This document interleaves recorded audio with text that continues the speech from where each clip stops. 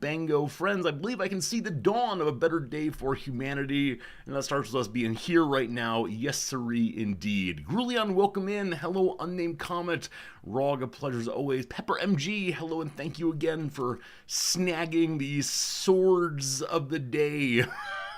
.com website. So good, so good. Swordstheday.com. Joke came up yesterday and Pepper made it real, and thank you. Good seeing you today, History Teacher Steve. Thank you for the shared subscription. No matter whether you meant to do it or not, I thank you for keeping your subscription going. Very cool of you. Hello, Marks. Hello, Jorg. It's going to be a blub stream. What does that even mean? A blub stream. Are we crying? Are we underwater? I don't get it. Hello to you, Drek. Good to see you as always. Hello, Frosted Sentry. Good to have you back again. Hello, Dogs. Hello, Shepherd. Welcome, one and all, to today's Streamerino. Also, my green screen's in the wrong spot there. Pardon me for but 2 seconds. 1, 2. It's wrong on that side now. Oh, no. Oh, boy. All right, 1 second. Oh, boy. We changed everything yesterday. Oh, no. Pardon me briefly. Amuse yourselves. I will fix this. Alright, go this way.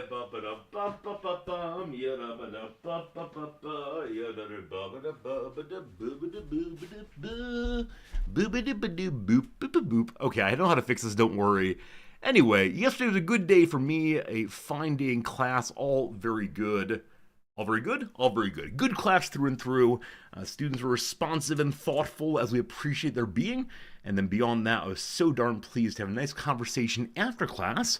I have 2 students, one who is in Japan permanently, and one of whom is only visiting for the semester, and they've become very close friends.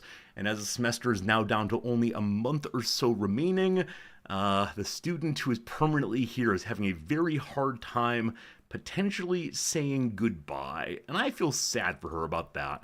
Like, it's clearly the case that, she didn't make a lot of friends previously. It's the case that she is not someone who is super popular, and she made this close connection. And so we talked about the importance and value of things that aren't permanent, recognizing that some little nothing is permanent, of course, but I asked her about her favorite class ever. What class mattered to her? And she mentioned one from like 7th grade. And I said, oh, why does it matter to you?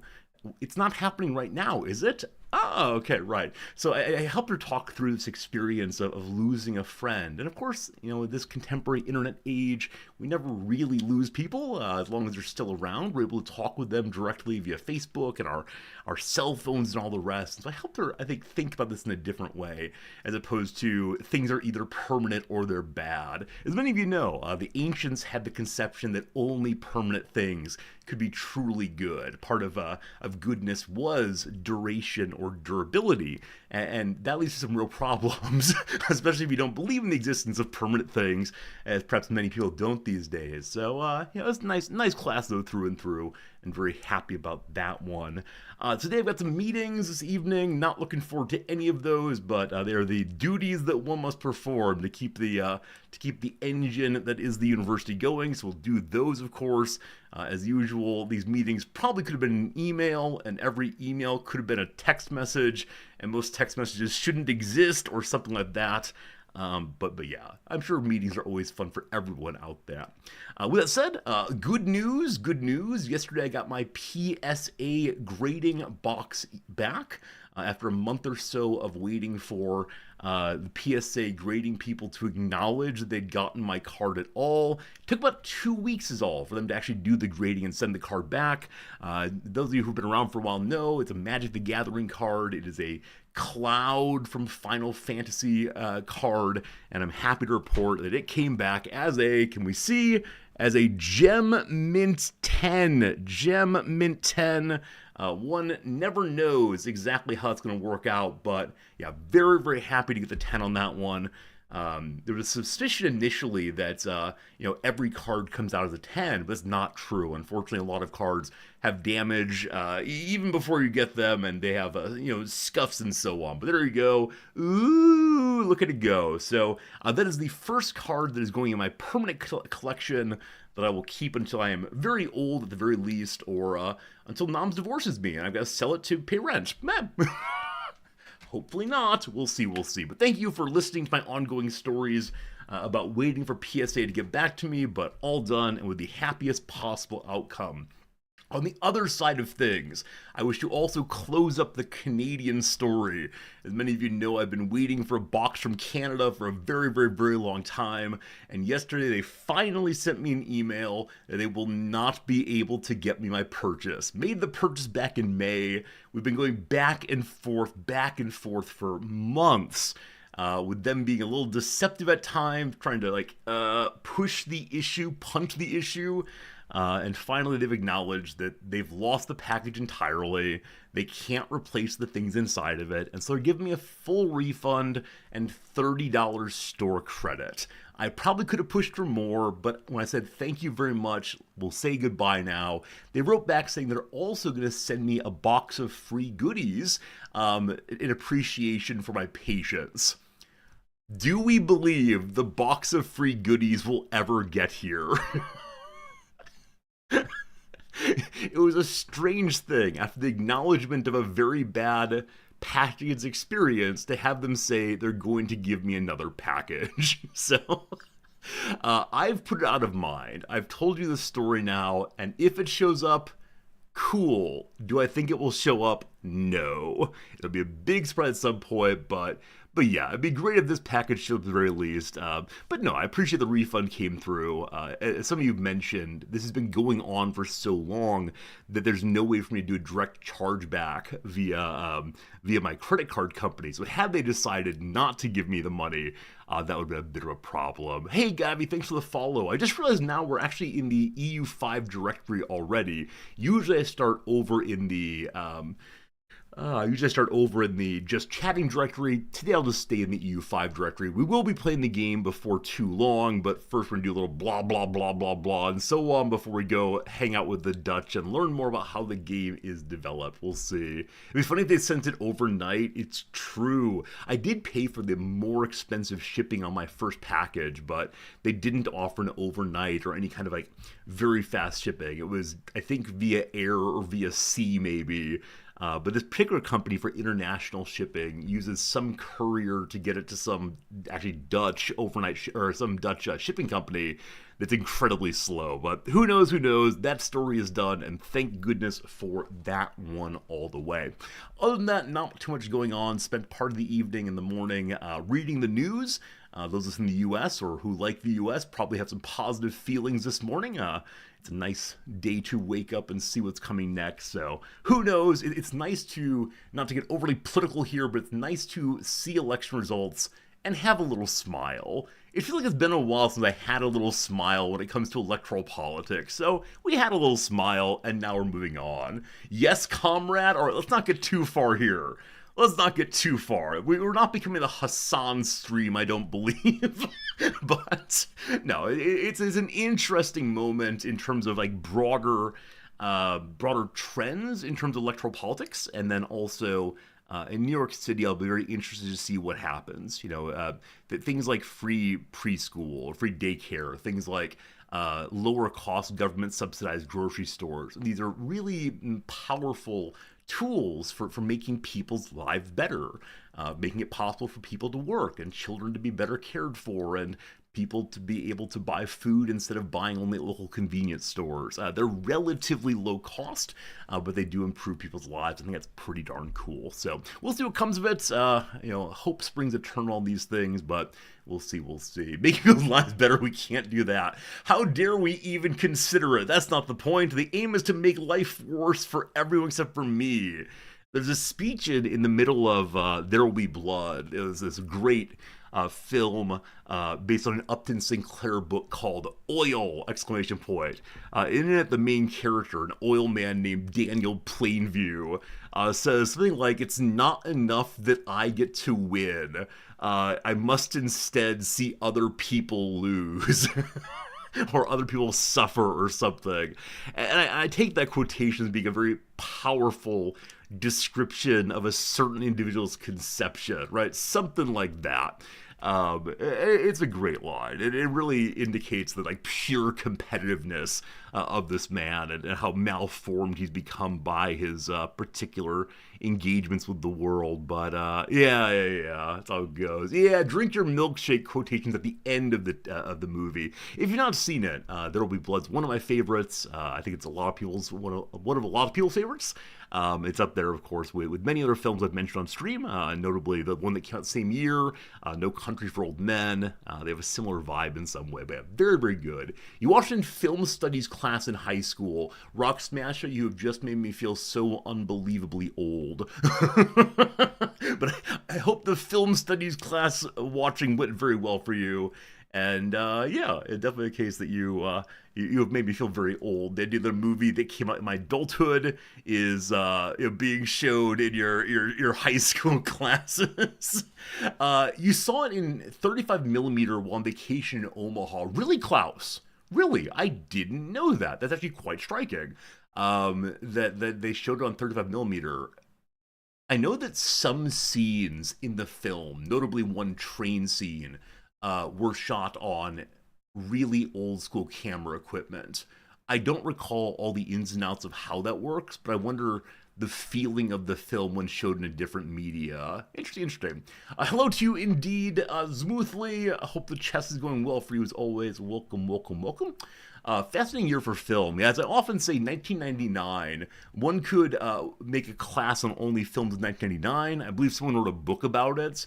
But 1999 is a year with a ton of really interesting social commentary films. And I think part of it is we were thinking about, the future of, the future of humanity and the future of really everything as the millennium turned on over. Yeah, of course, there's a great Rent song here about living in the end of the millennium and how that pushes to materialism, but how it goes. Marks, you had a niece call a film you watch a classic film. I don't know where the dividing line is for classic films. How many years out does it have to be for me to feel profoundly old? In your film class, you read Dracula and watched all the film adaptations. Yeah, I think that reception is super interesting. This is actually one of my wife's central research focuses, is how myths of various sorts carry forward either directly or indirectly into contemporary texts. So the obvious ones are things like Christopher Nolan remakes the Odyssey or the Iliad, whichever, the Odyssey. I mean, fine, obvious reception move. What he decides to include or exclude, what he emphasizes or de-emphasizes, super interesting. But Noms is more interested in things like there's a manga called Tank Girl, and she's pretty well convinced that Tank Girl is partially based on, one of the minor myths. And I think that's really, really interesting. She's opinion on Nosferatu, I don't know if she has opinions on everything. I don't know if they're relevant, though, to her knowledge of Latin and Greek myths primarily, or Roman and Greek myths primarily. But this next semester, she's actually teaching a mythology class. First time doing that in years and years and years. And she's so excited for it because she teaches mythology as reception. So how do we see these old stories even today? And what does that say about the history of humanity, the importance of stories to humanity, how we think of ourselves in relation to the past, and so on. But she'll talk about that next time she's here. It makes her very excited to discuss reception. Do I teach in Japanese or English? I teach in English all the way, and yeah, I can have conversations in Japanese, but no, there's not any teaching in Japanese, except for when my Japanese students think they're being very clever during small group discussions, and because they can understand Japanese more easily, will sneakily talk in Japanese back and forth, and then I'll approach them in the classroom and say, please speak English in Japanese. Because part of the school's rules is our classes are in English, because Japanese students want to learn English, and part of is exposure to it here. So, can my wife do even more in the day to do teaching? Right now she's on a train across the country to go teach a class. She does this every single Thursday, so Yeah. I mean, when Noms is teaching, she stands to stay up really, really late, doing the grading, and so usually it's the case that that I go to bed before Noms does, and Noms sleeps in later than I do. It's fine. It used to really freak me out when I first started, sleeping together in marriage. It was this moment of, oh no, if we don't go to bed at the exact same time and don't wake up at the same time, we don't really love each other, as kind of thing. But gradually we've come to realize that these might be independent factors, sleep time and romance and such. So it's all been good. But yeah, she works really late at night to get her work done. That's how it goes. My wife sounds awesome. Thank you. I appreciate that. She's pretty cool. She's on stream infrequently these days. She used to be here a lot, but her work has gotten busier, and yeah. And one time, one of the mods said she was being mean to me, and ever since then, she worries what you all think of her. Aw, poor Noms. Does she work on just one mythology or multiple ones? So it's really important to her that she doesn't argue about things she doesn't understand fully. So she teaches a variety, again, of Greek and Roman myths. But if someone wants her to talk about, Japanese mythology or Native American mythology or really anything else, it is the case that she will defer to the other person and say, look, I can see these kinds of ideas here, but I don't know the thing. So even though we're in Japan, she will not be teaching Japanese mythology, except a few references here and there. But yeah, on Greek and Roman stuff, she's a PhD, of course, so she knows a whole bunch. You wake up at 6, your wife wake up at 8, you love her 2 hours. Reeve, I don't want to say it that way. Like, I love spending time with my wife, but I also really enjoy these brief periods of I can kind of interrupted play with my magic cards or watch my football or whatever it is. Speaking of football, Wrexham report this morning at 5 a.m. Wrexham took on Portsmouth. And yeah, definitely a draw. 1-1 all the way. That's not true. Sorry. 0-0 all the way. 0-0 all the way. It was a very exciting scoreless match. A whole bunch of attempts on goal. Luckily, our keeper was up for it. Good old Arthur Okonkwo. He who is very long, and he blocked a whole bundle of shots. Wrexham rightfully probably should have lost, but the draw's all good, and so we continue being roughly mid-table in the league, and if we can stay mid-table, be very, very, very happy. Ties being a thing in football is wild to you. Why is that, Rock Smasha? Is it when you see a game you want a winner, gosh darn it? I think it's the case that, I mean, we've discussed this previously. The longer the game goes on, usually the poorer the quality of play becomes. And the higher chance there is for the players to be injured. So if you push past one overtime or so, people start really struggling for like run speed, and so start taking more risks to stop the opposition. They get hurt in that, and so on. Not if you watch the game needs someone to lose. Yeah, I mean, I think that when it comes to winners and losers, this happens over the course of the series, or the season rather, right? So you get 1 point for the draw, 3 for the win, 0 for the loss. And so over the fullness of the whole season, there will be winners and losers. Just in the moment, it doesn't come out that way. But if they don't do penalty shots, I mean, they do in some cases. They have to end it right then and there. They will go ahead and do penalty shootouts. That said, penalty shootouts are in some measure like so random and terrible. It's determining who wins based on a skills contest. And that, though it's part of the game, it's just not nearly as exciting for me as seeing open play. So I don't know. Yeah, I understand why in sports where you're allowed a tremendous number of substitutions, you can bring people on and off repeatedly. I think basketball's that way, possibly. In baseball, you have a whole bunch of players to cycle through. In football, you don't. You're allowed to have 3 to 5 substitutions often, and so after that, the people on the field are the people on the field. And if you want to have overtimes, they will just run and hurt themselves. So yeah, in my view, let it stand at 90 minutes or so, and then if you have to have a kind of playoff game, sure, do the shootout, I guess. But that's how it goes for me all the way. Klaus asks, are we doing a Football Manager 2026 playthrough when? Yeah, the initial plan was to play EU5 for this whole week and then decide after Saturday's stream, do we want to move to FM 2026? The reviews are so bad right now. I think many of the reviews are so unbelievably unfair. And when I say reviews here, I mean Steam reviews. I've actually not had time to read any professional reviews, but the Steam reviews are nasty in some measure. One of our viewers, Steve, I believe, said that it is the 7th lowest rated game of all time. So I don't quite know what that means, other than a decent number of the reviews are of the form, they change something I like, rabble, rabble, rabble.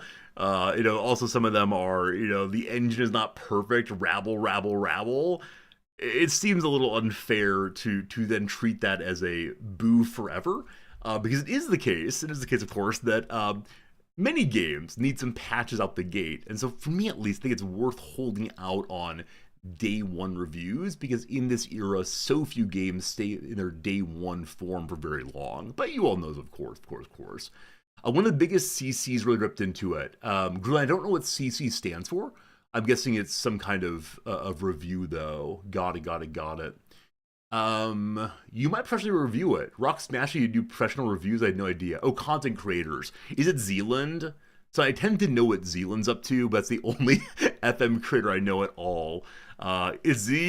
He follows the channel. He's one of our 3 or 4 biggest channel followers, and when we play FM, he'll stop in occasionally, so that's cool. But yeah, I mentioned before that sure, it's probably the case that FM 26 needed a little bit more time in the oven, but had they missed release date for the 2nd year in a row, if you don't follow Football Manager closely, last year they missed release date, missed the 2nd release date, missed the 3rd, maybe even the 4th, I can't remember how many there were, and then finally said, we will not be releasing a game this year. So had they missed the release date this time around, I think there would have been just chaos in the streets, almost certainly. Hooliganism here and there all the way. So I don't know, but it's, yeah, we'll probably play it at some point. Give it a few weeks, see how it works out. I don't mind UI changes, of course. I don't mind exactly the degree to which people, degree to which new learning is necessary. EUV is an example of that, but we'll see how it goes. Latest beta patches might fix the loudest problems. I mean, I think that's the way it goes these days. I don't know. Like, obviously, if I go and buy, I don't know, like an air compressor, I don't know why I'm thinking of this, but an air compressor at the store, and it doesn't work on day one, I'm going to be pretty darn upset, because it's a tremendous headache to, take it back to the store, or if every air compressor released in a certain month needed to have someone come to the house and fix it. Very, very annoying. But I think for me, when it comes to video games, it's just waiting a few days more. Now, if a dev abandons the game and says, go ahead, here's your slop, good job paying all that money for it, Kerbal Space Program 2, like, that's a real offense, a profound offense. But I don't know, there have been no game where I've ever been so immediately, I must play in a perfect form right now, that I get cranky over it not being perfect. I don't know. This is just me. There's so many more important things to be upset about than a game taking a few extra days or even a week to get patched through, but who knows? You've heard this talk many a time. You do not need to get stuck with it again. Noms has just sent a message relevant to us friends. What was her message here? I wonder if you would like to play this on Steam. Stream rather. Noms has an idea about Stream. Let's go and pull it up together and see what she's suggesting right here. Chat says hi. Okay, I will send it real quick. Chat says hi. Hello, Cornex. Can you ask a question on my field? Absolutely. What do you wonder, my friend? I'm not sure I can answer every question you have, but you can ask anything you want, and I'll try to answer. Do I follow elections? Not professionally. This is always strange to say. Professionally speaking, in my field, I look at general concepts So things like the easy example is like, what does it mean to make a decision together?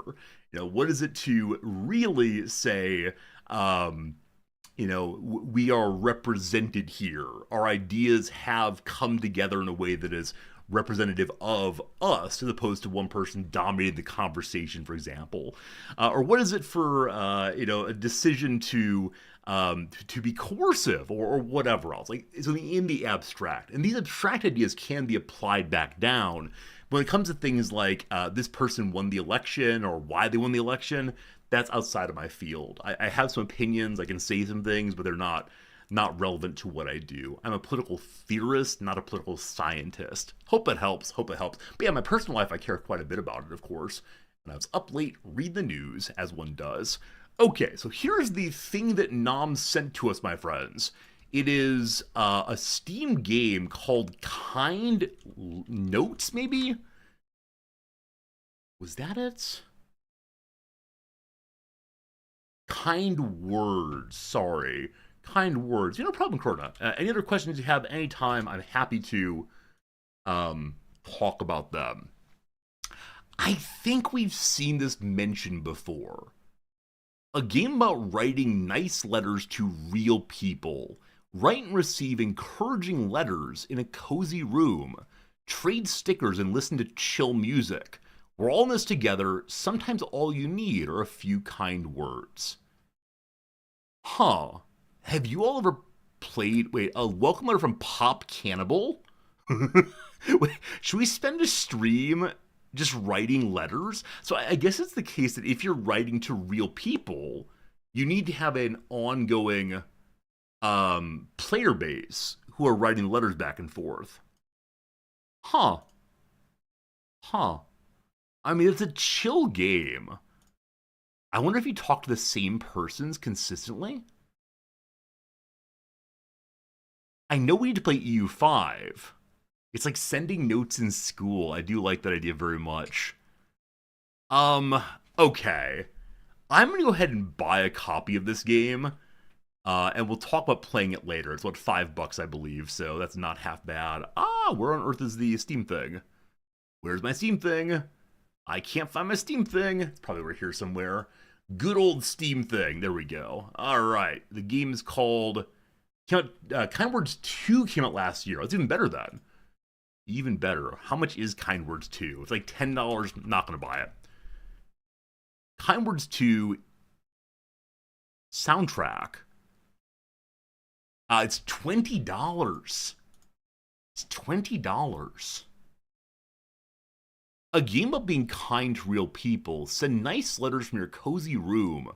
Go outside and say hi to your neighbors. Swap recommendations. Dress up for a poetry slam, and add your dreams to a sky full of wishes. This sounds more like I mean, you can't see what I'm seeing, I guess. This seems more like a Stardew Valley life sim kind of thing, as opposed to just being letters back and forth. But,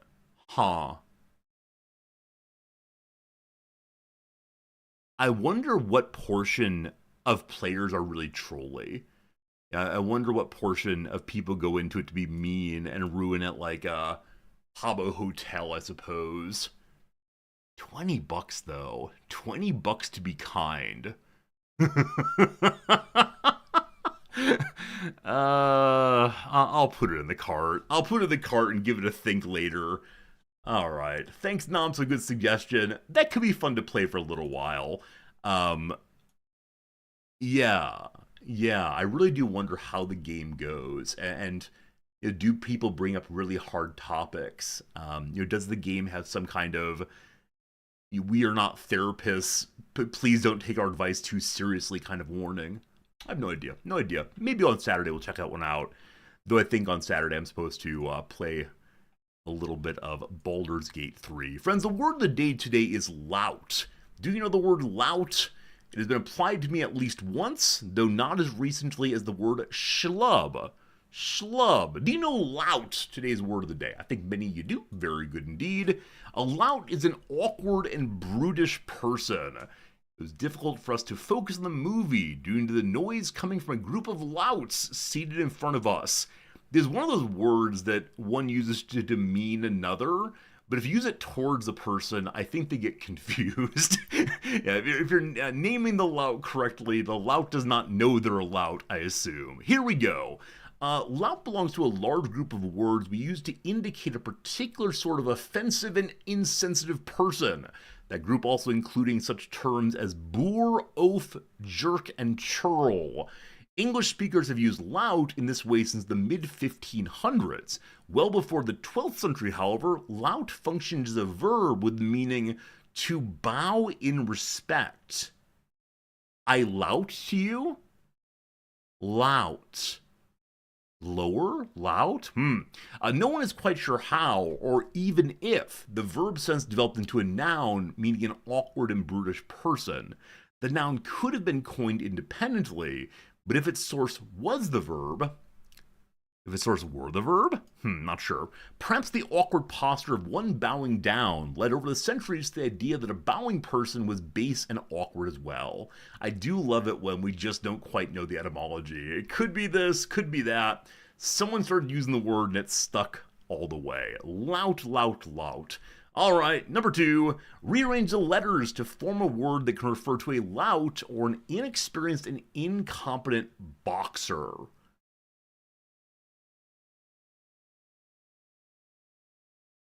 I have no idea. I see the word polka and it's really throwing me off, so...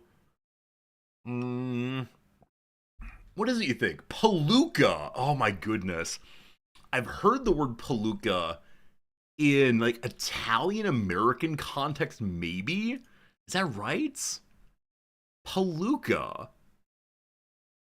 The origin of palooka is unknown. Good job getting that, Tarek. I had no idea. Various theories have been put forth. Some sources credit the baseball player and sports writer Jack Conway with the coin, for example. Palooka. Am I saying that right? Palooka. I am indeed. Palooka. First appeared in print in 1920 and may have been popularized by a comic strip titled Joe Palooka by Ham Fisher, which debuted in newspapers a decade later. If I'm about to learn that my childhood hero on the bubblegum, Joe Palooka, was actually Joe Palooka, is going to be one of those Mandela moments and be very exciting to me. Okay. The probable connection between Fisher's comic and Palooka only adds to the mystery surrounding the Bazooka Joe. Not Beluga Joe? Oh, very well. The connection between Fisher's comic and Palooka adds to mystery surrounding this term, however. Joe Palooka was a boxer who was neither incompetent nor clumsy and oafish, and yet the word palooka came to have a negative meaning. In addition, palooka has been used as a synonym for rookie, and also a term describing horses with very little chance of winning. Is this a word that you've ever used in your entire life? Palooka. I certainly have not. Had I been shown the word palooka before this moment, I would have known it has a negative connotation, but nothing past that. Falcons, you have used it, okay. Use it in jest. Ah, you're a real palooka. I wonder if it is familial cultural background. This is a word that my family never used. Now, we weren't into boxing in any sense. Like I said, I think of this as being, in some league of I don't know, like the New York area maybe? I don't know exactly by any means, but who knows. Real quick, I mentioned it, so I must look it up now. Bazooka Joe. It was Bazooka, I'm sorry. Yeah, so one would buy some gum, like the chewy stuff that's like flavored for 14 seconds, then just like a block of rubber in your mouth. You'd buy this gum, and around the food and the consumable would be a little cartoon. You'd open it up and read the cartoon, and would it be funny? It would not be funny. Let's see. Bazooka Joe and his gang. Here's the story of the day. They're holding some yarn. This enough for 3 socks? 3 socks? My mom wants to knit socks for my brother in the army. Why 3 socks? He wrote in his letter, 2 weeks in the army, and I've grown another foot. Very good, very good, very good. Incidentally, you can get a free telescope if you send 200 Bazooka Joe comics or 40 cents and 5 comics. Go buy more gum and get a free telescope. Does this still exist? Box 9,200. Why is he taller? Presumably because he's being fed well. I don't know. Or boom, the amazing experience of puberty. So 9,200, St. Paul, Minnesota. Do you still exist? Well, it's not listed as such. Should I send a letter? It's computer share now. Huh. I wonder what happens in a letter there. Like, is some person this box now, and they get all these messages? Hopefully, if so, they're a collector of Bazooka Joe things. That was a little sad. I mean, it is how life goes, right? I no longer live in my home address, but I once did. I can imagine a pen pal from years ago sending letters that never get delivered. But I don't know. I don't know. My youth is gone. Oh well. All right, very good about that. Friends, it's time for some trivia. We love trivia very much indeed. Here we go. Question number 1 for 3 points. Rob Corddry played a terrifying-looking clown on Adult Swim's children's what? I have absolutely no idea. One word came to mind right away. I'm going to say children's playhouse, but that's probably wrong. Okay. Port Charles, the turn-of-the-century spin-off of the soap opera General what? General Hospital. We know our soap opera names at least. Thank goodness for that one. Hey, many of you got it right away. Good job. 2 points entertainment. I will surely take that. Question number 2. In the social sciences, 60 years after he stole it from the catacombs as a teen, a man recently returned a skull to St. Stephen's Cathedral in what Euro capital? So I know that the Paris catacombs have tons and tons of skulls just sitting there. Like the walls are made of skulls. St. Stephen is not a French saint, I don't believe. St. Stephen's the first martyr? I have absolutely no idea where he was martyred. I can imagine Turkey or something. But yeah, I don't know. I mean, I think St. Stephen might be Polish. Wait, is that possible? I'm going to say Warsaw. Wait, Poland is part of... I almost said NATO. Well, either way, I'm going to say Warsaw. Unfortunate. In August 2024, Terror Plots canceled 3 shows of Taylor Swift's Eras Tour in what most populous city on the Danube? Is it Vienna? Is it Berlin? I'm going to say Vienna and be very unhappy if it's wrong. Hey, there you go. It is indeed Vienna. Now, briefly, who was St. Stephen and where did he die? I feel bad if I threw some shade to Turkey incorrectly. He's the proto-martyr. He was from Jerusalem. He died in Jerusalem. Never mind. Oh, you know who I'm thinking of? I'm thinking of Good King Wenceslaus. He is Polish. Nope, he's Bohemian. All right, no more words, no more words. Science and nature. Earth's oceans are mostly H2O, and Titans are mostly CH4, also known as what compound? Chlorotetrahydra.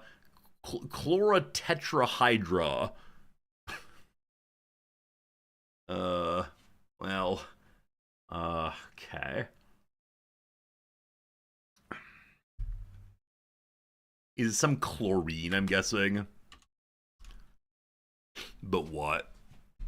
Yeah, it's not just chlorine.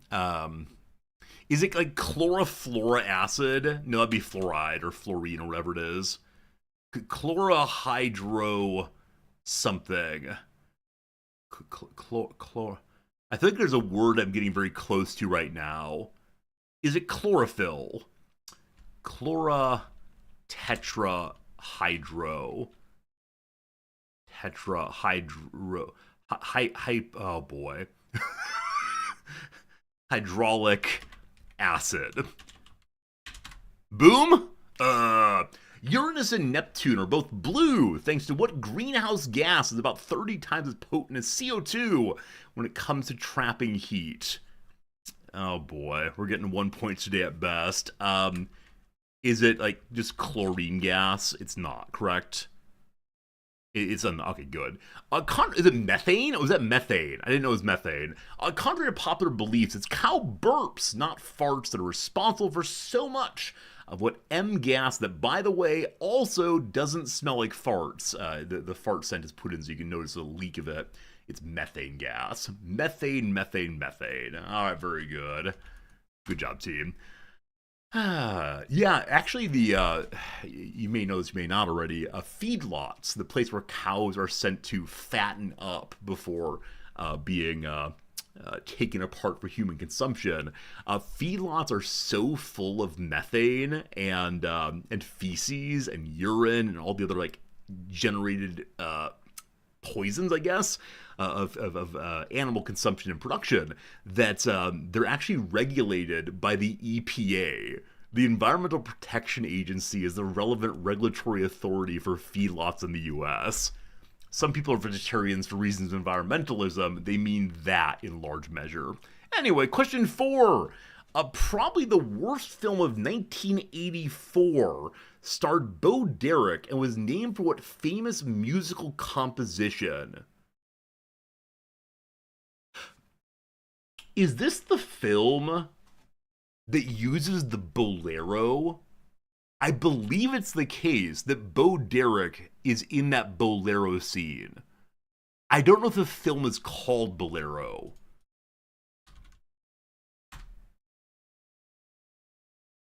All right. We know things about arts and culture. This is the song in which various instruments join in to make a more and more powerful, ongoing build, crescendo, I guess, to everything falling apart. I won't sing it for you, but if you heard it, you'd probably know it. All right, question 5. In Battlestar Galactica, son of a gun! Once again, like 3 nights ago, someone said to me, Resorty, you really should watch Battlestar Galactica. It has interesting class politics. Anyway, in Battlestar Galactica, Adama and his fellow refugees drown out the Cylon invasion memories with what green-tinted fictional booze? I have absolutely no idea about fictional boozes. I'll say it's like synthol. That's a thing, right? Rough. A southern fruit salad made with marshmallows, coconut, and some kind of creamy binder is named for what literal stuff of legend? Literal stuff of legend. Like, literal makes me think of books, like literary. Could it be, what's it called? Like the water of eternal life? The blood of Christ? Blood of Christ salad's what we're going on. I'm so sorry. There's blasphemy. Sometimes the myths swap them around, but we usually think of nectar as a drink and what other sutif, good old sutif, as the food of the gods. How about ambrosia? There we go. We're fine.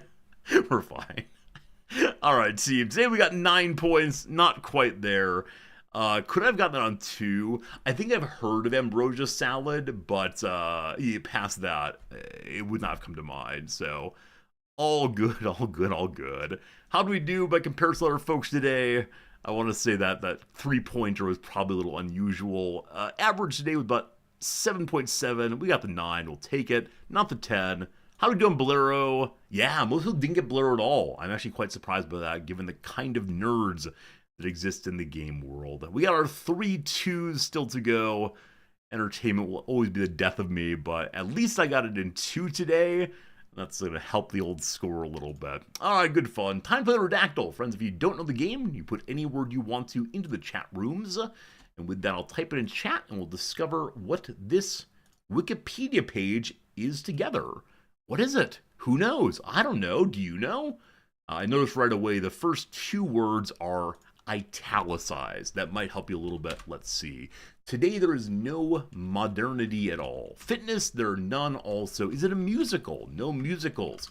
Does it involve ancient times? There are two ancients. Is a fiction involved? Not a work of fiction, it seems, but it's not called that. Is a system here? There's one system. How about a building, maybe? No buildings. Are species involved? Wow, 38 species. Good job, Shadow Avatar, getting us into the right direction. Probably a Latin phrase. Good luck on that one. Is it a treatise? It is not a treatise. It involves solar things. No sun here. Is it to be found in Ukraine? It's not. How about Mongolia? Is it a Mongolian thing? It's not also. How about a genus? There's a reference to genies. Well done. Cat, there's none of those. Is it an animal? There's one animal. How about a plant? There are 9 plants. Is it an early thing? 5 earlies, a mammal maybe, none of those. It doesn't involve the word biology. It does not actually. How about an origin? One origin somewhere. Is it the buffalo? If only, if only. Is it a sapien? It is not a sapien. Is Latin involved? There is a reference to Latin somewhere here, 5 of them. A bacteria maybe, 2 of those. How about an insect? 2 of those only rather. Only, there are no onlys. Is it an insect? We did that a moment ago. How about a fungus? 18 funguses. There you go. Good job, Radix, on that one. What's this? Clade, referenced once. Does it predate things? It is one time a predator rather. Is it involved entomology? Oh boy. Entomology. Oh, that's probably wrong, but no, it's not going to. Is it a vertebrate? Vertebrates is not. Is it a wild thing? 4 wild things. They make my heart sing. Is it chemistry? There are no chemistry. Is it a parasite? Maybe. None of those. Is it a cordyceps? None of those either. How about a moss? No. A dominant species? No. Is it a mushroom? I like that. There are 56 mushroom references. Good job on that one. Is penicillin involved? There's no penicillin in that spelling. Is there a fish here? No fishes. Are these farmed? None of those. Are they acidic? There are 12 acids referenced. How about deadly? There are none of those. Is it cooked? There are 4 cook references. Is it edible? There are 8 of those. Good job. Is it a manta? It is 4 of those. Is it known? There are 12 of those. Is it immoral? Possibly. None of those. Have we run out of our knowledge of mushrooms? I don't have much more. Is a spore involved? 8 spores. Good job. Is Bella here? It is not. Is it an oyster mushroom? Not that one either. Is sulfur involved? No sulfurs today. Suffer not the sulfur. How about a truffle? I like that, but no. How about a button mushroom? None of those. We did truffle. Oh boy. Oh boy. What else do we know about mushrooms, team? They have like ridges. I got one ridge. It's a shiitake mushroom. That's a good idea. I do live in Japan, don't I? Is it used in European things? 5 of those. Is it part of a cuisine? 2 of those. They have gills, right? Gills, not ridges. Good job. Is it a fly? There's 1 fly. Mycelium is a really good reference. There are 3 of those. Is it in Pennsylvania? It's gotta be. It's gotta be. It is not. An agaric mushroom, none of those. Is it in the America? 6 of those? Maine. No Maine's unfortunately, Bellic, but good seeing ya. Uh-oh, I think we got a problem. I put Asia in. I put all the directions in real quick. North, there are 11 of them. 11 is the high number on those. How about spore? I think we did spore a moment ago. Is it a hallucinogen? That's a great question. In Ogen, there are none of those. Is it a kingdom? I love it, but no. Bleed, there are none of those. How about edible? I think we did edible before we did. How about chanterelle? None of them at all, unfortunately. How about phantom? It is not the Phantom Menace. Is it in France? There are 6 French things. How about a use? Used is not allowed in this, unfortunately. How about the word badger, badger, badger? None of those. Amanitia, I believe we did already. Amanita? I don't know how to say that word, but we did already. Is it a cluster thing? 2 clusters. A finger thing? None of those. Portobello. That's the kind of mushroom I've eaten. No, unfortunately not. Poison. No poisons. Nightshade. None of those. Forest. 13 forests. Is it a boulet? 13 boulets. I don't know what that is, but good job. The south we did, truffle we did, earth, there are none of those. Earthy is probably part of that. It's actually not. Good job. Grow, we have 12 of those. Oyster, I believe I've done. I definitely have done oyster. Absolutely. Looking to see if I've missed any of your Prime I did not use. Prime. Make sure you use your Prime subscriptions to this channel. No problem, Slivers. If you put it enough times in a row, I'll make sure I've done it, but yeah, that's pretty sure. Main, no. Black, misspelled. Black, there's one. Bellatus. Bellatus, no. Cremeni. None of those, unfortunately. Is it a yeast, maybe? 7 more and you're allowed to cheat, my friends. 7 more. Is it a moist thing? It is not. Is hopelessness part of this? I am feeling hopeless also. No hopelessness. The porcini mushroom, that's a thing. 26 porcinis somewhere. Shiitake with 2 eyes. Unfortunately not. Cave, I like. None of those. Fairy, no. Texture, there's 2. Red, there's 5. Cap, 11. My friends, you're welcome to cheat now in any way other than pulling up the Wikipedia and searching that way. Have fun. Death, there are none. Eaten, there are 4. How about a bun? There's 2 buns. Good job. How about mycology, the study of mushrooms? How about a gnome? There are no gnomes here. Is it a deciduous mushroom? There's 1 deciduous somewhere. The fungus grows in deciduous and blank forests. Is it brown? There are 13 brown things. A pig. 1 pig somewhere. How about the puffball? Good call on that one. No puffballs. Light. There are 5 of those. Slime. We have none. Tie. We have none. Penny. There's 2. Penny bun. What is the penny bun team? Good luck. Coniferous. 1 of those. Maitake. Unfortunately not. Maybe it's your talkie. Sovereign. Is it the Lord of all mushrooms? It is not. Farmed. No. Devil 1. Nice. Boletus, I believe we did before. Okay. This is one of those things. We did this word here, and we didn't get the Latin off of it. Can you give me the rest of it? Edulus, a infinite Drek. Well done in using the power of cheating on your side. We would have never gotten otherwise. Unless you're actually an expert in mushrooms, in which case A+ yes. I believe we do have a few people in channel who are really into plants, but fungi aren't plants, right? Unfortunately. Yeah. We are part of, well, no. The great mass of people who played did not do well. Today was really, really hard. Really, really hard. Do we misspell porcini? I think it was spelled with 2 I's in chat. Let's see. Yeah, no, it's Porcini. There are 26 of them somewhere. There you go. Yeah, we did that. They want porcino instead, yeah. All I know about mushrooms is when they're slimy, I don't like how they taste. The end. What does this one look like? Show me the mushroom if you would. Okay. I've definitely seen these in video games. Like, in RPGs where you collect mushrooms for alchemy, I have seen these. There you go. All right, that's done now. Time for a quick round of Rizdactyl, the most fun game on all of Twitch. And then we'll get into our EU5 once more.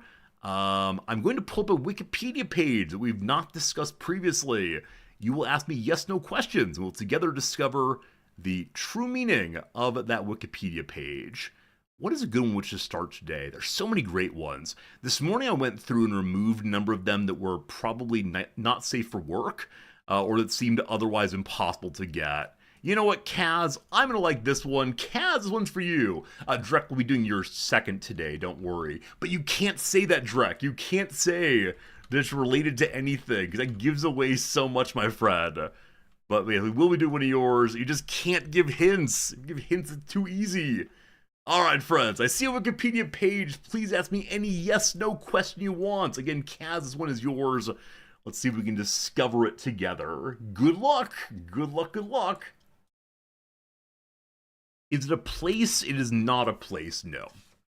Good opening question, not a place. Is it related to the bassoon? Probably not. Does it exist at the same time as I existed? Yes. Is it tangible? Yes. Has it ever killed anyone? No. Is it a person? Yes. Is it a concept? No. Is it an orange cat? No. Did I chuckle when I first read it? Absolutely. When I first saw this had been added to the queue, I went, huh, that's a good one. Had a little laugh there, sure. Is it the famed cryptozoologist Jeffrey Meldrum? How'd you get? No, it's unfortunately not that person. Is it a mushroom? No. Are they American? They could be. They could be American, yes. Are they still alive? They are still alive, yes. Am I saying Fritz is not my human? Not a human?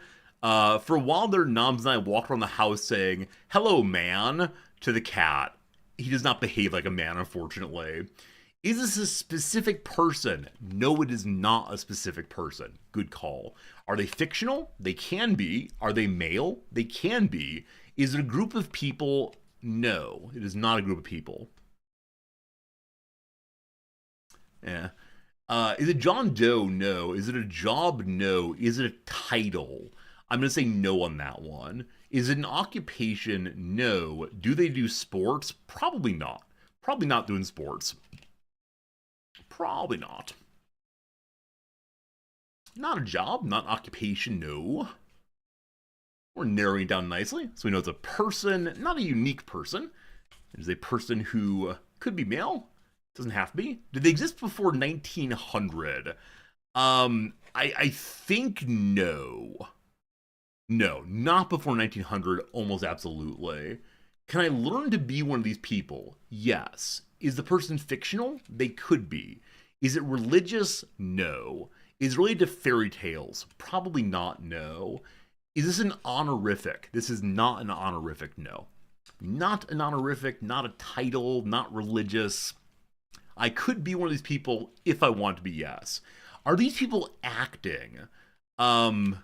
If you mean, are they on stage? The answer is no. If you mean, does this relate to a verb? Sure. Can only one person be this thing at a time? No, many people can be this thing. Is it a characteristic? It's deeply related to a characteristic, yes. Is it related to entertainment? It could be. Probably is, yes. A profession? No. Political? No. Is it a subgroup of people? Sure. Yeah, I think it's fair to say that some people are this thing, but not all people. Is it a virtue? It is not a virtue. Politics? Not politics. Is it the D&D Dungeon Master? A good idea, but no, it's not the D&D Dungeon Master. Is it sports related? Probably not, no. Probably not. More towards entertainment, but neither is exactly right. Yeah. You're in some good directions here. Are there more than 1,000 of these at this moment? I assume so, yes. I can't say so with certainty, but my guess is yes. Is it common in fantasy? No, I don't think so. Is it a stooge? No. Is it a clown? No. A DJ? No. A quizmaster? No. Dancers? No. No. I think we're going to the specific a little bit too quickly. Is it a mason? It is not a mason. There are definitely more than 1,000 of all the things you mentioned, but do they announce something? They do not. Could I be one right now? No, I could not be one of these right now. Is it a streamer? No. Is it related to a physical or medical condition? Not necessarily, but in some contexts, yes, it is related to a physical condition. Did it exist before or after 1960? After 1960. Is it a plant? It is not a plant, no. Is it authors? No. Could I pivot to it if I want to retire after being a professor? Yes, I could definitely become this in retirement, absolutely. Is it an audience? No. Do you have to be involved in an organization to be one? That's a fun question. No, you don't have to be involved in an organization to be one. Do you need a degree to be competent in this? No, you do not need any kind of degree to be competent in this. Have I ever been one? I have been one, yes. Do they have to be human? Yeah, I'm going to say only humans. Some sort of wanderer? No, not a wandering thing. Is it geographic specific? Not normal sense geography, no. Do you need to have tools? In the most general sense of tool, yes, it requires tools, but so far away from normal sense of tools that I'm saying no on tools. Does it involve collecting things? No. Do these people LARP? No. Are they trainees? No. Witnesses? No. Are they students? No. Does it involve computers? It can, but doesn't have to. Is it scouts? No. Is it voluntary, i.e., you choose to be this? Not in all cases, but sure. You probably have made some decisions to get there. Do they earn a pension? No. Is it mainly young people? No. Is it religious? No. Is it the scouts? No. Is it a jury? No. Does it involve organizing? No. Is it a tabletop game? No. Is it paid? It is not paid. No. Nope, nope, nope. Kaz, you might need to get a hint on this one, so start thinking if you're there. What hint would be good? Is it Dungeon Master? No. Is it students? No. Have most people been this at some points in their life? That's a really interesting question. Huh. I'm gonna say no. Most people have not been this in their life. However, at some points in their life, I think that most people behave as if they were for limited periods. So most people are not this, but they get close sometimes. Maybe. Is it Pittsburgh? No. Are they losers? Yeah, I think that's a fair description. They are losers. Is it a crossing guard? No. Is it mainly in the US? No. Is it a poll worker? No. Is it a lout? It could be. Is this highly desired or sought after? No. Is it immortal? People who are immortal? No. Power of attorney? No. Is it a scourge? Sure. Is it depressive people? It could be a depressive person. Sure. Is it an idiot? No. Is it a bully? No. Is it being the butt of a joke? No. Is it related to heckling? No. Drunk? No. Village idiot? No. Pirate? No. Criminal? Wait, Dr. Luke Goblin, you've been a criminal? Shame. No, most people, it's not criminal, no. AA? No. Do people find this annoying? No, not annoying at all. How am I gonna get you there? How am I gonna get you there? What hint can I give? Kaz, if you're there, I'd love for you to give a little hint. I think this is a hint I'll give you. It does not require another person to be this thing. I mean, except in the sense of like you need a world, but this thing is an independent of other people thing to be. A seat filler? No. Do they dress in a particular way or wear a uniform? No. No uniform for this. A driver? No. A karaoke? No. Nor karaoke either. What else you got? What else you got? Is it keeping a diary? It is not keeping a diary. No. No. What else do I have? Kaz, if you're there, please go ahead and give your hints. Because I'm kind of at a loss. Let me go ahead and reassert some things we've figured out together. Is a state of mind? No. A swimmer? No. Does it have to do with movies? Not necessarily, but it could. The Truman Show delusion? No. Incidentally, as far as delusions go, I just saw a reference to some asylum where 3 people who believed they were Jesus were introduced to each other. It's like the 3 Jesuses of X. Need to watch at some point. Brick Ed, how did you get that? It is indeed the couch potato. The couch potato. Well done, Brick Ed. Well done. A person who spends most of their free time sitting or lying on a couch. The stereotype refers to lazy and overweight people who watch a great deal of television, or more generally, a lifestyle in which children or adults do not get enough physical activity. There you go. The term was coined in 1976, so I said it's the case that it did not exist till after the 60s.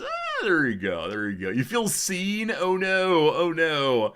Don't worry, you're not a couch potato if you're not watching television. And this is not television, this is streaming. Importantly distinctive. Well done on that one. Thank you, Kaz, for a great submission.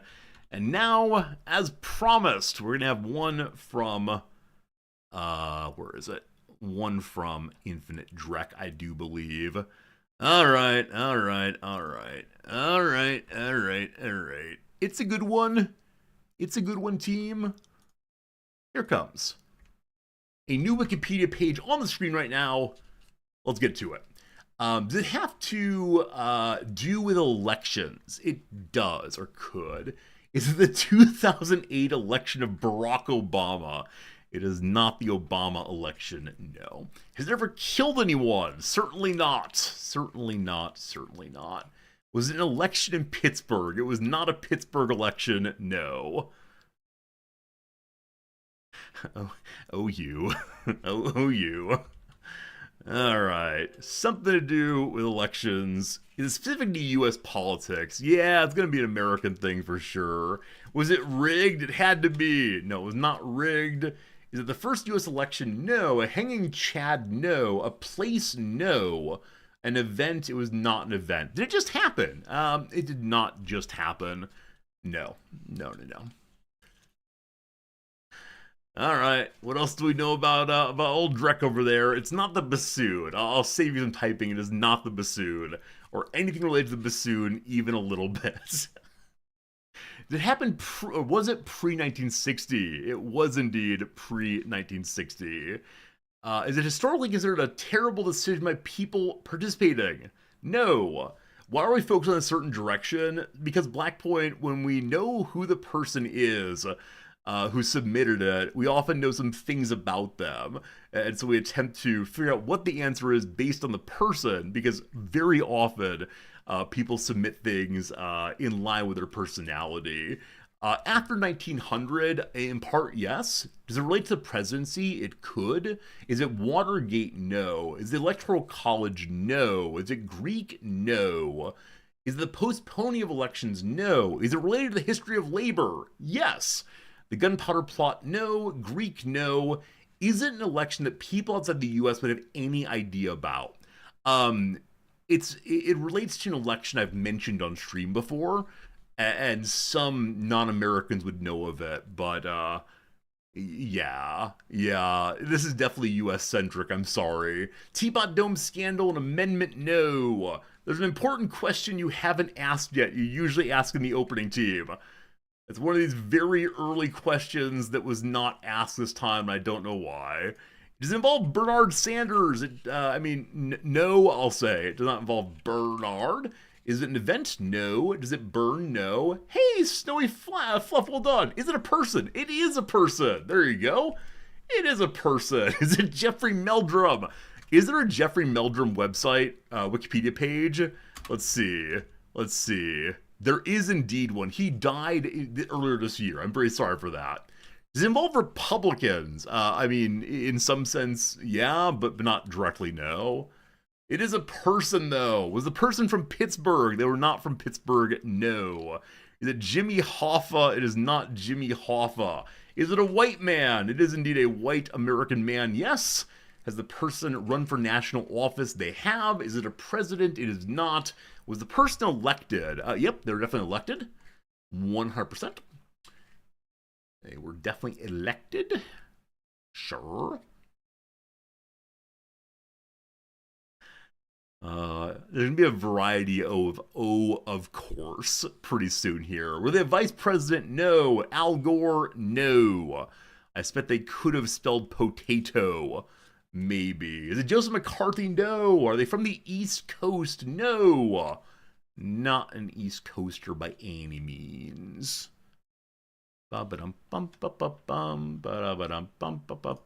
amazed you didn't get it very quickly. When I read it, I said, okay, they're definitely get it nigh instantaneously. Was he alive during the Korean War? No. Is it McCain? No. Do I view them favorably? I can't imagine. I have no opinions here. Did they go to prison? They did go to prison. Did you establish a time frame? No, you did not. Is it Dan Quayle? It is not. Are they considered part of a famous family dynasty? They're not part of a famous family dynasty to the best of my knowledge. Are they Japanese? They're not Japanese. No. Definitely American. Definitely born in the USA all the way.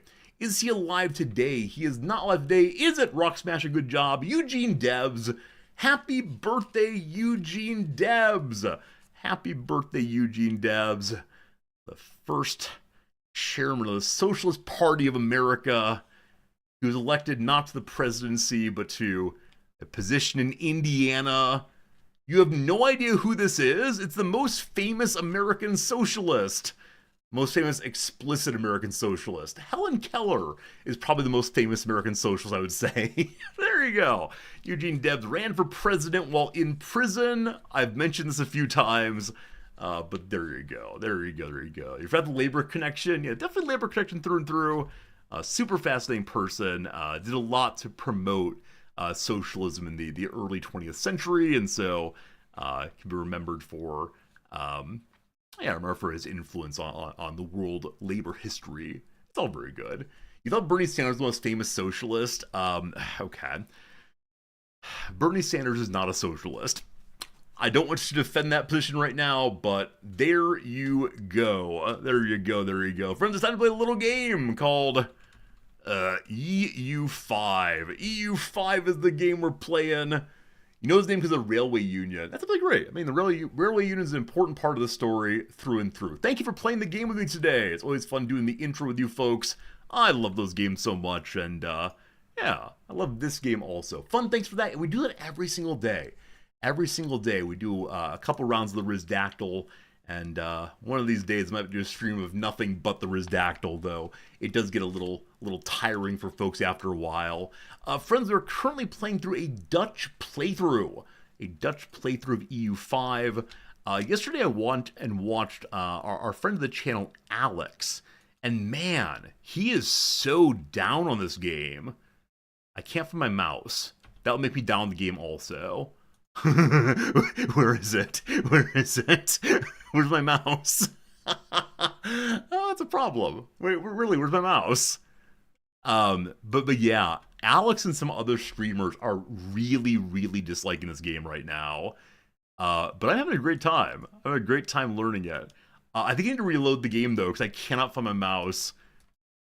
I can find it outside of the window. Alt-tab might fix it. So I'll tab out and now back in, and nope, no mouse there. Let me go ahead and try the old Control-Delete just to scare it. I'm going to give it a little scare. I'm about to close it. Does it come back then? Nope. Absolutely not. All right, we're going to have to reload it, my friends. I'm sorry to say. How many of you are playing EU5 these days? How many of you are enjoying it and learning things and all the rest? Are you now masters of the EU5, or is it being a little bit of a challenge? I want to believe you all, of course, are masters of the universe, because that's the kind of viewers we have here. Exactly, Cypher. Exactly right. A lot of the frustration on EU5 is I'm just confused about what's happening and why it's happening. That said, in my view, that is the beginning of every learning of a Paradox game experience. I think it's just the experts, the people here who play a lot of Paradox games, are not being able to use their knowledge from prior Paradox games into this one. And I think that's great. I really like it that we don't have it solved very early. Also, we're having encoding overload right now. We're probably lagging a little bit. Once the game is fully loaded, that will stop. Mouse? Okay, if I can't get my mouse on the screen, it's be a real problem. So I can go from, I have 3 screens here. I can go from the left screen straight right, but as soon as I do, I'm not sure if you can see this, look in the upper left-hand corner of the game screen. What I think is going to happen is that I'm moving my mouse straight to the right, but it's going up and around instead. So top left corner, watch this. Did you see that? It's swinging past the window for some reason. Why? Why are you being repelled from the window? Friends, what's the buttons to push to make a window like windowed instead of full screen? Check display monitor settings. I'm happy to do that. I've never needed to do that before, but I'm happy to do so. We'll check in a second. Shift enter, thank you. Okay, the shift enter is doing nothing, unfortunately. Alt enter, nothing either. F11, no luck there. So I think it's the case it's not letting me into the window. Oh no, I have to leave a negative review now. All of you were right about bugs. I have too many monitors. It's how I do streaming correctly. Try the Windows key up. Nothing. When I alt-tab into the game, I'll try now do Windows up. Yeah, nothing. Yeah, so I think I've alt-tabbed into it. Like, I do the standard alt-tab and then click in. All right, alt-tab out and then back in. No mouse. Alt-enter nothing. Shift-enter nothing. F11 nothing. Yeah, let me go check my monitor settings. Here, I'll let you see the things that I am seeing, so we're talking through it together. But I need to hide that. Don't cheat, don't cheat. Okay. So, can I minimize everything? This is me off the screen, unfortunately. We're trying to solve. I can't interact with the game in any meaningful way. So, display settings. Hey, you can see it good. Yeah, this is the standard. It is set up in the standard way all the way. No worries. And it is indeed on number 1 right now. Maybe I try to open on a different window and see what happens. If not, we're going to play a different game. This is, of course, not going to play it. Alt F4 and relaunch. So we closed it a moment ago and relaunched it. Identify. Huh. While the game is loaded, can I get on the screen at all? Okay, there we go. I'm on the screen now. Identify. 1, 3, 2. They're all in the right place. There's a YouTube video from yesterday that uploaded a fix for this. Really? Really? Okay. Make hidden window active by selecting from the taskbar. My taskbar is on the 3rd monitor. Okay. There's a YouTube video for us to watch together. Okay, so... do you have a link to it for me? I appreciate you doing my work. Okay. Hello, website. Europa Universalis V. Window... Mouse doesn't appear. Mouse no appear. Fix mouse cursor not showing. Hello, no views. To my channel. Today in this video I'm going to show you how to fix when mouse cursor is not showing in the game. Now to fix it, disconnect external devices which you are not using. Disconnect all kinds of USB adapter which you are not using. Disconnect USB adapter, USB devices connected to the computer. Disconnect USB thumb drive, flash drive. Disconnect external keyboard or mouse like Keychron or Razer Huntsman keyboard or any kind of external keyboard which you're not using. Disconnected. Unplug. But I need my arcade stick. Oh, let me see if there's another suggestion of this. Like, while I'm not in principle opposed to this is gonna screw up the stream so much. I'll try another one. That's the only one that mentions this particular issue here. Yeah, let's try again. Mouse, so like, what would it even be? Like, mouse fix, maybe.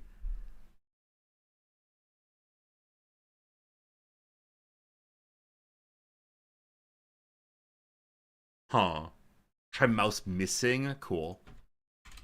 We'll then look on Reddit and see if we can fix it that way. Yeah, these are all just general mouse issues. Try rebooting. Do I have to? Wait, here we go. Mouse disappears when playing games in full screen mode. What do you know?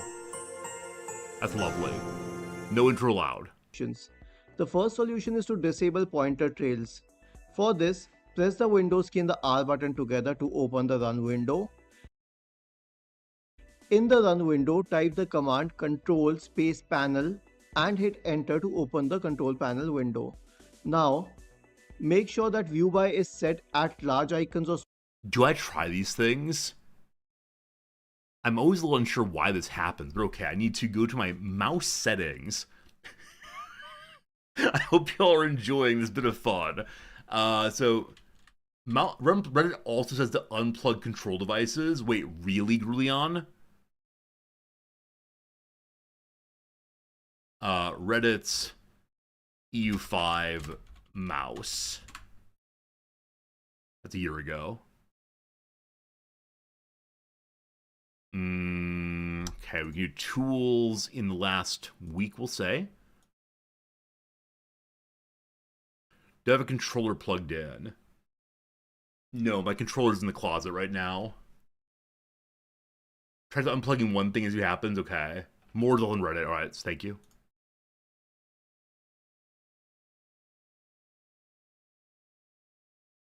Have tried relaunching a game we have twice now. I'm not seeing it. Grulin, do you have a link for me? I apologize, I'm not able to find it easily. Europa Universalis V.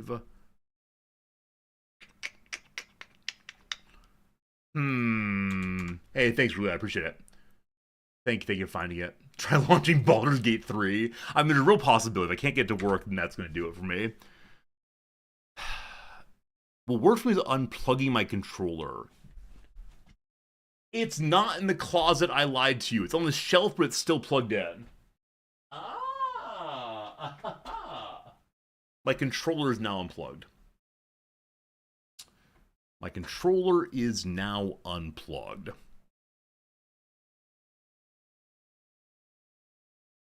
I can see my mouse. Thank you for the fine assistance. What a weird fix. I'm confused. So maybe the game prefers to use a controller, which makes literally no sense at all, but okay, video game, if you say so. If you say so. Friends, we have an ad break coming in just a moment here. After all that stress, I'm going to run AFK and get a drink and such. And then we'll get into playing the game for the next 3 hours or so. Should be a good time. So we'll continue for our last save. I'll be back in three shakes of a lamb's tail. Is that the phrase, maybe? You're rooting for BG3. You're not the only one. I'm the first person to won EU5. I thought EU5 would be won by quitting the game, possibly. Not sure. The controller gave input, so it caused dead zone. But the controller wasn't doing anything. Like, it was really just sitting on the shelf. So the game's shaking a little bit. I think it's trying to be a nice video that moves, but shaken instead. It's a paradox. Thank you. Thank you. Thank you. Wait, why is there a duck with Martin Luther? Or a goose? Or a swan? Is that part of the traditional story, friends? I've never heard that before, but delightful. Okay, back in 3 minutes. After that, we'll get playing the game. I'm looking forward to it. And again, thank you for your kind help on that one. Awesome, awesome. Ad break should be starting now. And, man, we are doing okay. I believe we're at war with England right now. I think they attacked me yesterday and then sent absolutely nothing over to fight me, so we'll see. Back in 3. Thanks much. Appreciate it a lot. Have a good day. Time, bit. Good.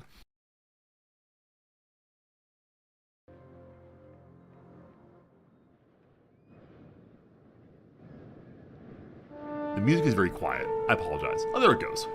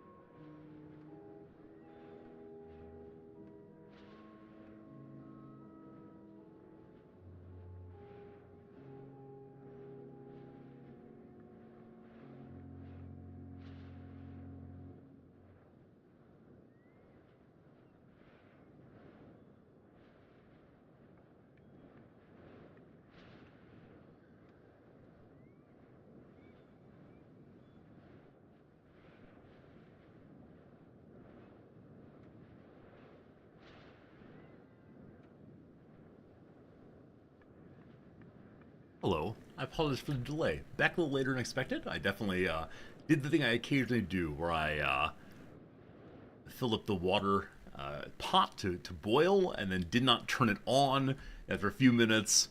Oh no, why is there no hot water? Whoops. Very sorry indeed. Took a little time away from you.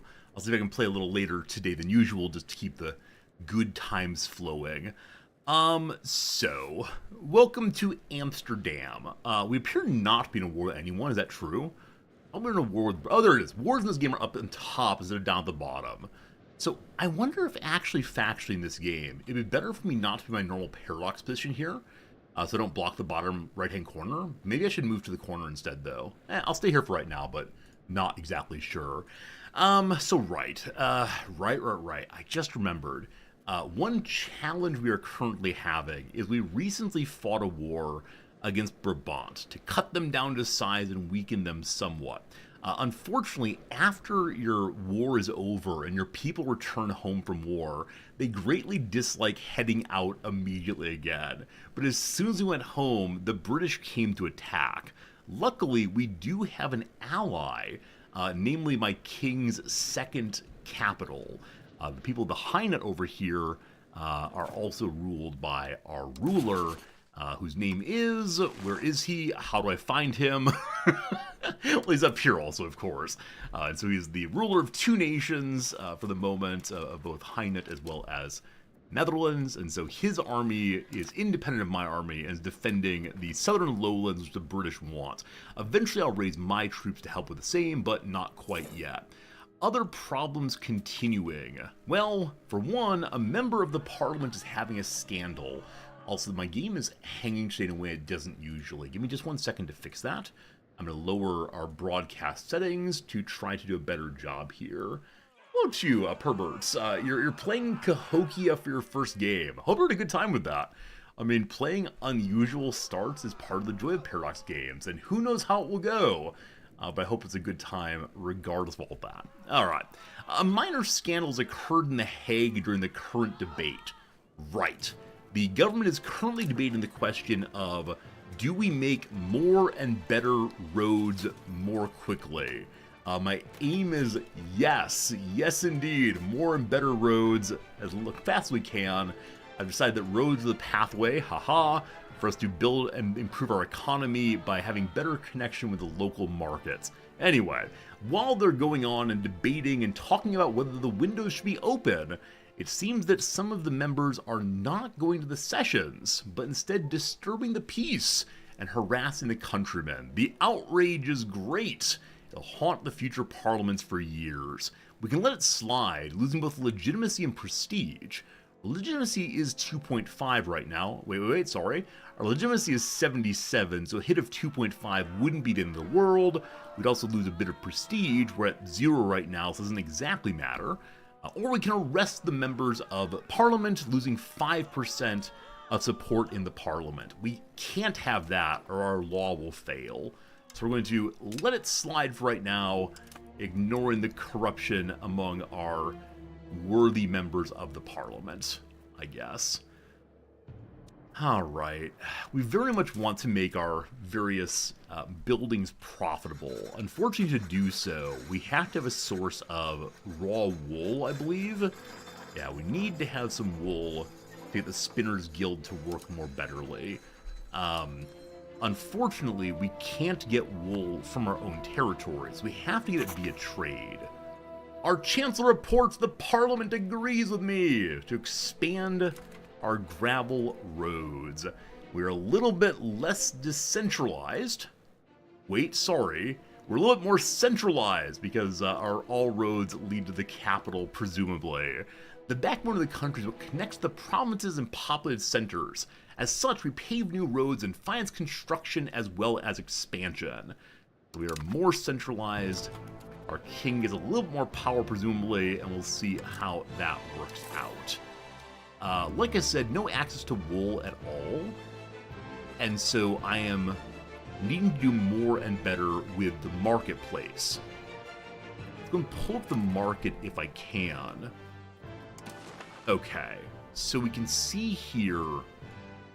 Please go away. Okay. This is our market. it has 100% access because it is the market. The highest attractions here, so the parts of the market that work best, are itself, Paris, Köln, London, and Lübeck. I'm surprised that we don't have any market attraction all listed. Cobblestorm BB, thank you for that resub, my friend. Thank you for 21 total months. Numbers on map go up. I'm not sure if numbers are going up even a little bit. Man, I hope so.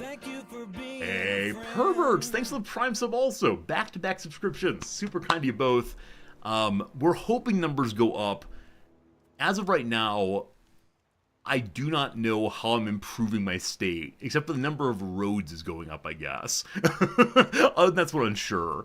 So if we looked right next door here, Hearst has 95% market access. It's your boy Klaus, 3 subscriptions in a row.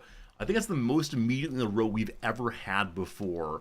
People subscribing, boom, boom, boom. So thank you for that kindness, generosity, and keeping it going.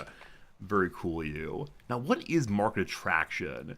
It's different than accessibility. Brickhead, thank you for 100 bits also.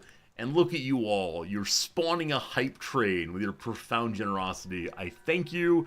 Fair warning, there is not a 5 gift subs alert right now, so please do not go for the Melodica Jurassic Park song. It's not there anymore. Maddie B, thanks for the Prime sub also. Look at y'all come through your Primes. Thanks for choosing to use those here. Means so darn much. So market access is the degree to which we can get to the place. Market attraction, though, is what? How much of a pull a market center has over a location to make it a part of their market.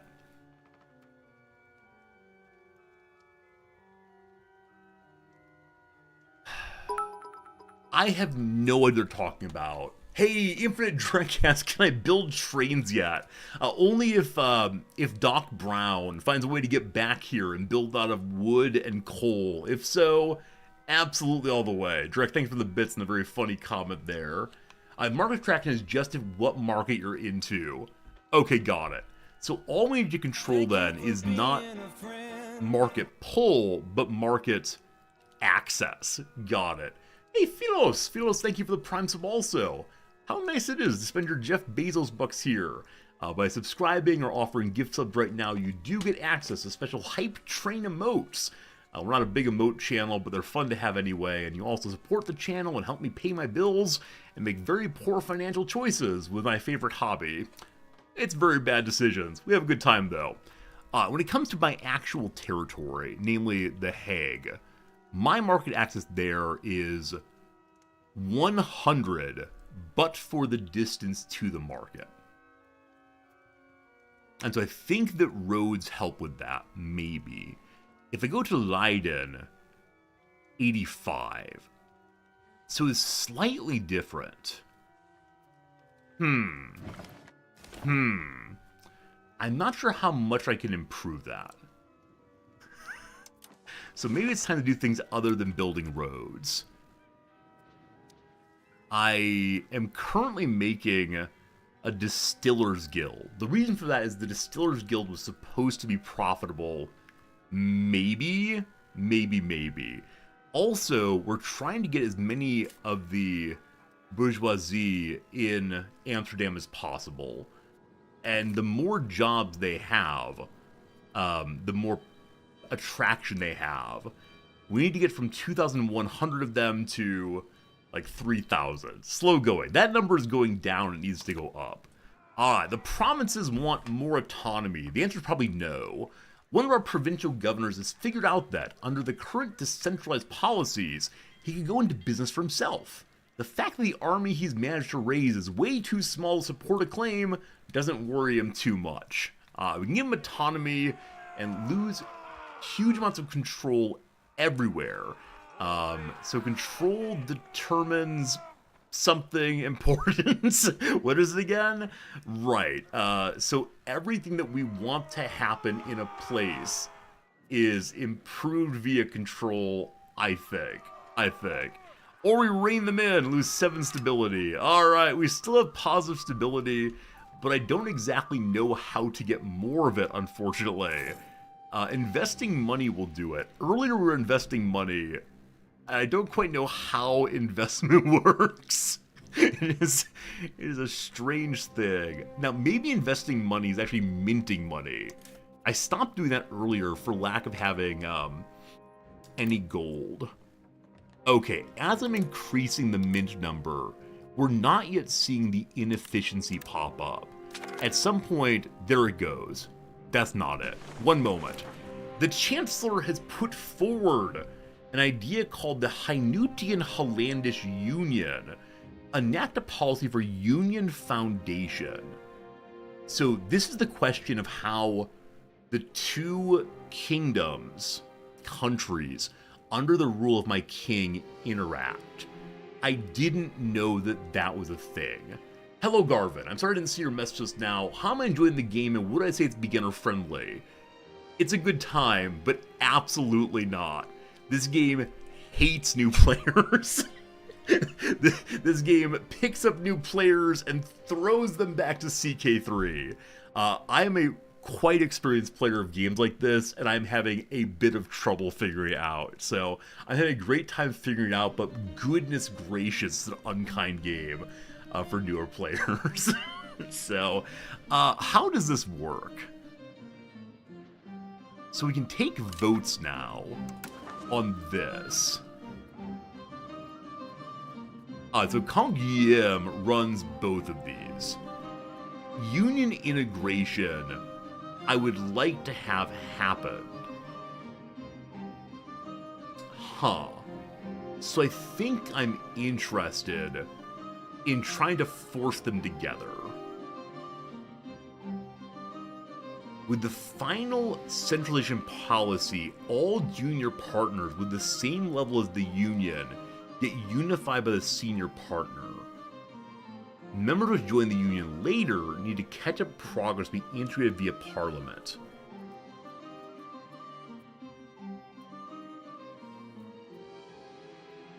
How do I ensure that I'm the senior power? Say I mean Holland's the senior power. You played 12 hours yesterday. I have no idea what you're doing after 2,000 hours of EU4. Yeah, a lot of people who are EU4 mega fans are really struggling EU5. It's integrated a lot of mechanics from other Paradox games. I think I have a slight advantage because I've played so many of them and understand so many. If you've just played EU5, rough going.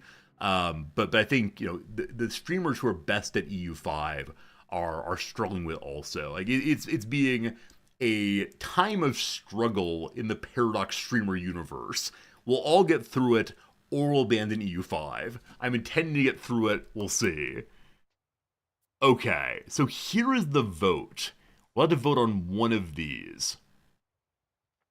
But again, I want to make sure that the senior partner is the de facto leader of the Union and the seat of the power of the ruling monarch. So he rules from Zealand. Zealand is one of our fiefdoms. Got it. Some streams are already done with the game. Yeah, it's too bad. I think that I abandoned Imperator very, very early. They made some really useful quality of life patches that brought me back to it and really enjoyed it. I've told myself I will not be abandoning EU5 early.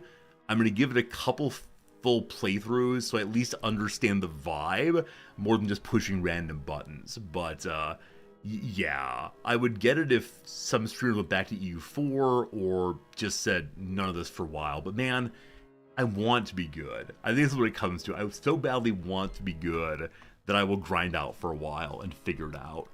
So I believe it's the case that Holland is the senior partner here. Okay. Foundational law, Union Foundation does what? Establish seniority and maintain federal status. This determines if we follow a centralized or federalized future. Well, we want centralized. Okay, so we can't choose centralization or federalization until we say, hey, look, we're a real union. So here we go. Hey, look, we're a real union, I guess. Two streamers you saw said it's too broken to play anymore. Unnamed comment, if you don't mind, like, this is not naming and shaming, it's just curiosity. What Paradox streamers have moved on from the game, at least for right now? Now, it's possible I don't understand the game's brokenness enough. It's possible I believe that everything is working as intended, and the bugs are in me, not in the game. Alright, we will vote for... Wait, Hynot becomes the senior partner. Why? Huh. How do I change that over? It says it depends primarily on where he's ruling from. Is there like move capital? But he's already moved. Huh. So, back to you in a moment.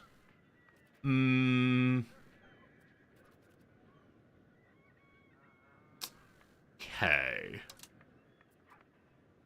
Go to capital. So the capital of Holland is this. Would a hover Hynot become senior partner again? Yeah. Boken 1 and Tommy K. Wait, Tommy encountered a bug where enemy armies just keep respawning. I see that'd be an issue. So it's possibly the case that I'm not quite into the game enough to see any crazy bugs. We have spent the majority of our playtime paused, of course, so fine enough, fine enough. Multiplayer's broken. Yeah, I don't do multiplayer at all, but okay. Good to know, good to know. All fun, all fun. Alright, so we'll get back to that question of unification. That's here.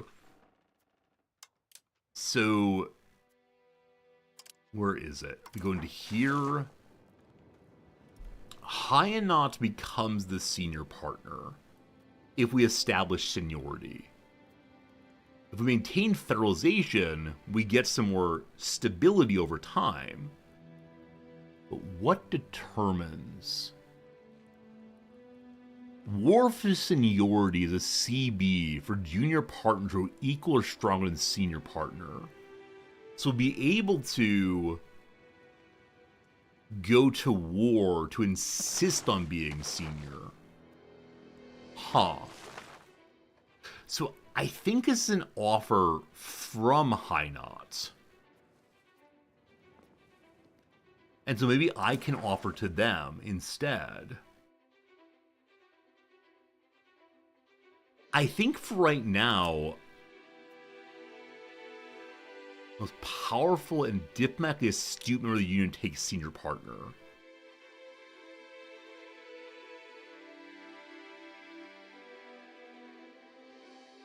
I think it might be, when we click on Hynot here, we're perfectly balanced. I was hoping we were a little stronger than them, but we're not, unfortunately. I think as time goes by and our manpower fills entirely in years, we will eventually be stronger than they are. So for right now, we're going to vote for stability and then only go for unification once we have a larger army and so we can keep being called Holland. That's important to me.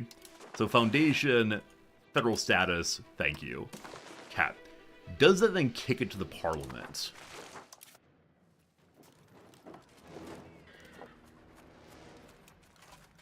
This kicks it to the parliament? What are y'all voting on?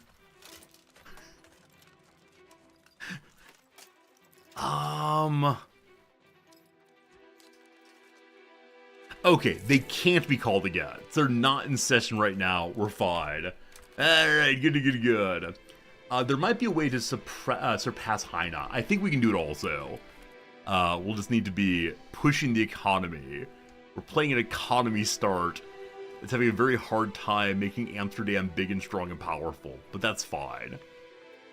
My navies have no commander. I'm okay with that, I think.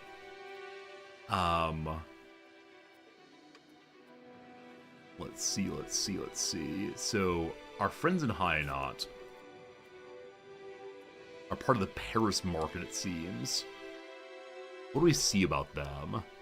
They're pulling in significantly less money than I am. They don't have their fruit built up hardly at all. What are we building again? A distillery right now, because it's going to be allegedly profitable. Food is running out in the market also. Not great. Not great at all. We get cheaper food because we have built roads to the peasants, I think. Maybe? I don't know. What diplomacy can I do with our friends here? Former defensive league. Profess trust to them. Anything that weaken them? But I don't want to be, like, too terrible right now. Wait, subject actions here. We can't do anything right now. Apparently opinion matters, though. Okay, well, let's go be friendly. We will improve the opinion. Ah, there we go. Good choices made all the way. Trading gold and silver seems really good. I think you're absolutely right.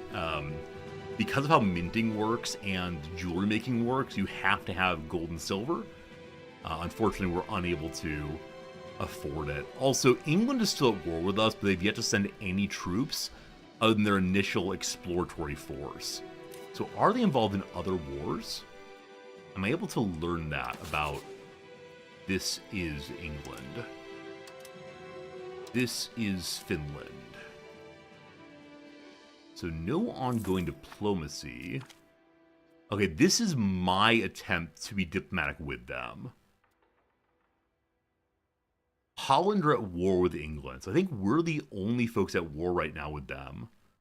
But they're not sending their troops over for some reason. Maybe they have too few naval ships to do so? Good call, they're also in the 100-Year War, absolutely right. Is there a place I can see this? Right-click and go to Country Panel. Awesome, thank you. Right-click. Country Panel? Hey, Kilroy Grin, hero of the day. Thank you for that.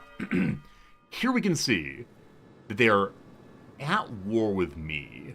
I'm currently winning, hooray. They're rivaling France, etc., and Scotland. So I don't see the 100 Years' War actively being fought on this page here. Took you 2 hours to find it. Hey, if that 2 hours allowed you to help me, it was all worthwhile. So I think that the 100 Years' War is a situation, which I think I can find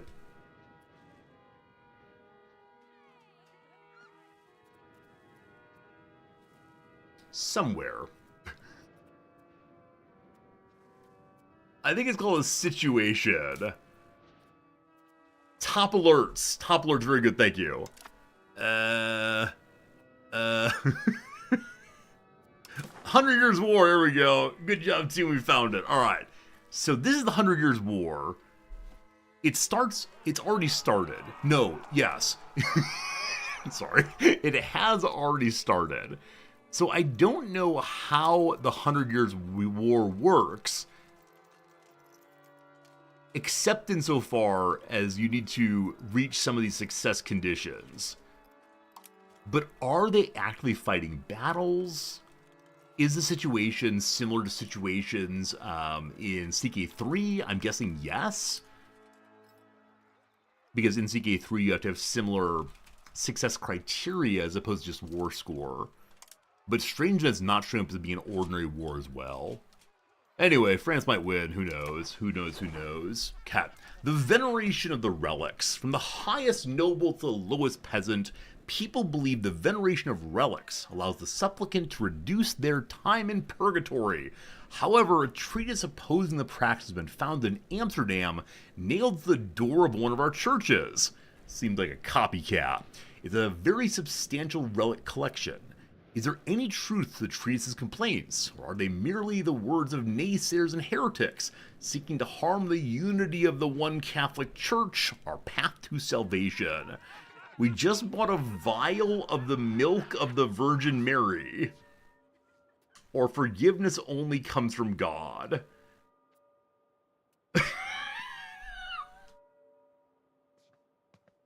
Are they gonna drink it? Are they gonna make a milk of the Virgin Mary milkshake? So that's a lot of money. That's a whole bundle of money to stay in line with the church. On the other hand, I don't want to make the Catholics cranky. We don't quite know what unhappiness means here, like how many unhappy points will go, but I think I need to save my money for purposes of building the economy, so I'm sorry, we may end up being non-Catholics in Holland. No great surprises there, I suppose. So may I see cranky Catholics now? Religion. Religious unity very high. Conversion rate 45. Religious breakdown in our country. So the Judaic folks are heathens. Okay, well, Catholic people, here we go.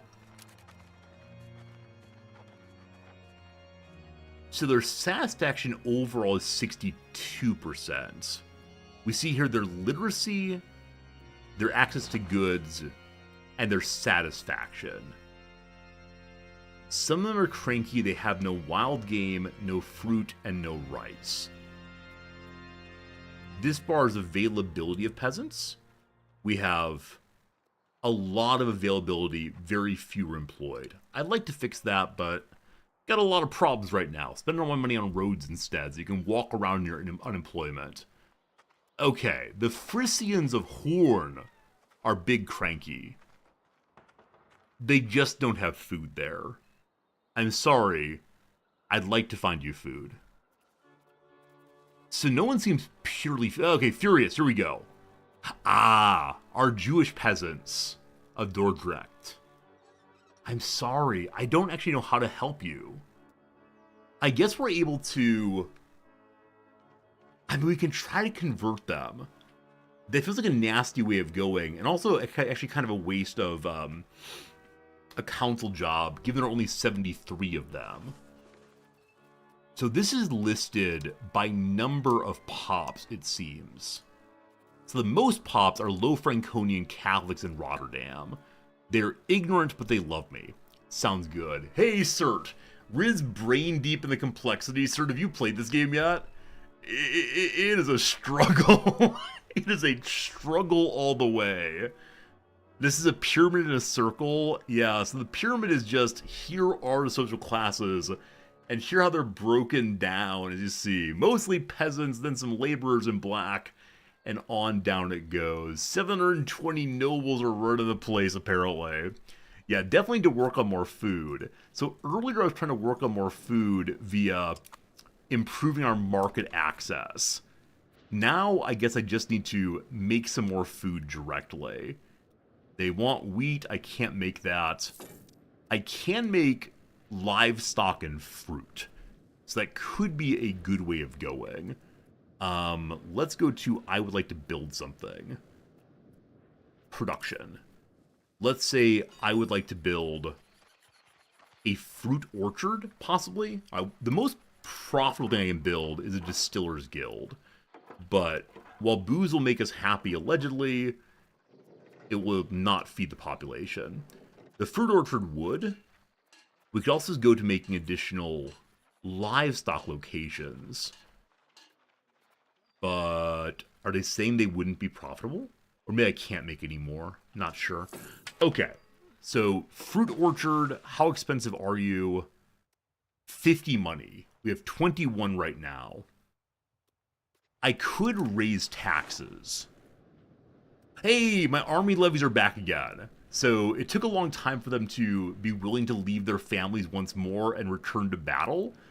But it is able to... They are been raised now. Very good. Can my locations produce them naturally? If you mean the livestock, yes. The fruit, I think, is no. Let me pull up the econ window. We can see together what things I make directly. We ourselves make fish and livestock and dyes and fish and salts and clay and horses, I believe. I wonder if horses would be profitable. New horsey costs 53 money. Yeah, unfortunately, everything we want to build costs about 50 money. And we're pulling in 2.5 per month. Like I said, I could raise taxes. This would lead to some of our people being crankier than before, but it could be good. Also, I've got to get my hands into the church's money. Like, I will immediately go Protestant so I can get the church's money. I need to conquer some nations. I mean, you're not necessarily wrong about that. I was trying to play an econ playthrough, not a super aggressive playthrough. We can ask our parliament for a CB. I was intending to go to Frisia. I believe that they are weaker than we are. Where's that information again? Like, we have a big old spy network there. If I go... Okay, why can't I go to your country panel? There we go. So we're a fair bit stronger than they are. I'm intending to incorporate them. Because it's the obvious place to go. Ask politely for land. Not sure I can. Utrecht has things also. Utrecht is the church's bishopric. If I attack Utrecht, the Pope will destroy me.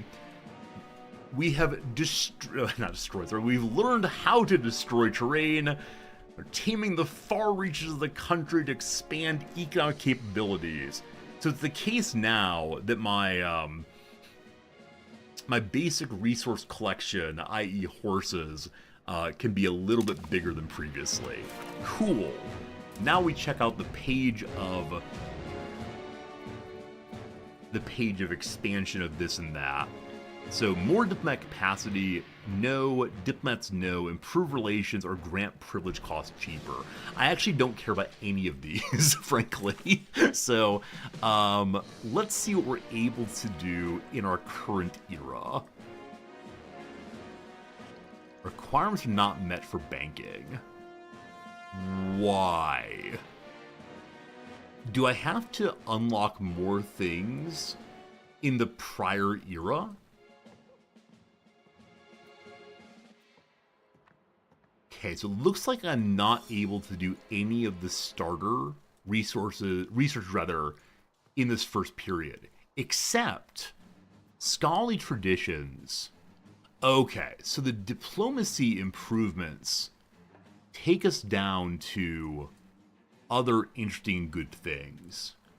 We have to just work that way first. So improved relations leads to loyalty of subjects and such, and then better military. Local nobility does what? The noble estate's happier, wants to be happier overall. Down this way is more food, more good. So I'm going to take the path of more food, more good first. I don't want to give anyone privileges because they weaken the state. But maybe I'll do so. We'll see. We'll see. I'm missing institutions. Okay. I'm vaguely aware of what institutions are. But not as much as I'd like to be, unfortunately. That's how it goes. How it goes. Okay, let me think real quick. So if I give my various estates more privileges, they become happier, and then I can take more money from them. The largest class is the poor people. They currently keep communal lands.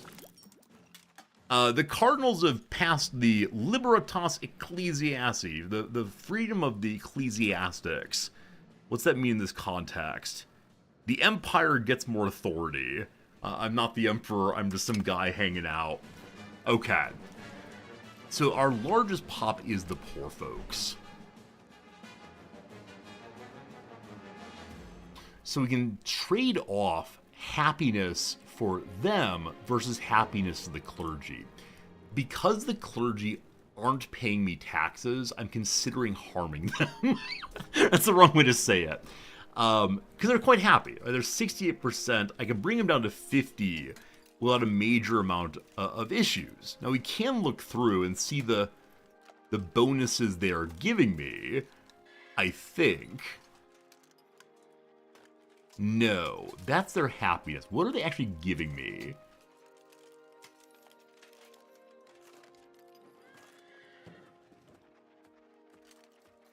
I have no idea. I have no idea. Regardless, I'm going to harm them because they make me unhappy. So privilege for, not the burgers, privilege for the Boers. Other things we can give are better migration to rural places, give them militia, better militia, make them happier. The peasants can then own weapons. Increases demand for weaponry in the place. Commoners go into the administration. We become decentralized. No. Fewer levies, absolutely not. Free mobility of the people. Everyone can move around as much as they want to. No more serfdom. They get to own the means of production. They do it worse. No labor on Sundays. They're happier, but for 1 day a week we have very bad production of raw materials. The peasants eat less food. We can produce fewer resources in general. Or the commoners get power in parliament. I'm going to go to the top. They can go to court. That seems fine to me. The legal representation of the less fortunate is a vital aspect of a just and balanced society. Public and religious courts should therefore handle legal disputes between the common people and the elites as fairly as possible. Look at that! We've incorporated the rule of law, equality before the state. Okay, so the Boers are happier. Everyone else is a little bit more bummed out. I thought it would upset the church the most. It didn't, though. The nobles are angriest over them being treated as people. Got it. Yes, Adele's a little unhappy now. They'll go back to happiness. What else can I do to harm the church? Let's check with the burgers. I need basically anything that allows the burgers to have more of them. Like burger babies if possible. Yum, yum, yum, yum. Cheaper buildings, plutocracy instead of the autocracy. Commercial advisory, progress to the capital economy. I mean, I'm working on having a capital economy in general, so this is what I'm going to do. It upsets everyone except for the burgers. It doesn't upset the church enough. How do I, say, work on Sunday? What would upset the church the most? So it mostly upsets the nobles right now. Whichever way, I will go ahead and do, Commercial Advisory Council. Trade is the lifeblood of the economy, thus we must tend to it and ensure our head of state is supported by only the most capable and knowledgeable individuals adept in matters of maritime and land trade. This will benefit the commercial capabilities at home and abroad. Seems good. More big crankiness. Boards are still very, very happy, so we will be getting in higher taxes pretty soon. Yeah, it's based on influence, not the policy does. Oh, Pinga, thank you for that. I was wanting to find something that steals church lands somehow. I'm burning legitimacy, so I am. I'm still above 50, that's probably fine. I don't know. Is that fine? I'm just not sure. Anyway, we did some things. The Adele is big cranky. It'll be fine eventually. They're not going to launch a revolution over taxes. No one would ever launch a revolution over taxes or representation. Seems ridiculous. Okay. The distillery has been built. Cool. What other buttons are there to push while I'm waiting for, money? Looking for buttons. Hello, Parliament. You'll come back one of these days. Next time Parliament comes to vote, I will be asking them to legitimize a war to the east. The Black Death is in Oshkoski. Disturbing news has reached us. We received this report. Alas, our ships entered the port, but of 1,000 sailors, hardly 10 are spared. We reach our homes, our kindred and neighbors come from all parts to visit us. Woe to us, for we casted them with darts of death.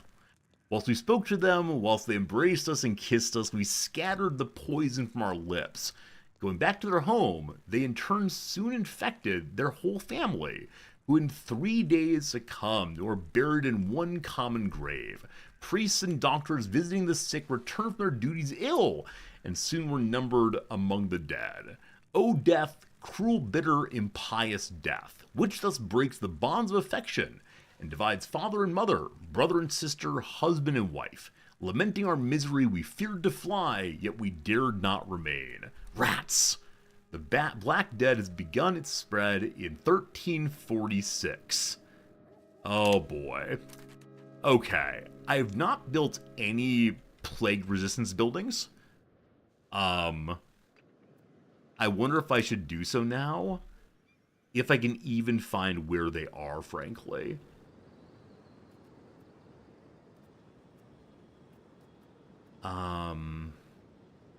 I know we found them previously.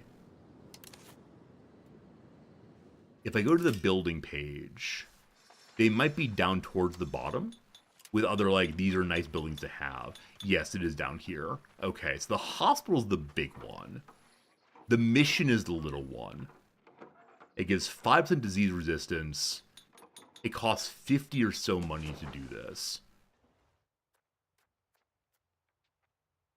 It's a foreign building, it says. So that one goes to other countries. Got it.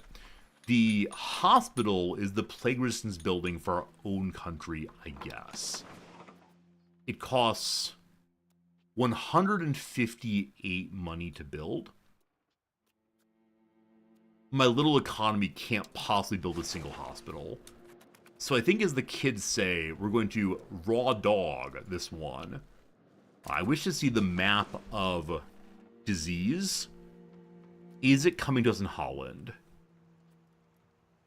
Geopolitical, possibly? What kind of map are you? No, diseases, there we go.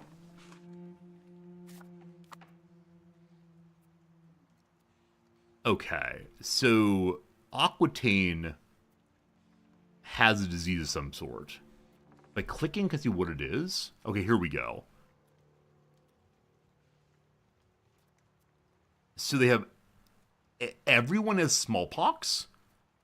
Everyone has the Great Pestilence. What does this mean? Everyone has bubonic plague? Wait. This one county... This can't be true. Oh wait, are those resistances? Those are resistances! We're fine. I didn't know what the red meant there. Oh, everything's good, everything's good. Now, what resistance do I have here?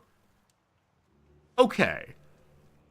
Okay, so for some reason, my people are resistant to the Great Pestilence.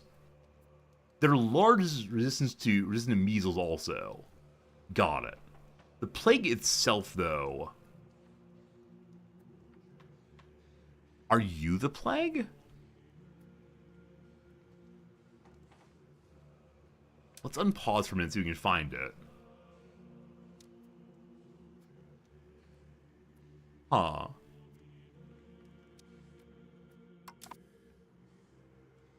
Maybe it's beyond what I know. Under the ancient horde. I thought there was a lake. You absolute genius. All the eyes, how did you notice that? Well done. Well done.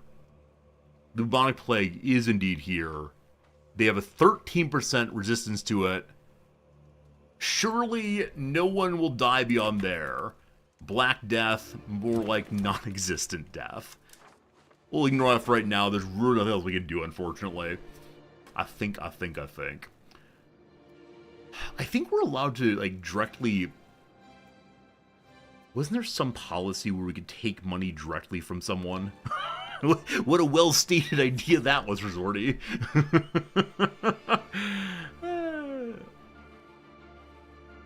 I know I'm allowed to bribe the estates.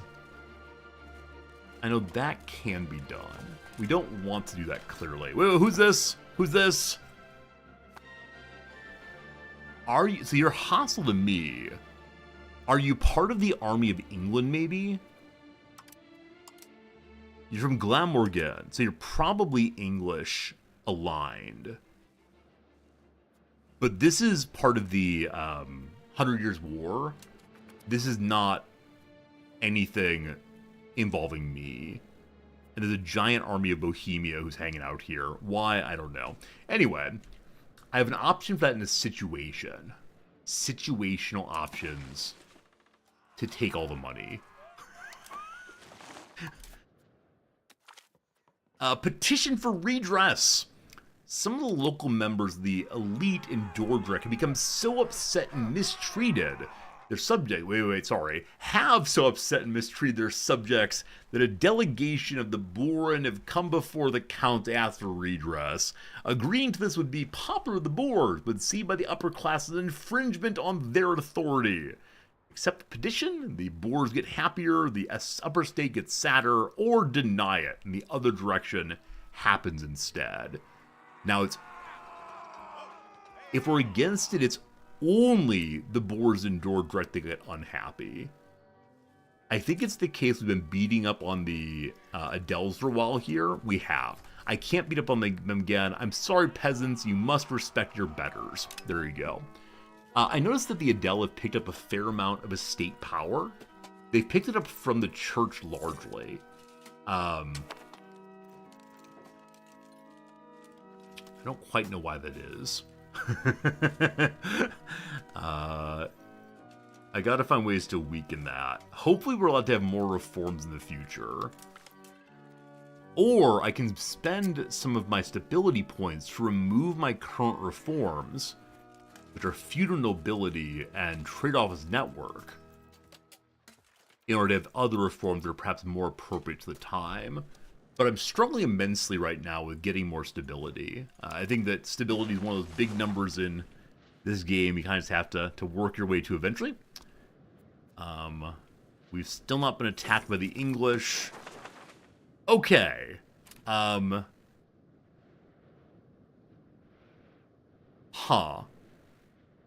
So though I attempted to vote in favor of maintaining stability inside of our union, the other half of our union has decided to enact seniority. So we're now the junior partner in the union.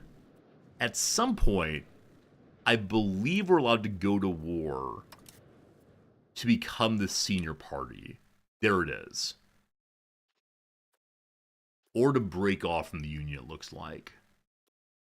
So we have to have a greater power score than they do and have spies. So I think what happened is, for whatever reason, Hainaut here has...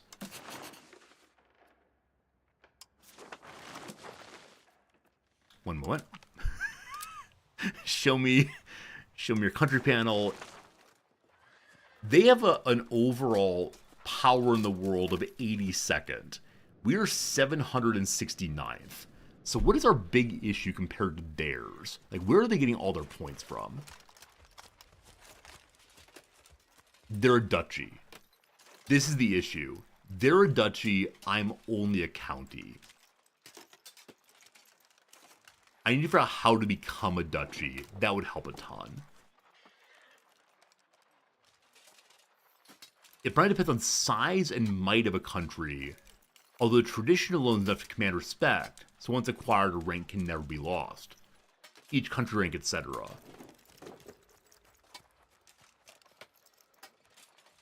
So does it just get bigger? Oh, as part of the HRE, I have to ask the Emperor instead. Oh, okay. I did not know that. Where is our friend the Emperor? Can we zoom out more? We can get him. Is that true? Nope. There he is. Hang out in Bohemia. Hello, my friend. May I... That's not going to do it. Do I ask his country level instead? Wait, I can push the Empire button. Behold the Empire. Cat.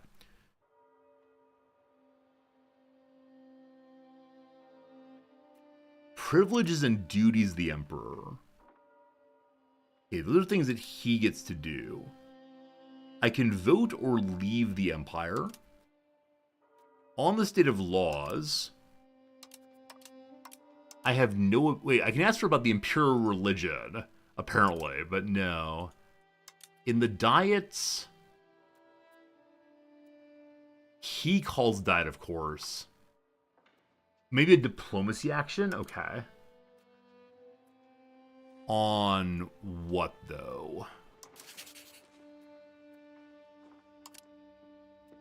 If Fiefdom, no. Imperial actions, here we go. Ask for ducal rights. He will accept that if I have 25 prestige.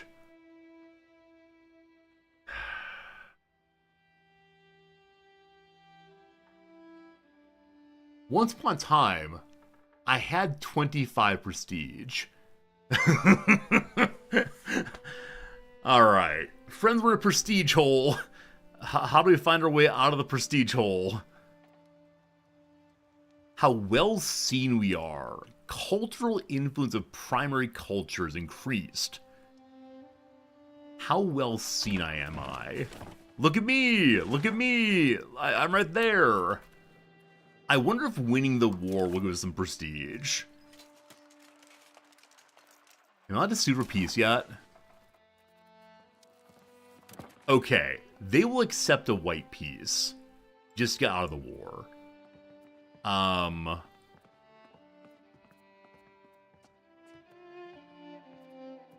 If I ask for province, they'll actually still accept.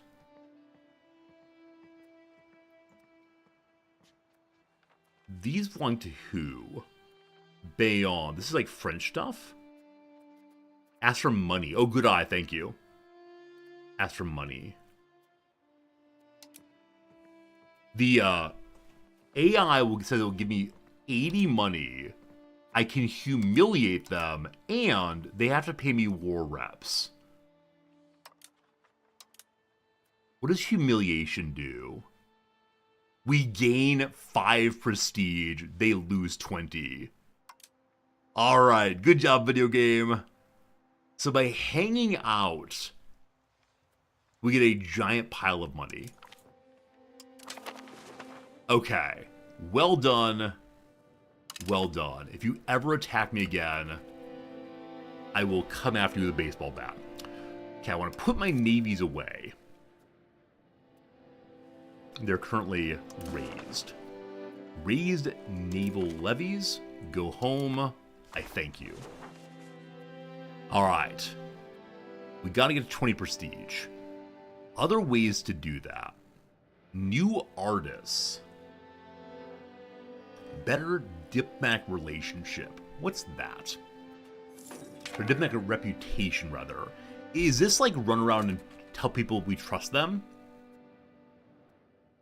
How highly regarded it is, it affects how trusted it is by other countries. Okay, France, we cool. So France, diplomacy page. You can trust me. Trust increases while we burn off diplomatic reputation. I need that to go up, though. Okay, that's the wrong direction. So telling people they can trust you makes them doubt you more, maybe. Maybe.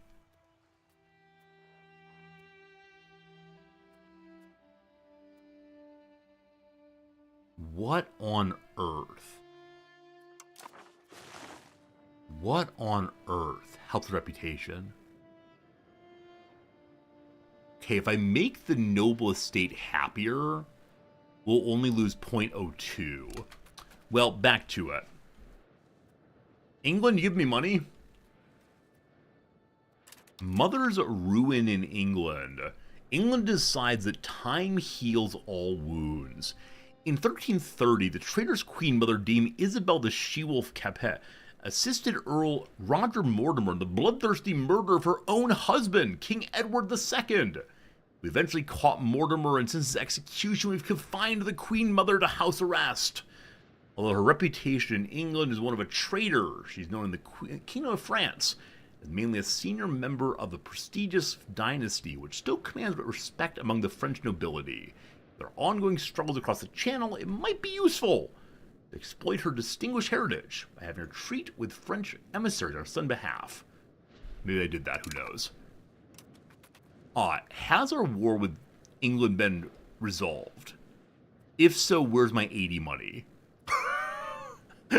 I thought that I got 80 money for resolving that war. Perhaps I did not. Anyway, we have almost 50, so we can almost build something again. What did I decide I wanted to build? I am allowed to currently build livestock or fruit. Fruit is more profitable, good. My senior partner gets the money. It's based on war participation. Oh, I didn't do anything. I sat at home while the allies did the work. Huh. Well, huh. That's a thing. Huh. So, we got much less money. It was scaled in a way I didn't realize it was scaled, but fine. So now we know we have to get war score for the sake of getting all the rewards. We've just jumped from 2 money a month to 9 money a month because we're getting a pile of money from the British, correct? I believe this 6 money was added in via war reparations. That's great. I think it lasts for 10 years, and then I'm not sure. How long until the Parliament comes back into power? I need the Parliament to return. Alright, so about 25, nope, 35 more months. Fair do, fair do. We gotta work on making the 600 rebels fall to the side. Gilders is saying that they are my rival. Gilders? Why? Why? Well, maybe we have another target here. So we have a full spy network up in Frisia. I don't think we need that anymore. I mean, I'm attacking them at some point. Does the spy network drop off entirely if I pull my spy out? Let's find out. Okay. Gilders, I want to spy on you now. And maybe I should rival them also. May I do that? I may not. Why is that? You can only use one diplomat at a time. We gotta wait till he gets there. Do we still have the spy network in Frisia then? Or does it disappear entirely?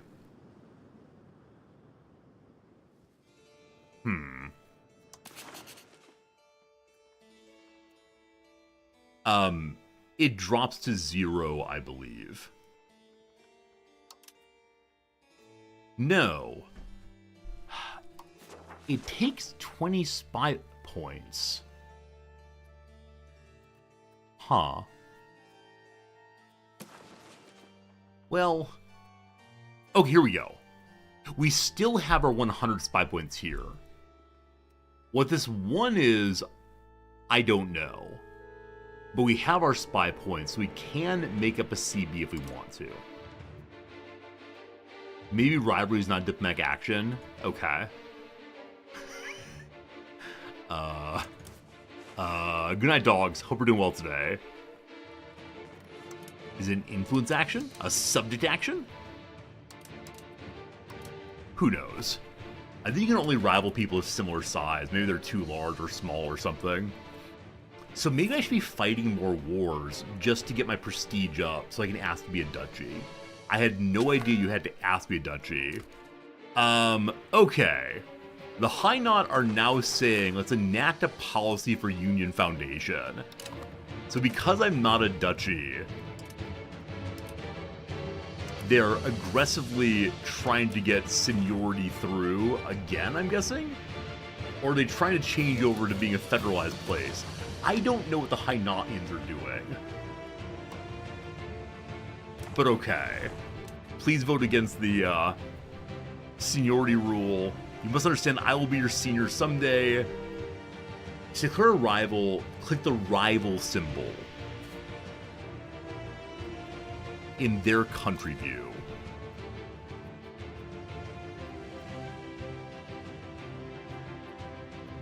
The rival symbol.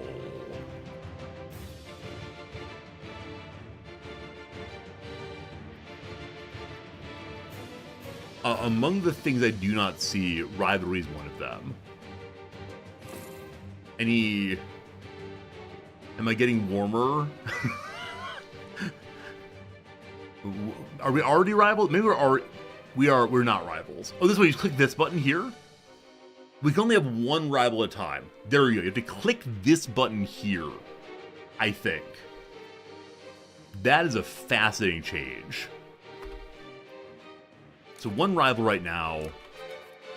Who is our current rival?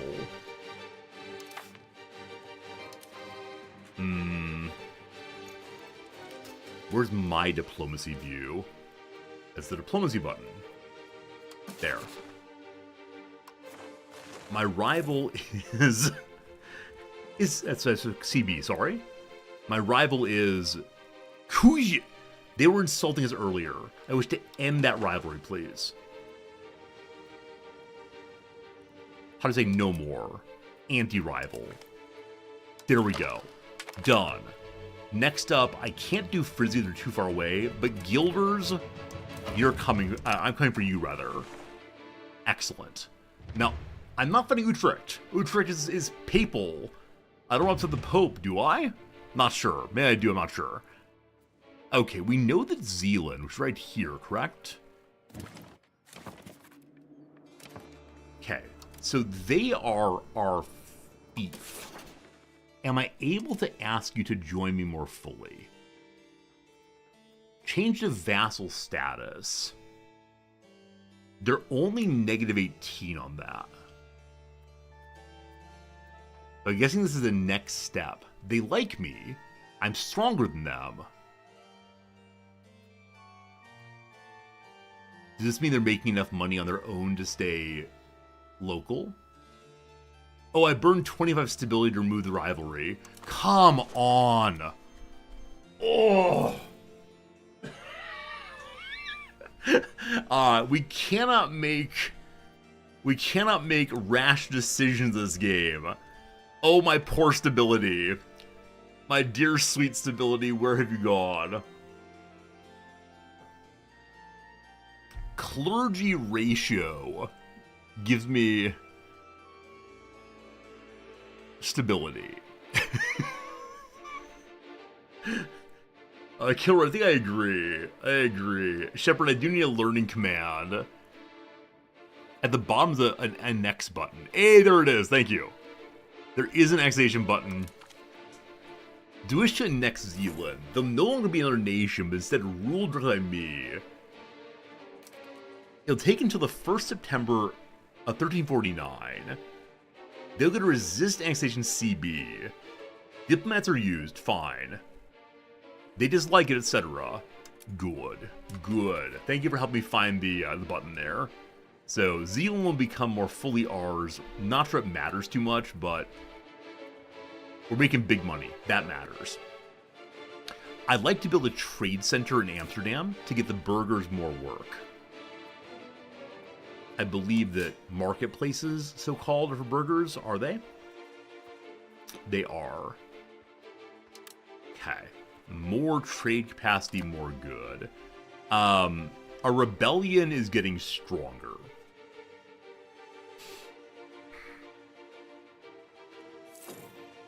The biggest issue is my tax level. I'm not feeding them.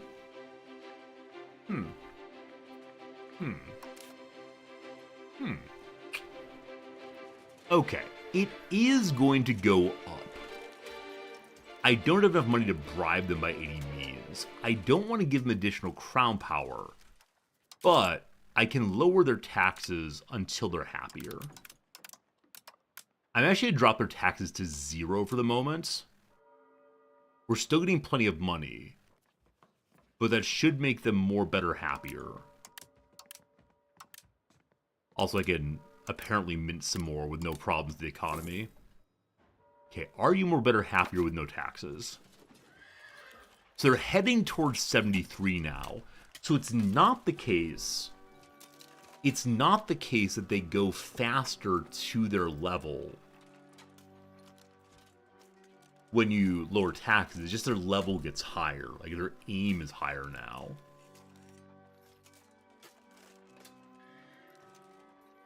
Oh, I don't want to give them more privileges. There's also only 800 of them. I worry they have money to raise an army, possibly. I put taxes back as they were before. Good. In matters of faith, we're second to none. Our support for religion and devotion we show impresses everyone around us. It is fact. The church gets happier. We gain 10 prestige. I need to get to 20 to become a duchy. Random prestige swings, I am all about it, and thank you.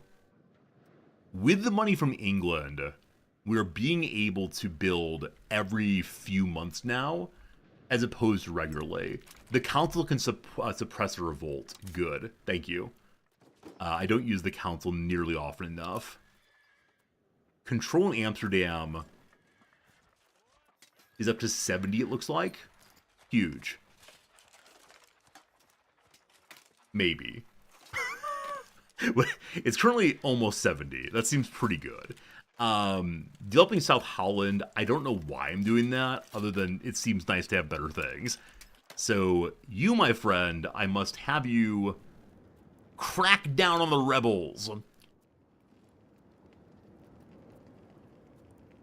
Okay, so the rebellion is not showing up. There it is, though. Rebels can't be allowed to foment instability in the country. Or the cabinet's gonna go beat up on the rebels. Hopefully that works for a while. Hopefully we weaken them before they even pop up. Maybe, I have no idea. Okay. No admiral, fine, where we can build again. Wheat, can't get wheat. Livestock, can get livestock. Behold. Next month, livestock.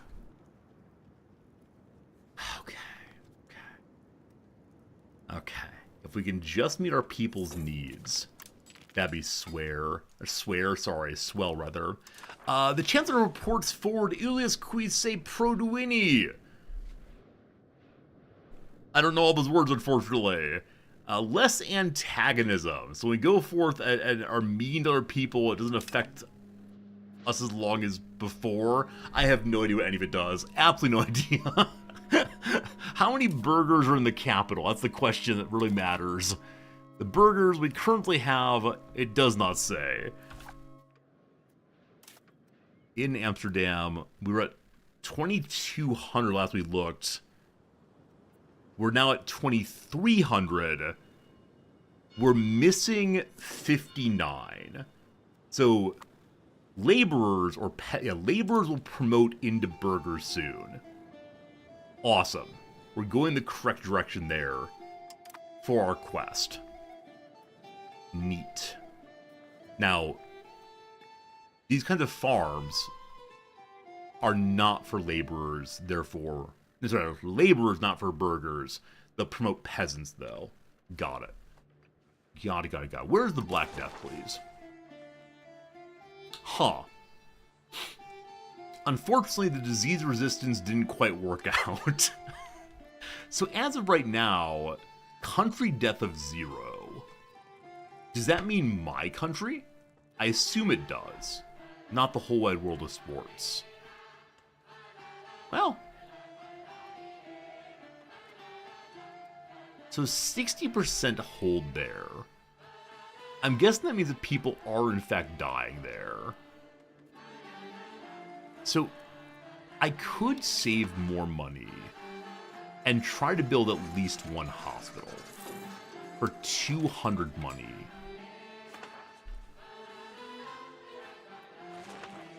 Or I can get ready to isolate the capital and hope for the best. Historically, friends, did the Black Death reach Holland? I believe it did, but I'm not certain on that. Also, Black Death in both CK3 and in EU. Absolutely outrageous. It did reach Holland? Okay. Most distressing. Most distressing indeed. It's okay, though. Absolutely reached there. All fine. All of Europe? Okay. Hello, Wales. Might be fun to do a Wales playthrough at some point. Try to unify all of Wales. Chester, more like Jester. Wrexham have a traditional rivalry with the Chester football team, so I'll mock them at any opportunity I can. Black Death even reached Britain? Okay, my knowledge of Black Death is really quite limited other than Black Death bad. So, maybe we won't die to it. Maybe we'll get our hospital built. We will not get our hospital built. I mean, we will only if I decide to, like, stop the economy for the sake of building a hospital. We have some time, so no great hurry on that. But. And if our heir dies, we got problems. We have only the one son, correct? Yeah. Yeah, that's the issue. He's not involved with anyone right now. You probably don't think I have time to get the hospital up. If I build nothing right now, except for a hospital, I think we're okay. Maybe? Maybe. It's 100 some money. It was 150 possibly? Oh boy. Oh boy, oh boy. It was 200. So, yeah, a little under 20 months. It's doable, possibly. No doubt, no doubt. I saw also there's procure remedies. The sickness can be fought and pushed back. Many doctors and priests claim the recipes and remedies might improve the health of the sick. It's our duty to procure an ample supply of them.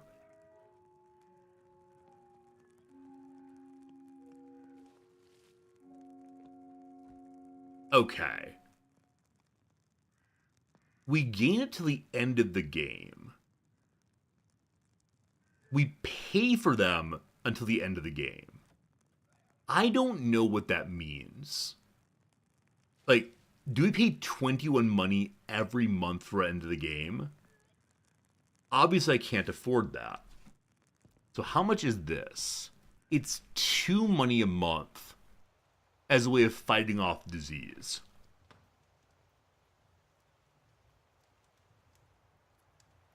Sure. End of the game until you remove it. Okay, so you don't have to leave it as you don't have to stay with it until literally the end of the game. Good. Okay, friends, we have disease resistance. Also, we've codified privileges and duties, allowing the estates to have additional power, blah, blah, blah. But the reason we're doing that is to make our resource areas more bigger again. Mills have been used since they were discovered in ancient times many centuries ago, way back when the Bible began. However, we are now able to develop more modern and efficient wind and water mills for use in gathering raw materials. Cool. I believe that research leads to something involving more food, more good. Yes, food production goes up. That's my next selection after what I've just done. The peasants will not starve on my watch. I don't really wear a watch, though.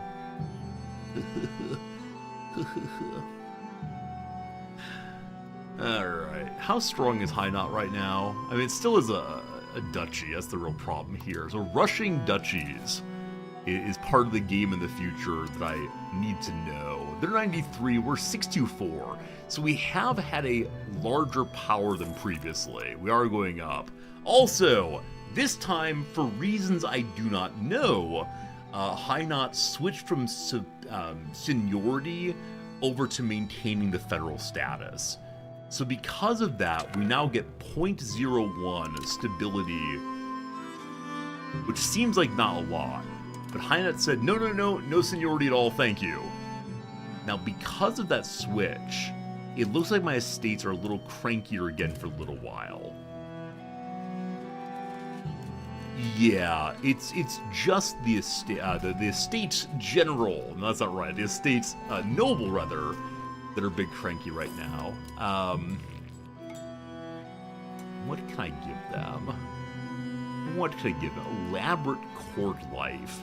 This leads to our cultural influence being more powerful, and cultural influence goes to prestige. The court cost goes up. We believe in individualism.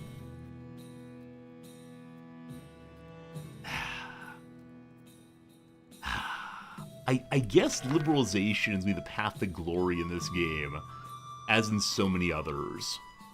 I just need the prestige, so we decided to turn courtly life of our country into the most elaborate formality imaginable, as everyone who is anyone must attend to our ruler in the capital.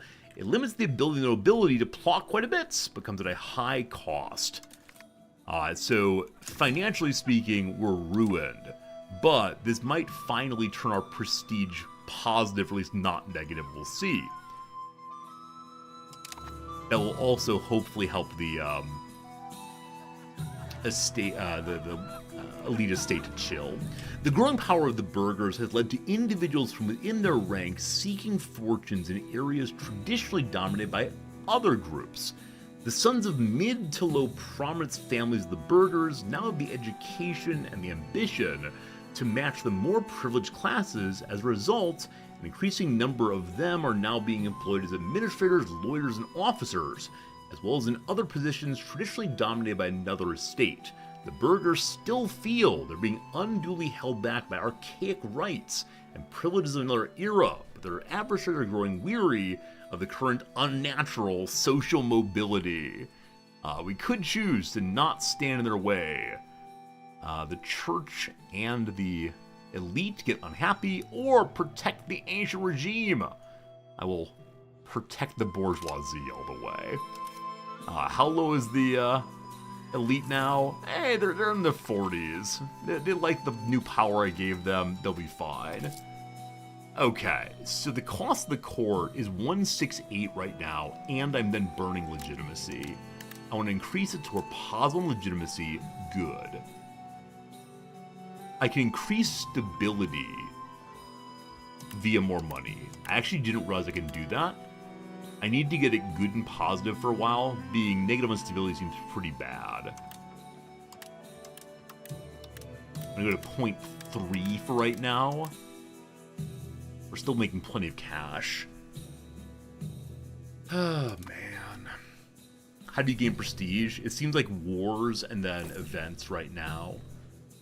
But we'll get our 20 before too long. Gotta believe, gotta believe. Oh no! Possibly yes, I'm not sure. The Holy Roman Emperor is dead. This is the second Holy Roman Emperor of this playthrough has died. The Prince Electors and Archbishop Electors are convening for a vote. It's nothing to do with me. I believe they already showed who the big winner is.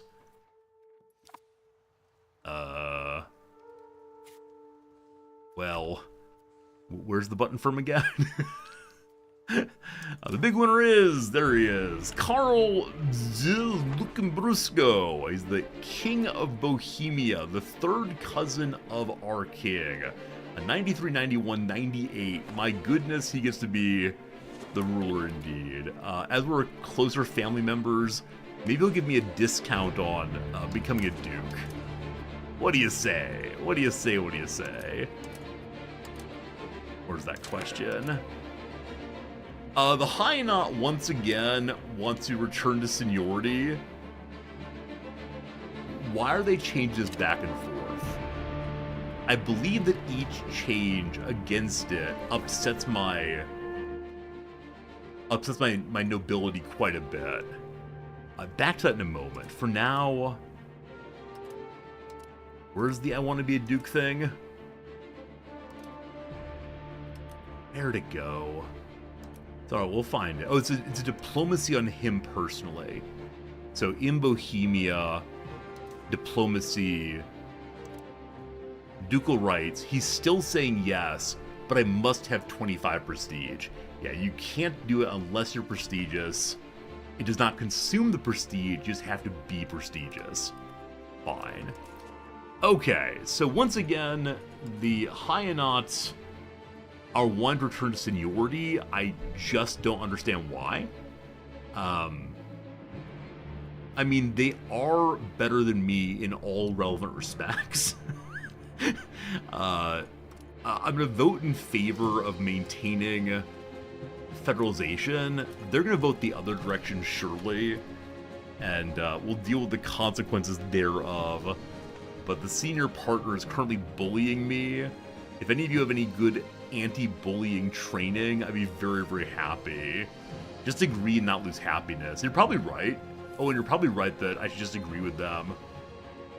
That feels a little lame to me. I want to insist on our freedom, but maybe I shouldn't do so. Hey, Jim, hope the ride's going home. Hope ride home's going well.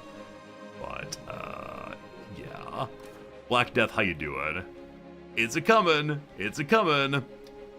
We're still spending money on fighting diseases. I probably didn't need to start spending that until it was much closer, but I can absolutely guarantee that I'd forget otherwise.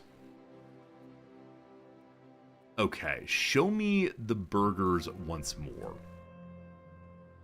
So as of right now, we have insufficient burgers. I think I have a way of helping to promote, but once again, we have insufficient laborers. We have a ton of peasants. What can I build that will help the peasants promote?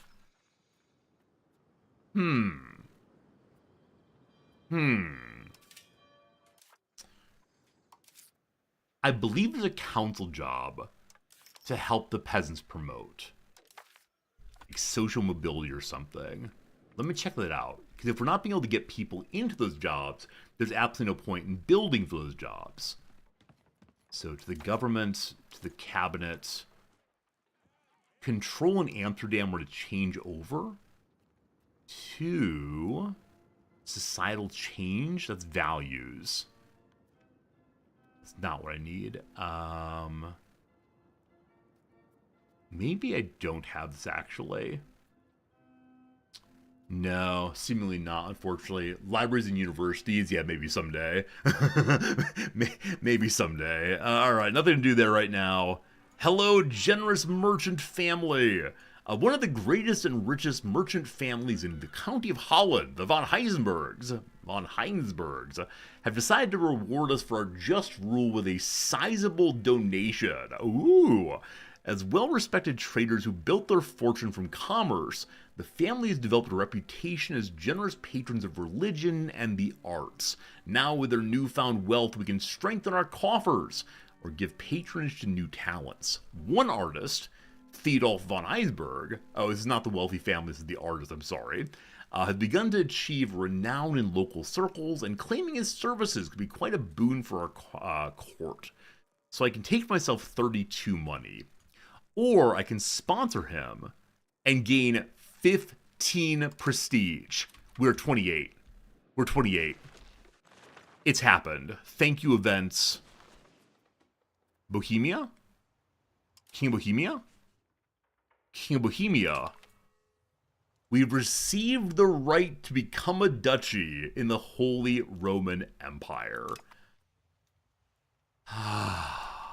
Friends, you may refer to me as Duke Resorti. Our prestige is all going to go away, but there you go. Incidentally, the cardinals have voted that God is immense and eternal forever and always. Institutions grow faster. Thanks, church. Okay, I'm allowed to have one more rival.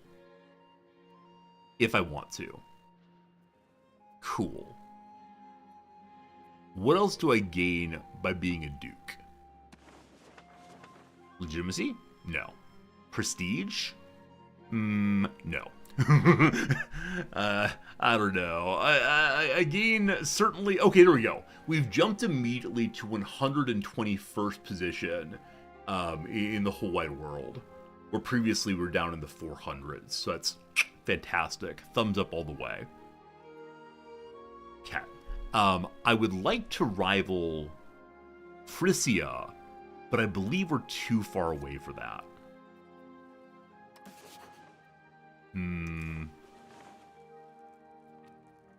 Rival. Guilders. Wait, aren't we already rivaling Guilders? We are.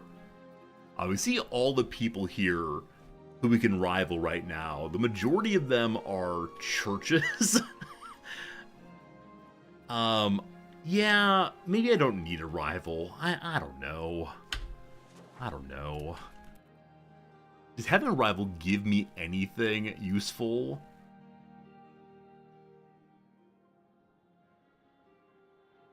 Huh. Let's say no for right now. Okay, we have 65 money. We can surely build something.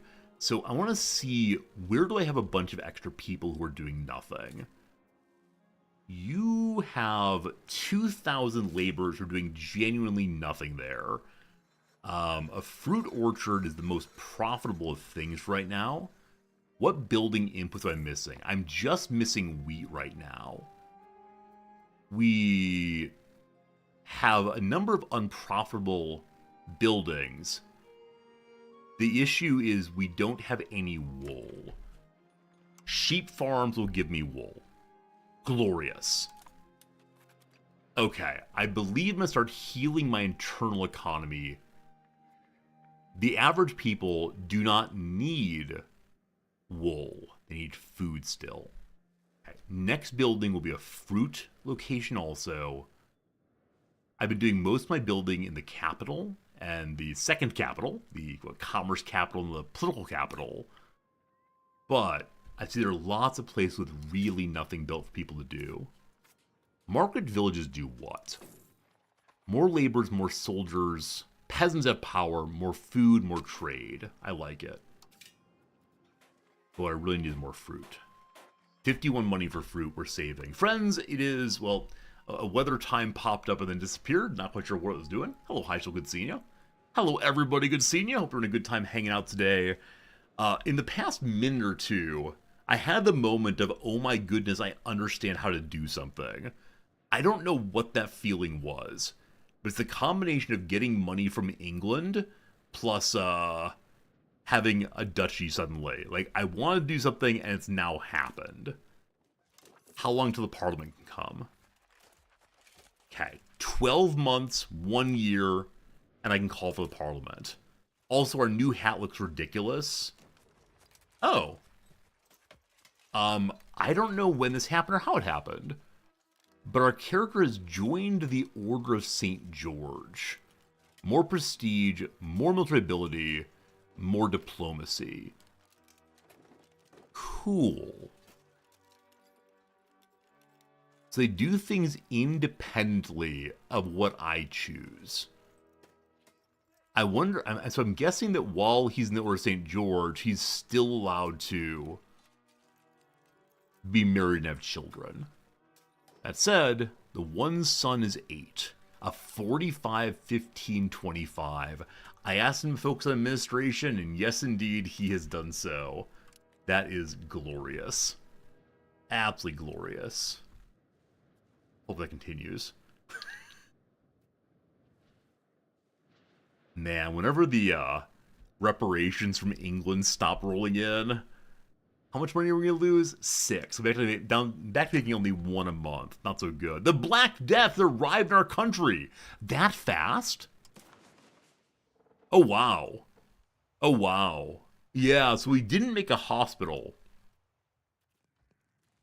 We are currently pulling in herbs to try to help. There are a lot of things I could possibly do. Present scapegoats. Not everyone gets affected equally by the sickness. Those that are spared have to be the ones that set the disease upon the people. So those who have not died are to blame. So we find the culprits who started the Black Death and gain stability for trying. Sponsor mass forgiveness. The plague is punishment from God for the sins of the people. We can fight it by organizing mass church services all around the country and encourage the populace to clean themselves from the stain of sin. If we're all getting together, won't we cough on each other? I expect so. But what does it actually do? Is it costs money, but we gain stability all at once. And we're very close to having positive stability again. We can isolate our country. The merchants and other travelers are bringing the scourge from other territories. To protect our people, we're forced to completely close our borders to trade, no matter the cost of the economy. So this burns off stability? No. Control the food market. In these trying times, our biggest priority is to ensure the supply of grain and our foodstuffs, forbidding its export, even at the cost of angering the merchants. Move the court into hiding. Last thing I can do. Burn 10 stability, reducing the risk that anyone in the court will die from the plague, This makes the Pops believe we've abandoned them, though. Everyone gets a little cranky, we burn stability, but still, 8 million dead already. Do we just ride it out? So mass forgiveness would give us 12 stability. Court going to hiding eats 10 of that. I'm gonna do that. Let's get praying! Let's get praying, everybody! Oh god, I'm running away! Cat. The leaders are now in hiding. It's only prudent for the safe running of the country. So, deep underneath the east wing of our Dutch palace, we're hopefully safe. The bubonic plague has begun over in the left bit here. Our overall disease resistance is -5. We have alchemy going. So mass forgiveness does indeed make resistance worse because we're cramming them together to have a good prey for my stability. Well, we have a number of unemployed people. Hopefully we go after them first, maybe. I just need to be able to save my court, obviously. With only one son, got some problems. I don't want to look at the disease page again. How did it come here? Can we call it the French disease? So we've had 88 people die in our country so far. The Chancellor... Oh, no!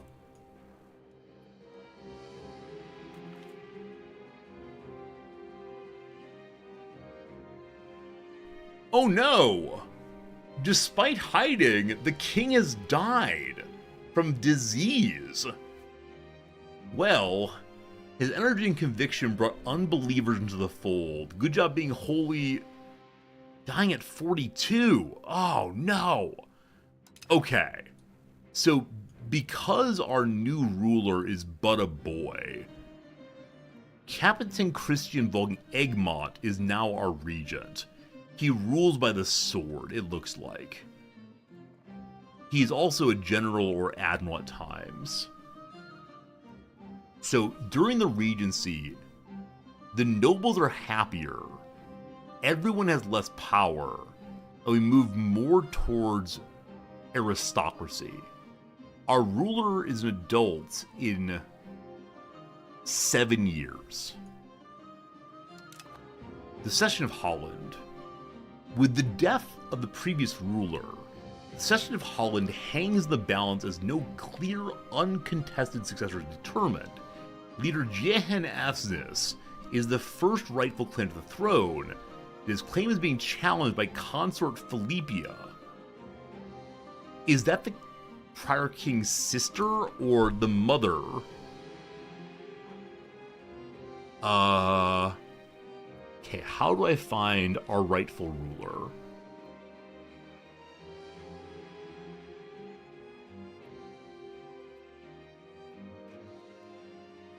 So his spouse is someone of our family. Okay, here is the boy.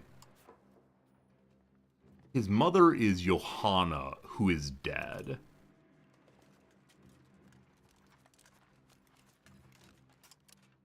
Okay. So, Duke William III, who is the father of the current... the just prior king, had many children, of whom one is the queen consort of the Kingdom of England. Someone had a very clever idea of getting prestige in the family by marrying off a sister into the family of the King of England. England now wants my Holland. Well, I believe our good time in this playthrough might be over. We've enjoyed ourselves playing the Netherlands. It's time to say goodbye to our Holland days. We'll see. We'll see what England does. Fascinating, though. Let's hope for it to work out. Uncertainty reigns in Holland as two claimants to the Hollandish throne have risen to power. The leader Johan Afzith and the Felipe Avensis. While leader Johan hails from Hainaut, Felipe calls Holland her home. Yet both have now traveled to Holland in hopes of winning the duchy for themselves.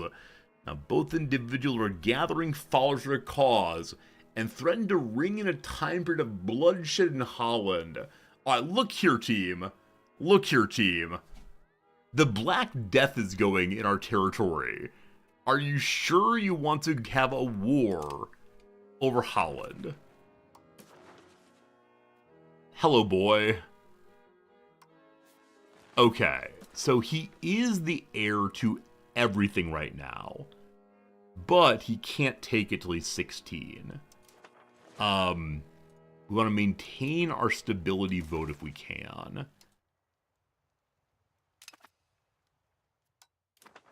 Holland is 1, 2, 3. Who is ruling Hainaut then? Hainaut. I need to pull up country panel. Isabel the Pretty Greek is ruling this thing. So I'm guessing that, yes, Isabel the Pretty Greek is a regent. We don't know who she is at all. But she recognizes that the boy is the heir indeed. Fine. Fine. Okay. I'll be curious to see what happens in the possible conflict. Because the Black Death, maybe everyone will die, and we won't need to worry at all about things like politics. All that matters is death, death, death. 11 million are down. So London has now picked up the disease. Hopefully they are absolutely decimated as well, I suppose. I think with the money I have, plague profiteers. Oh no. Also, the hook and cod wars begun. Lately, a group of burghers have been buying all the stock for essential goods like medicine, spices, preserved food, toilet paper, and hand sanitizer. There is no explicit law which forbids this behavior. Allowing them to extort and starve the Boers could lead to a plague spreading even further. Alright. What's the phrase for it? We reappropriate their items. Burghers become big angry. The market gains medicine, and the Boers gain 10 happiness. Hello. They're at 63 already to be fine. So everyone's actually fine on mood right now except for the elites. Let them keep it. The Boers lose 20 happiness, or tax the horde. Yes. I need money. Tax the things they're hoarding as a means of redistribution in the nation. Okay.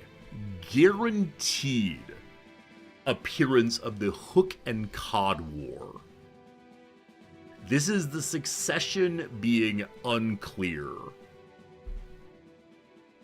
It requires 2 people to be alive, and she is not the rightful ruler. So this month, we're going to have a war over succession. I would not like that, not even a little bit. That said, we are full of manpower, or full-ish of manpower. I believe I can use that to raise an actual standing army, which I've not yet done.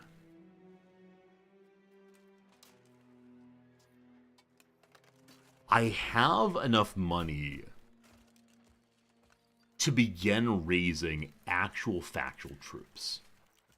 Now, if I raise these, and the claimant to the throne, not my beloved heir, gets control of them, I'm going to be so unbelievably unhappy. So basic footmen, seem pretty standard. They have 5 less damage taken. Cool. Archers have higher initiative. The chance that a regiment engages during the combat phase. Every hour, assuming there's enough frontage available, all regiments not engaged will try to engage. They have greater morale damage taken, and they do less strength damage. Horses have higher initiative. They take morale damage, and take strength damage. We can see, though, their overall statistics there. So 4, 5, 200, negative 10. 1, 2, 100, negative 5. So it's the question of flanking power, I guess. Horsemen are bad in wetlands. We have lots of wetlands here. What do camp followers do? A motley crew of merchants and family of soldiery. They provide informal service to warbands of the march. Help with logistics, it seems. I think I'm just going to make some footmen. And again, if they end up going to the other team, there will be some sadness. There'll be some big sadness there. I'm not sure if they'll get ready before the war actually launches. But we'll see. We'll see. It's going to be close at least. And I know that having a standing army is going to cost some money. So I'm not sure I can actually afford them long term. But we need to have someone fighting for us. Now that said, if the Pretender brings the entire army of England, we have big problems. Hey, Taco Truck, there you go, my friend. Surely the plague will save us. We're missing so many employees now. And some locations are depopulating rapidly. Huh. It's like there's a plague going or something. 16 million are dead. A war is launched. The interference of foreign countries in Holland has reached its absolute peak. The leader and Philippa Avsnes, neither of them a resident of Holland, have decided our fate, a bloody conflict for the Hollandish throne. In the midst of the crisis of royal succession, the estates themselves wage a conflict against one another to extend influence and privileges. Atop of this, the two claimants have found external and domestic support for the cause. Philippa has gained the popularity of the burghers as well as loyalty of the cities, and has founded the Cod faction. On the other side, leader Yehen has managed to earn the loyalty of the 900 people that are the upper class, who see him as the rightful successor for the throne. The group of nobles founded the Hook faction to defend the position against the Hook. That's miswritten, but okay. I mean, okay. So we're going to burn stability no matter what. The burghers get big cranky. Every location, this is me playing as the child, every location which is urban and has 20% burgher population gains satisfaction, while up to 4 locations that are neither a town nor a city become less happy. Or side with the Cods get quite the opposite. We're the Hooks. We're defending the power of the boy. Here we go. Okay. The Hooks that say I control Holland and Hainaut both. So what she controls, I do not know. Not even a little bit. The crisis ends if we've not enabled it. No. The Hooks or the Cods get 20 influence. So what are influence points in ye olde gamey right now? Would the Parliament give us influence points? I can call them in 8 months. There's nothing there about that. I'm guessing events will pop with influence points. I'm really not sure, though. Zealand is almost fully annexed. We have an army of footmen now. So we do have a standing army. Hopefully they do not all die. Hopefully. I feel as if I should get a second standing army. It's be really quite sad, maybe even a little boring, if she doesn't come across with an army. We're not actively in a war, though. Locations are still depopulating. Yeah. 11,000 people dead locally. 12,000 total deaths, some to measles and smallpox. Okay, more problems occurring. Ever since the arrival of the plague, many have avoided large gatherings and public festivals out of fear. But over time, even the most asocial individuals will crave interactions with others. The grumbles and complaints of the boors grow louder by the day. Withholding and discouraging festivals any further cause quite a lot of social upheaval. Social order matters more than sanitation. We become more interested in being free subjects as opposed to people who are tied to their land. More disease. Or no risking the spread.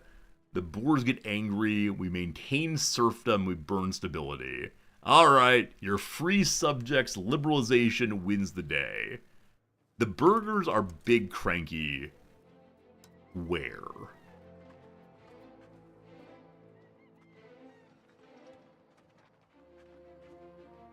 I'm not sure where. We're trying to keep the Adels down. Maybe we can't. I thought I had some of my council working to lower... Huh. It's only 200 people. The burger one is 4,000 people. It's a bigger issue. Okay, they're in Amsterdam and Dordrecht right now. The other group, the elites, are where? In Middelburg. Okay. That's in Zealand, I believe, which will soon be ours fully, then we'll bring it in line. Let me have my cabinet member change rebellion focus over to Amsterdam instead. I need to be absolutely certain. Where is it? I need to be absolutely certain that the burghers don't get out of control, because there's so many more of them. Okay. Wait, not the burghers. The boors, I thought. Well, who knows? It'll all work out eventually.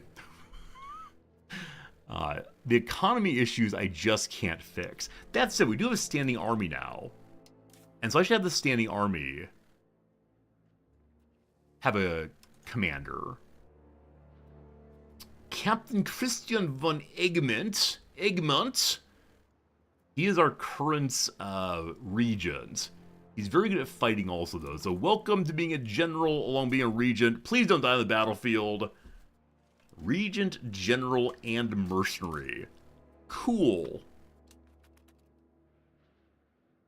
Okay, still not sure how influence points are going to work. The population, yeah, real bad. Is the disease everywhere now? Alright. Finland, good luck to you. So basically the entire... Oh! It started in the Golden Horde. It is going away, possibly. Oh, gosh. Number one, annexing Zealand. Our integration of the County of Zealand has taken a fair bit of time, but now that Middelburg is a Hollandish town, it'll reach full potential and make the nation prosper even more. There are other countries that have not appreciated expansionistic movement, though. Aldrich Don Maisont, I've noted that means, but any subject, we have none, dislikes me more. All the counties nearby dislike me more also. So who actually abuts Zealand? Brabant and Flanders do.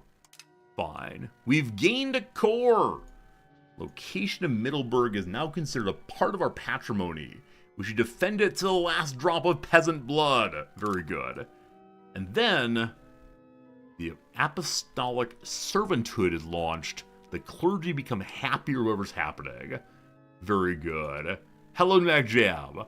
We currently have a pretender from England who is fighting for the throne of Holland. Holland is the easy economy start.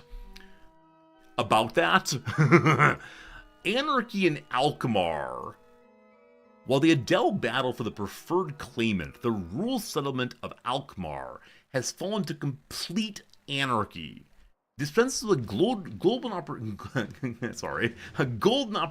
to hit the Adel at the most vulnerable spot by rallying the Boers behind our banner and granting them authority for the time being.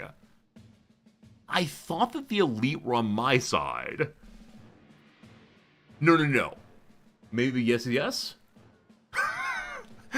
Whose side are folks on? I don't even recall the basics of this battle. It's absolute disaster, this thing. Does not say. Alright. So if I grant the Boers more autonomy, the hooks, that is us, gain an influence point. If I assert our authority, the cods instead do. So I think the question in this war is, what are you willing to sacrifice in order to get your ruler on the throne? I'm really focused on maintaining the bloodline of male heir all the way through, instead of giving it over to a sister. And again, this is happening during the Black Death is a bit of an issue. I would like that to please chill. Yeah, there's absolutely nothing I can do about any of these. There are no people to do blah blah blah. I do have a pile of money again, so we can build something. I'm guessing the Middelburg does not have a road to it from the capital. May I fix that? Okay, there's no way to do so because of the channels, fingers, inlets, whatever we call those, unfortunately. Okay, where can Middelburg build a road to? Okay, it can build down around this way. We wanted, of course, to get as close as possible to Brugge there for market access, but man, the wetlands are expensive to build through. I think it's probably better for us to build something else. That's how we're hemorrhaging cash like crazy right now. How do I fix that? So we're burning legitimacy even with the money I'm spending. We're trying to raise stability. I can't lower army or navy maintenance. The church is happy with me, as are the burghers. I could raise the burghers' taxes and the poor folk. We're not going to get free money out of that, though. May I do more minting? We have access to gold. We're heading towards inflation. So right here is stability. Neither inflation nor deflation. If I push it even a little bit more, we start getting inflation. Do I want that? I don't think so. I don't know. It'll stay at neutral. How am I enjoying my foray into this latest version of EU? I'm really enjoying myself because I enjoy learning. That said, as always, I'm not sure if I'm learning a valuable skill or instead spinning in circles.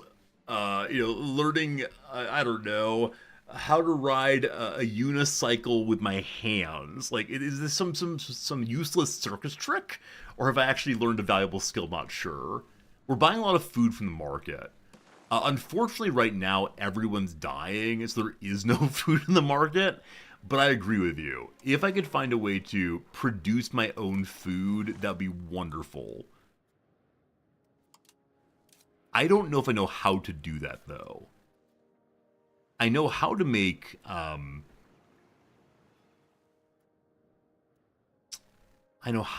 various kinds of livestock areas. But when it comes to food proper, I can make fruit orchards. I don't think I can make anything for wheat, unfortunately. Farming village does what? It produces more food, I guess. Here, I can't build this, unfortunately. Yeah, no good. Oh, livestock does make food? I had no idea. The peasants said they, like, want livestock. I don't know if it actually made food. You absolute hero. Age Storm Go, thank you for understanding how the video game is played. I was very confused. I thought it was something else. We're already at 4 out of 4 livestock, unfortunately. We can't build any more of those, but good to know indeed. Good to know indeed. Alright, so the fruit might do it instead, though. That's salt. Salt's not fruit. Are you fruit? You're horses. Can I eat the horses? Looking like no. Where was... One second. Where's the fruit thing? Most profitable fruit is in the Hague. Sure. Now you'll notice that we have no laborers because everyone is dying currently. Alright, disobedience in the Hague. The cities of Holland see the current situation to slip away from the control of either side. The town of The Hague is particularly showing disobedience. This defiance undermines the efforts of the cods. That's good, we're the hooks. By paying the town off, we might be able to sway them back to our side.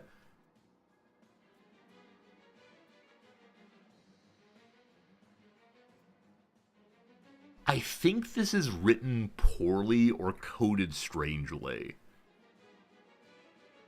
If we pay them off, we can sway them to our side, but they're working against the cods.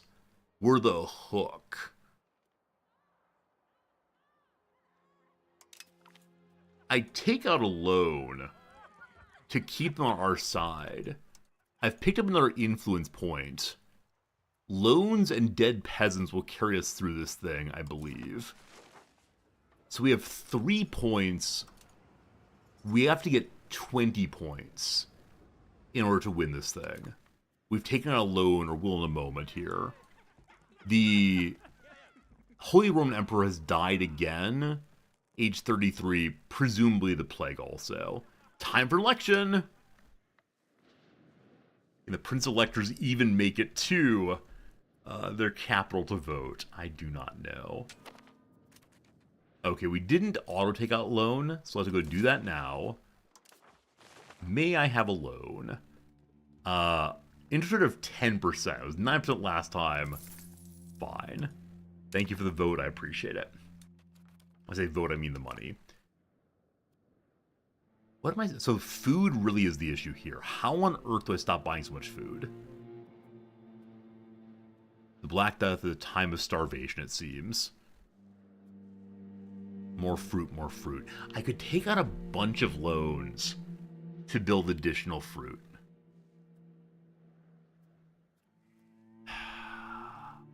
Sheep farms are almost done also. We put in the sheep farms to allow our loom buildings to do better. Will they? Hopefully. Hopefully. May I should have more fishing going also. I think I'm learning a lot of things about if we play this one again, what should we do early game? Early game was so confusing. It was gradually coming together though. How's Black Death looking? Oh, it's looking real rough. 28 million dead. I think someone said it earlier, they had a Black Death of 60 million dead, which, that's not great.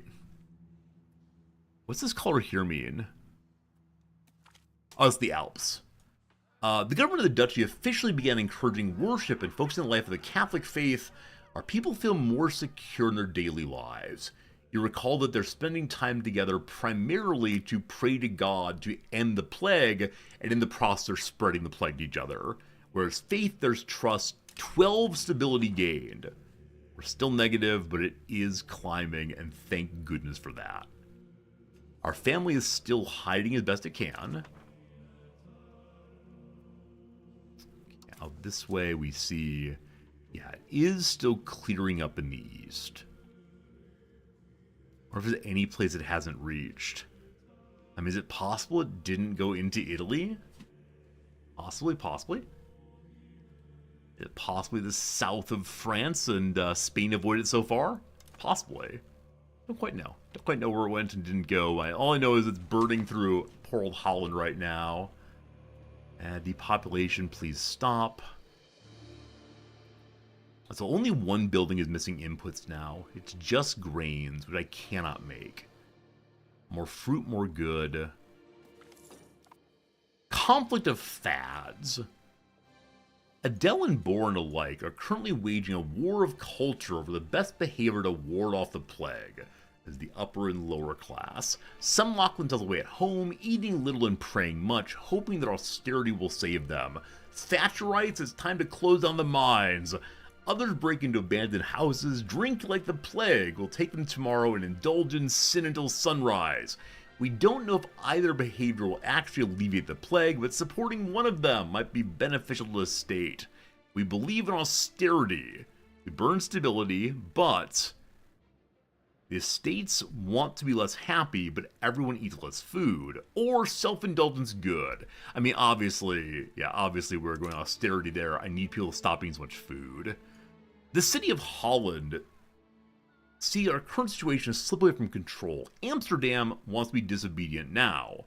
Do we pay them off to keep more points for ourselves, or to give them autonomy? We continue paying them off. I'm going to get so much debt. I need events to pop up that are not just you get more debt. Okay. At a certain point here, the debt's all going to be called in, and we're going to have some serious problems. Are we getting no money at all from the upper class right now? I see the burghers and the boors are paying their taxes, but we're getting 1.2. Why is it not showing up? Remember I'm buying the snake oil remedies? I mean, are they actually snake oil? Do they not do anything for us? One second. Otto V, the Mary von Habsburg, is the new HRE. Austria controls the throne. What a lovely looking man that is. He's not the greatest character, but during the plague they do what they can.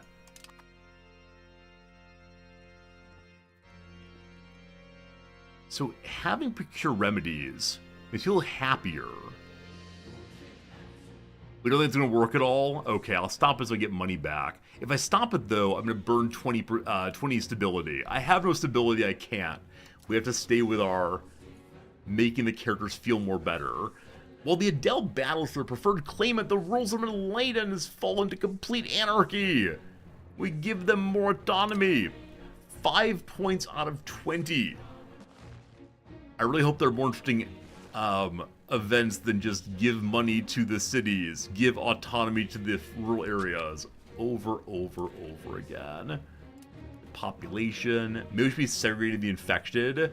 Look at you all with your modern medical miracle knowledge. We jam people in the churches, just like, let's see here. Look here, math people. You know how you say things like, if you multiply a negative by a negative, you get a positive? If we bring together all of the sick people, it'll cancel out the negatives and everyone will be healed. Hallelujah! My poor nation. My poor nation, what's happening to you? Checkmate math. I wonder if the money from the upper class is currently being siphoned into the other side. I have no idea. Anarchy in Rotterdam! We researched mills, that's cool. So we can now make more livestock in Amsterdam, I believe. We'll see. Okay, number 2. Hello, go away please. Number 2, anarchy in Rotterdam. Rotterdam's rural settlements have fallen to anarchy. We grant the Boers more autonomy. Hooray! So we have lots of control issues we're developing. We'll have time to fix them after the claimant war is completed. And hopefully we never again have a child in the situation. The king has almost no power at all. The elites have all the power. Rough. Rough, rough, rough, rough, rough. Alright. A devout young preacher by the name of Christopher Leakwater has spoken out recently about how great our adherence is to the teachings of the Holy Father in Avignon. We didn't get any pop-ups about the papacy. Has he retreated? Are there actually two popes? Show me the country page, please. Giannis the 23rd Cabral.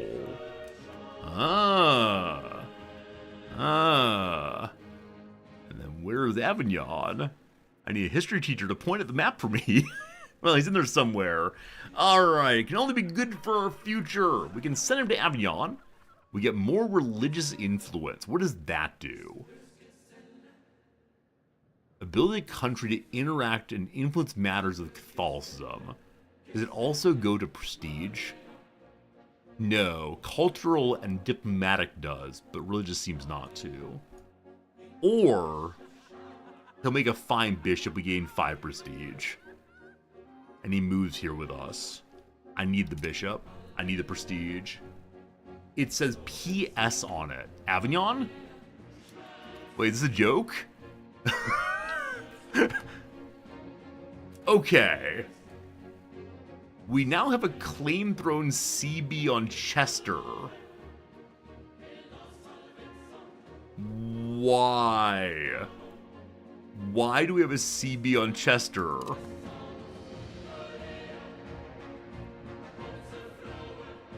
Avignon is by Provence.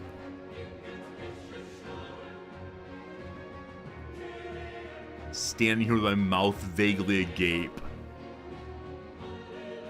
Maybe it does not matter so much. Oh boy. I think we're okay, team. I think we're okay, our ignorance. Why do I have a claim on Chester, though?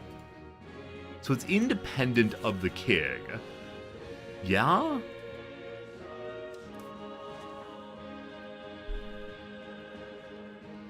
Sir Thomas of Durham is running this thing. Do we have any sense of why the boy would have a claim on this? Wait. The king is here. What does that mean? Loyalty of Chester to England. Okay, so they are overlorded by England. Were I to attack Chester, we'd be fighting the King of England.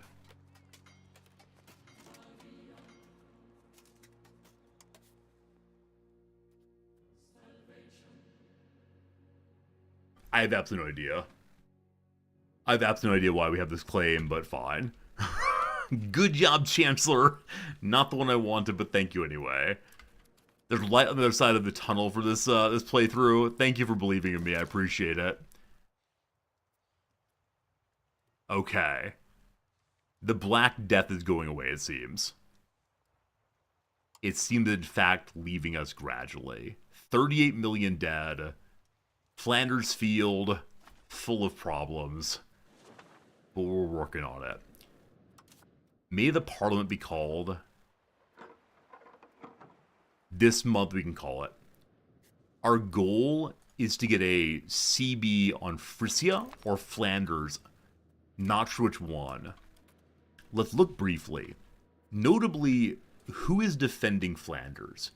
They are the local market. If I can become the local market, I'd be happy. I don't know why I'd be happy, but I would indeed be happy. Alright, show me... You are overlorded by France. Very well. Frisia, what are you up to, my friends?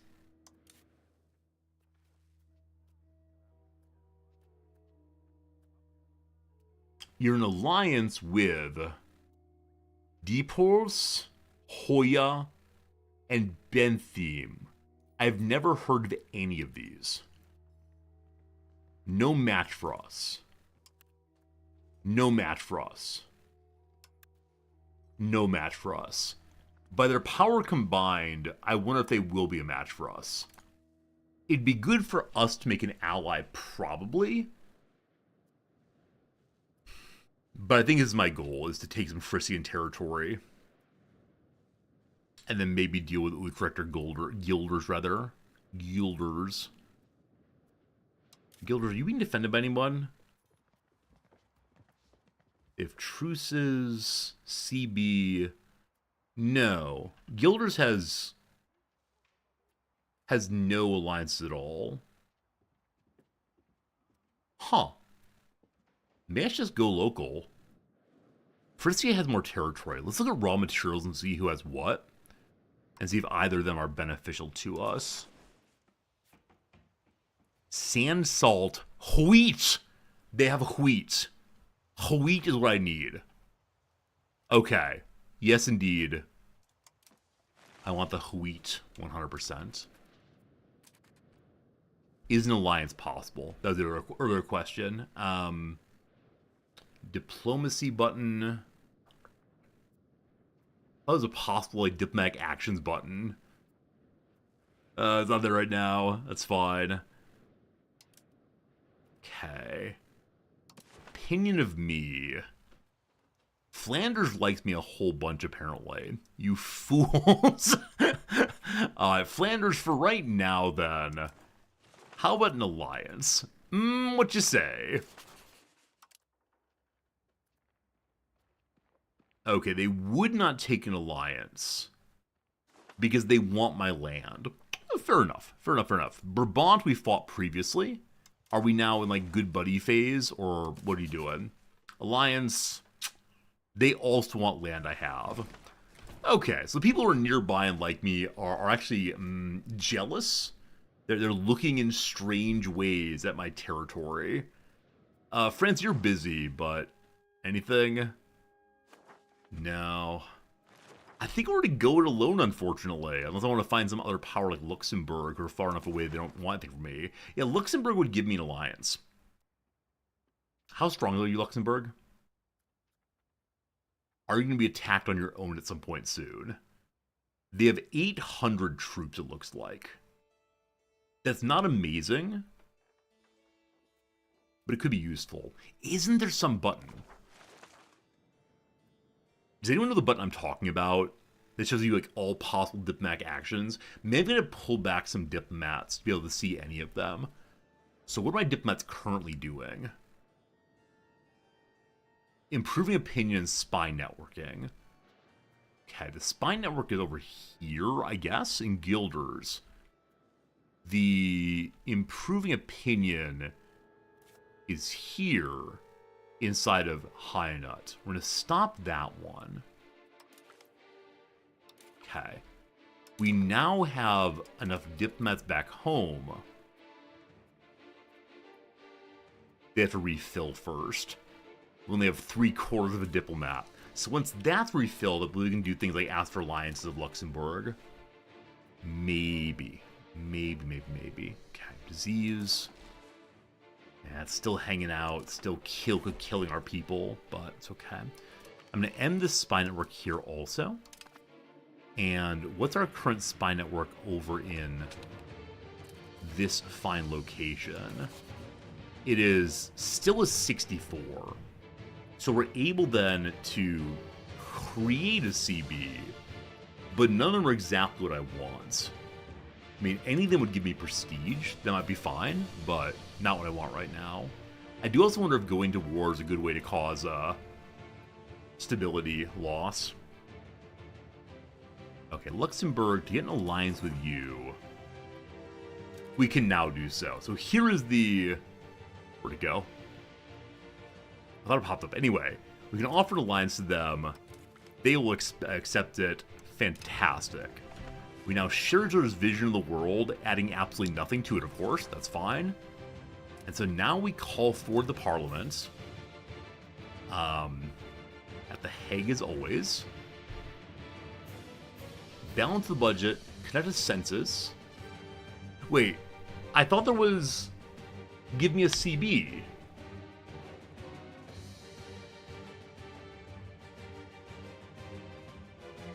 Is this random? What it pulls up that you're able to do? Because I'm nearly certain that before we had the opportunity to get a CB, it's after the Parliament starts. All right, thank you very much indeed. They want to increase ties to our neighbors. Or make some castles. Forts are cheaper. We become more defensive. If it goes through, fortification works. Forts are cheaper. Let's increase our ties to our neighbors. Hopefully that passes, we'll see. Here we go. Fabricate the CB. So currently the Parliament itself actually supports the law in place. Dubious claims on a province. Hello, Frisia. I would like to own you. I can only claim one bit at a time, it looks like. Well, I'll take your capital if you don't mind. The Parliament has announced they have a claim for 4 years on Frisia there. Thanks, I appreciate it. So now they really don't support increasing ties to neighbors. 22 plus 8 is 30-something. There's no way we can get this passed now, unfortunately. Yeah. This is a weird mechanic, isn't it? Maybe I don't fully understand the mechanic, but it just seems very, very, very strange to me that, I don't know. Like, it seems that the Parliament is only willing to think about one issue at a time, and they do so in a way that is all or nothing on all of the issues. So before they wanted to meet the neighbors, why don't they still want that after I ask them for something else? Mechanically, I understand it. Roleplay-y, not so much. Not so much. Anyway, we're gonna lose more stability because of my shenanigans. Basically, a real-life parliament? No. I mean, I've definitely seen the UK parliament, pass various laws in various ways at various times. We have no manpower. Everyone is dead. Our standing army's at 91 troops. If I wanted to call forward levies, what would it look like right now? We get 1,000 of them, apparently. And we could raise our regulars also, if need be. We have 4 years to attack, so let's go ahead and wait until the plague is done. I don't know. Any opinions on the parliament system in this game? I don't know. There's distracting original motivation. Alexander, I like that. I like that. They forgot why they're wanting to do what they're doing, but they go ahead and do it. Do what the king asked, and then they decide to go drink and hang out and play Sega together instead of caring what they were initially cared of. I guess it's like rabble, let's go to war is the primary concern now. Very well. Everyone is dying. How much longer can this go on? Yeah, so we've lost about 100,000 people. Yeah, our population is basically been halved due to the plague. I'm guessing that's the case everywhere. Can I see other people's population changes? I mean, yeah. The little green is showing a very small bit. I think the black part is how many people they're allowed to have. Is that true? Well, never mind. It's only a city. We can extrapolate out. If we lost half our population, probably everyone else did also, or something. Anyway, a scandal has erupted. During some sessions, the people in the parliament did not go, but instead were out causing problems. We can let it slide, lose legitimacy and prestige, or arrest the lawn dog. So we know full well we're not going to get a bill passed. We will definitely arrest the people who dared cause problems. We now have fully 0% backing.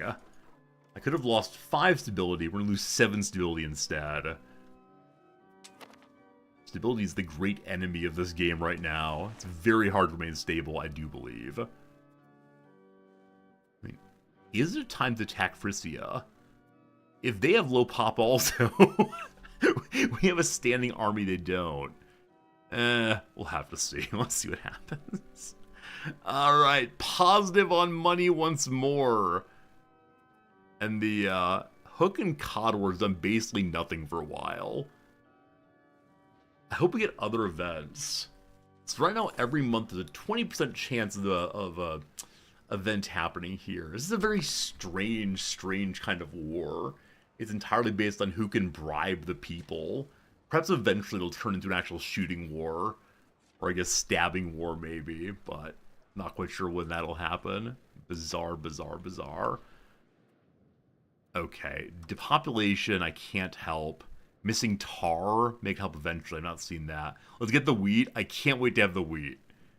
I'm looking forward to it. It's going to be a glorious thing. Truces, I don't care that much. Oh, it's actually possible that England can't send their troops because we have a truce right now. I don't exactly understand who's pressing the claim.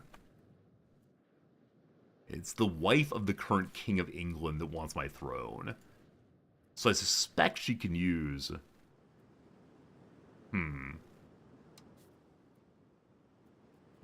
yeah. I suspect she can use the army of the king to come at us. So many children. Our prior king had only one child.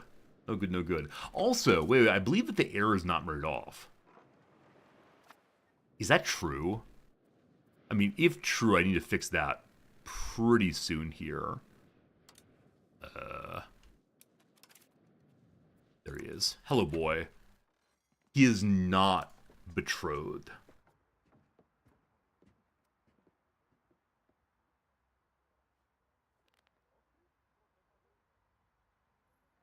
Okay, I guess you can't betroth in this game. You have to only marry. So no marrying off children, it seems. So at age 11, we appear to be able to use him as a quasi-adult.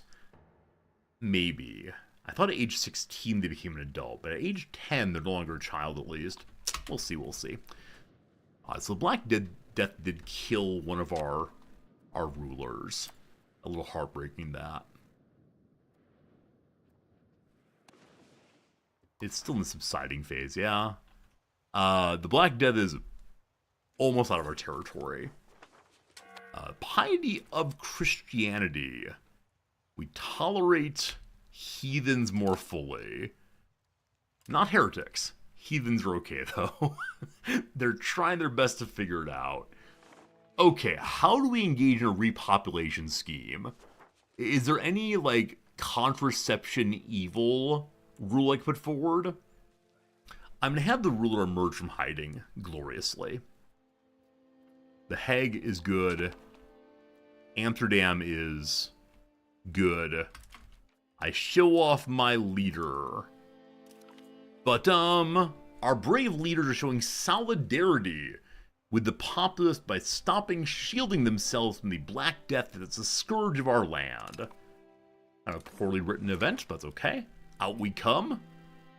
That gives us more legitimacy, or at least not less legitimacy, maybe.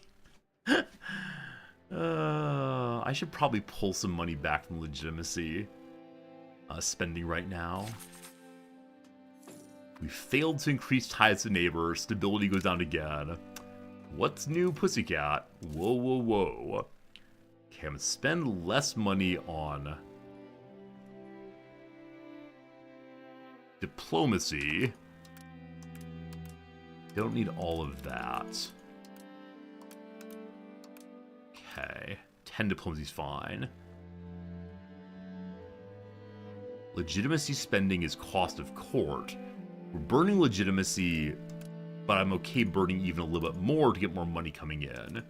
Repository and cash now good. Visit from some shady people. A few slightly shady looking characters have arrived at the court offering service to the Duke. They claim to be willing and able to do things that any proper ruler would never deign to do publicly. Okay. So it's an offer.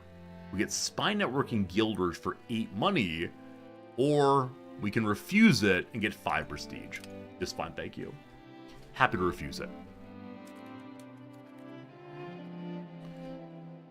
Okay, so we're still losing manpower in both of our army stacks. So I worry tremendously about being able to pull up levies or an army at all. Yeah, we're down to only 86 troops in our army. We were at about 100 previously, so the people dying is an issue. The Hooks have assembled a rebellion force in order to combat the Cods. Members of the Burghers see as an opportunity to themselves force more privileges from the Cods, or face them on the battlefield. The Burghers become less happy in the world, but they join our forces also. It was our first time not having to simply bribe people to our team. Instead, we were able to have them just join straight away. I'm guessing there are events also that join straight away against us. Yeah, possibly because I don't understand how this game works and what I'm giving up in my various choices. The Hook and Cod Wars have struck me as being an incredibly boring event.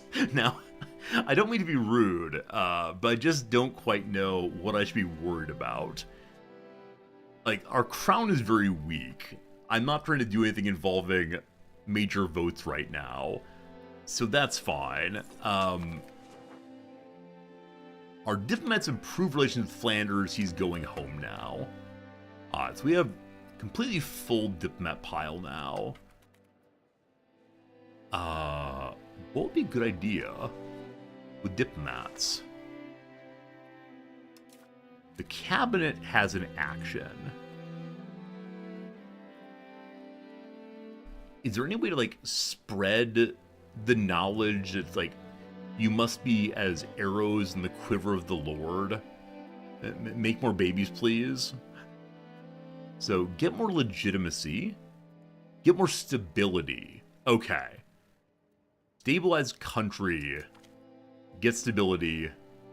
Yes. We are positive on the stability production by 0.45. It's going to take a few months, but we will get positive. I love it.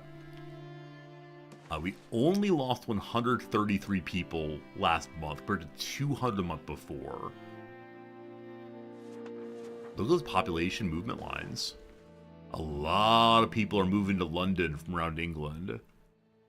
In our territory, it's not a matter of migration by any means. It's a matter of just people dying. We see other migration movements. It's kind of cool if so. Oops. Yeah, so in the far west, it is a matter of migrating from place to place. But other than that, I don't see any major migrations. I just see a lot of dead people. All the reds are depopulation, so that's how that goes. Once we're positive on stability, I intend to remove our plague masks, if best I can. The burghers are very, very angry still. Yeah, I hope they find a way to get back to normal happiness without breaking off. As of right now, there is one group of burghers who's considering rebelling, but there are only 1,500 people. It should be just fine. Disobedience to the Hague. We bribe the Hague. Stay with us. Once again, we're out of cash, so once again, we go taking our loan. Oh no, have I taken too many loans? So an outstanding debt of 129 money. When do they come due? The most immediate one is 43 months. They're all at only 10% interest, and thank goodness. They're all from our own estates. Now, the estates have the possibility of selling off our loans to banking families. How that works, what matters there, I have no idea. Okay, so paying interest is listed here?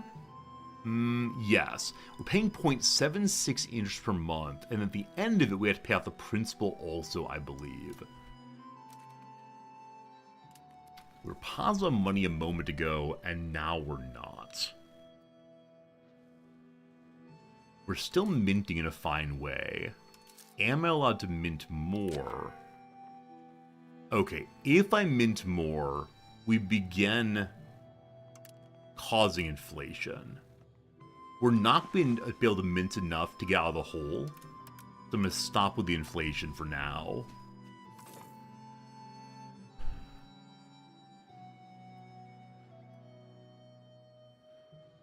We have 1 manpower. It really is not the time for war. But won't it be a good time when we win? You know what? We gotta leave in about half an hour. So I think we're gonna go to war now, team. I think it's very silly, but let's declare war against them.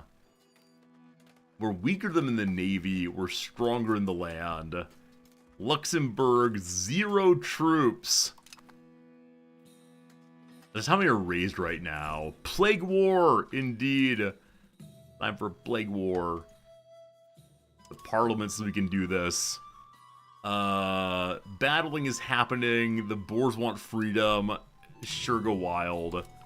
Plague War! Woo! Okay. So, I need to raise all of my troops, such as they are. Everyone, rise and shine. Your king needs you. Number 2, the standing army. Wait, where's my standing army? How's that work?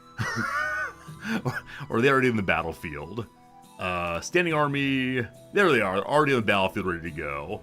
Let's get marching, team. Let's get marching. Cat. Levies are raising themselves also. They're all ready now.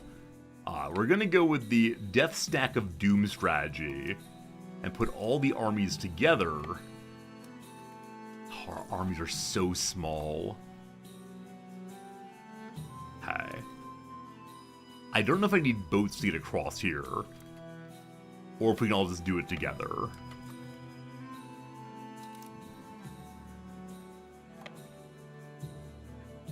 My standing army does well. Mailed knights we have. We do have an ally. Do I have to call in the ally?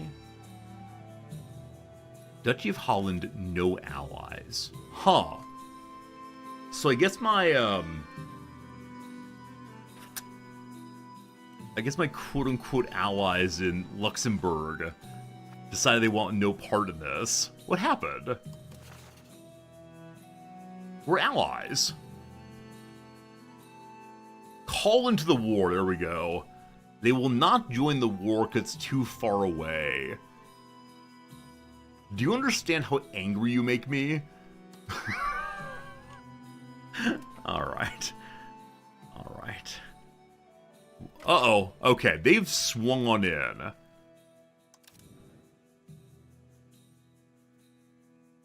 I would like you all to group up together. And then... Everyone's ready. General in place. It is time for battle. Go to Amsterdam. More of them come. The battle begins. Alright, show me the battle. So this is us. We're the defenders. We're not using any of the frontage yet. We've now deployed, thank goodness. We can flank from this side. Levies. My major infantry is in the middle.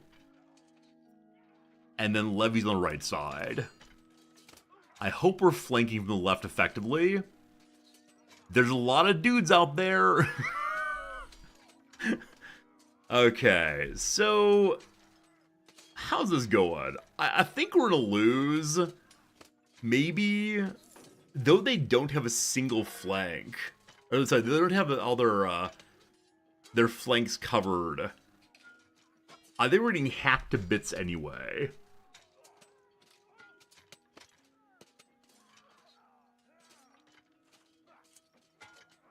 I have no idea. Yeah, we're getting hacked to bits. So they're doing much better on flanking than we are. Huh. Well, their center fell somehow. No more enemies. No more enemies, go away. We are gonna win. I have no idea how. We won! Hooray! Frissy have lost. Hooray!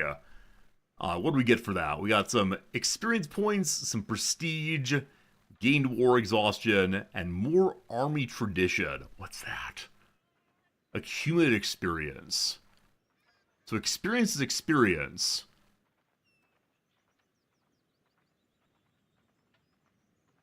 And then this thing is cumulative experience, apparently. I don't know. The unsupported flank melee up to the center collapsing. I hope so. Hope so. Space jamming. Hope so. So they gained a lot more experience than we did. I don't know why that is. I find that frankly outrageous. They gain experience, I don't. Okay. So we have some troops. May I raise? You gain more experience from losing. Try a little better next time, buddy. Okay, sounds good. I can raise 20 more levies. Possibly. Possibly not. So, do I chase this army? Or do I go for my intended attacking target? I mean, if they want a quick fight, I'll take it, I guess. And I'm guessing I can win via battles. No, because they do get ticking war score against me, of course. Here comes another battle. We have a very weak... No, it's our flank is not engaged yet. They roll and roll and roll until they go out eventually. There they come. All right. So all flanks, all good. Lots of stats to learn about team. Gotta work on that. Another victory. Cool. That gives up to 32 war score. Good. So now I want to head up into their territory. We have some fleets to get us there, apparently. Wait, do we? Should we automatically transport them with available fleets? Yes.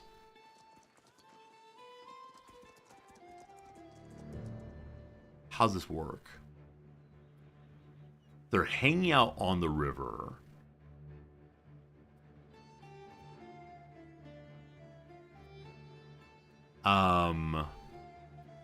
I like the word automatically.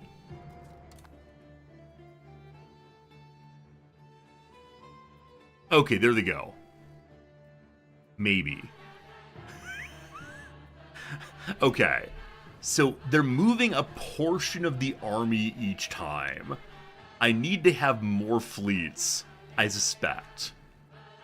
2 boats can move. Oh, good God, no.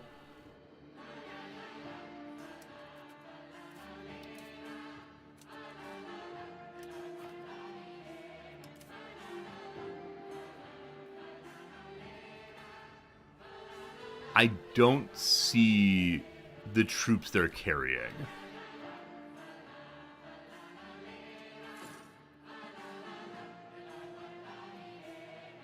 Okay, so this group of 348 is getting onto the boats there now. And then I'm guessing they'll use the boats to go that way. Let's not do that.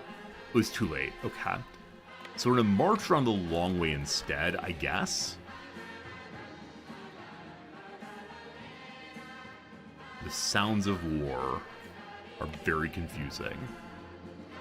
Okay. We're attritioning by going on the boats. Fantastic. We don't really know how to swim, actually.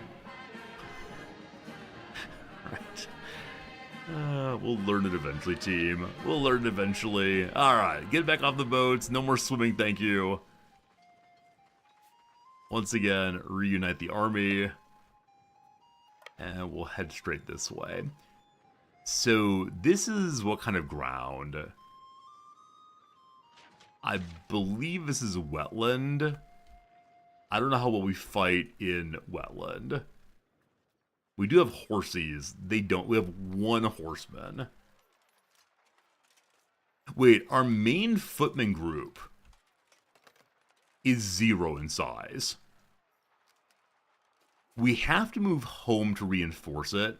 There are reinforcements available. Well, we'll see how this goes. We're learning something important about EU5 fighting, namely how to do it at all. I should see if we're being attacked, shouldn't I? Yeah. I expect that one horseman's gonna die here very quickly. Though this area here is actually not a wetland, is it? It is also a wetland. Good. Very, very good. We might win, we might lose. They're fleeing. Well, the battle begins anyway. Here we go, team! We are on top, they're on bottom. We're the attacker. They have one flank, we have 2 flanks. Okay, more came in, right? Each group needs to come in as time goes by. You want to be defending? I mean, I don't disagree. I don't disagree, but it worked out. Good job, Hollandaise. There are fewer and fewer of you, but it is time to march on Grins. Is that the war target, actually?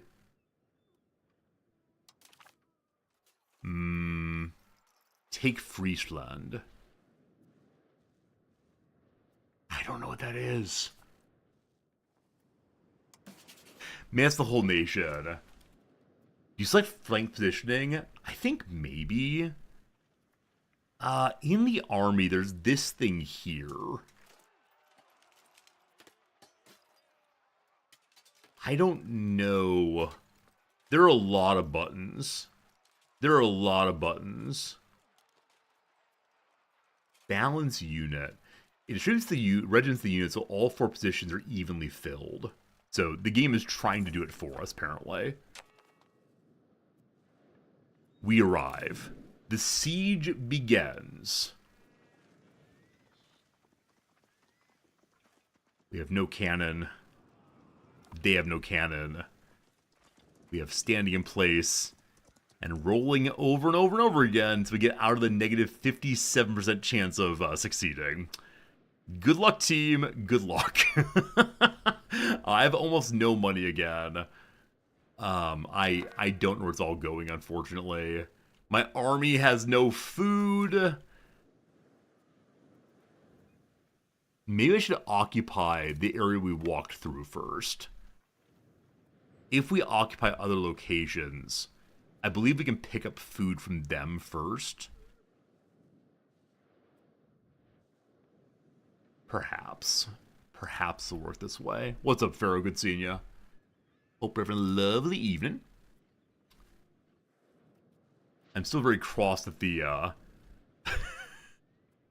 very cross that the Luxembourgians did not join us as they promised they would do.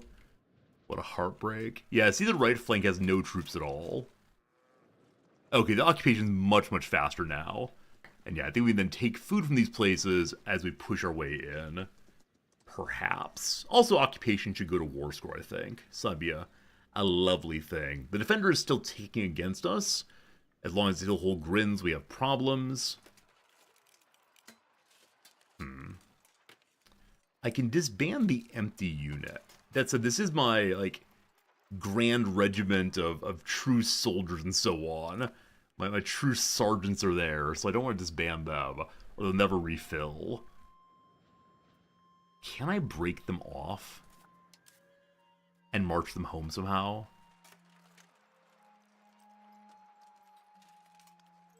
Create a new unit. You go over. You go over. This army, I want to return home. I don't know how to use the boats to do this. Hopefully they get home safely. If they're going home, I'll go to the nearest part of it. And then hopefully they begin to refill off the very limited manpower. You all are actively starving? Is that true? You all are taking 5 attrition due to a lack of food. I believe we get the food when the occupation finishes. Is that true? I say words. Are they true words?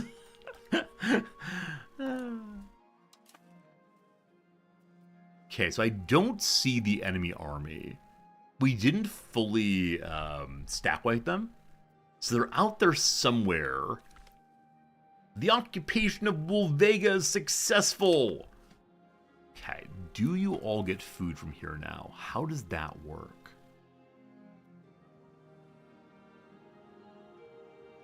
So we need a supply of 0.87. There's 23 here.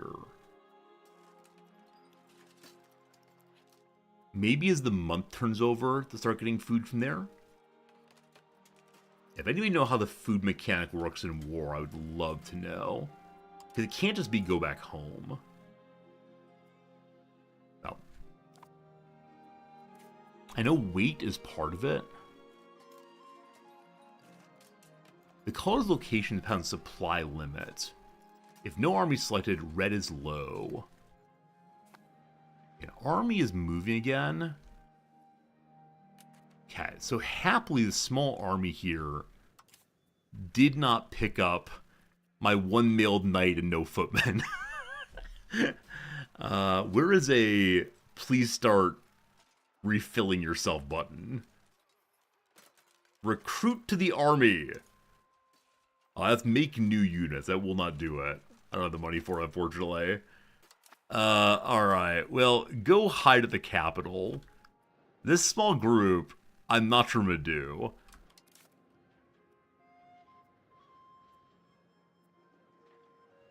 I mean, we can rush home on them. If I go to their capital with no food, I have problems. They reinforce when the month goes by, thank you. So I can just wait until the month goes through, and then we have food and such. Maybe. They are going for the capital. I don't like the capital being sieged, of course. It has a fort hanging out. The fort has more people in it than they have.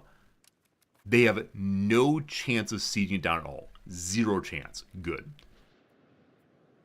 I'm going to go ahead and speed up till the month's by. And see how things refill. Corruption among the priests! The priests are meant to be incorruptible. After all, that's what they preach. However, it seems they don't always live up to their own teachings. A scandal's broken out surrounding several of their leading figures who, instead of providing our people with honest spiritual guidance, appear to have made themselves obscenely rich through various dodgy dealings over a prolonged period of time. We can cleanse the temple. If we do that, we get some stability, but also the estate gets angry. -20 on the estate. What would that look like? That would look like, yeah, not great. Down to 40. They won't rebel, but they're very angry. Or ignore it if I get some profits. I get money, they lose money, they're happier. There's no negative to allowing corruption to happen. Good. As they're reinforcing, I believe that siege will start. It is now started, okay. I'm gonna have to go back and clean it up. The month is ticked over. We are not able to get food here.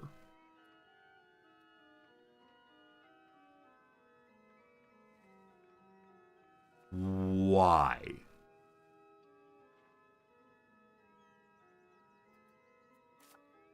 We hold it.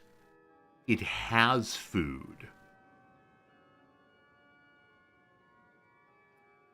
We're part of the supply limit. Do you have to change like the rating stance something? You need zone of control including the forts. I forgot about that.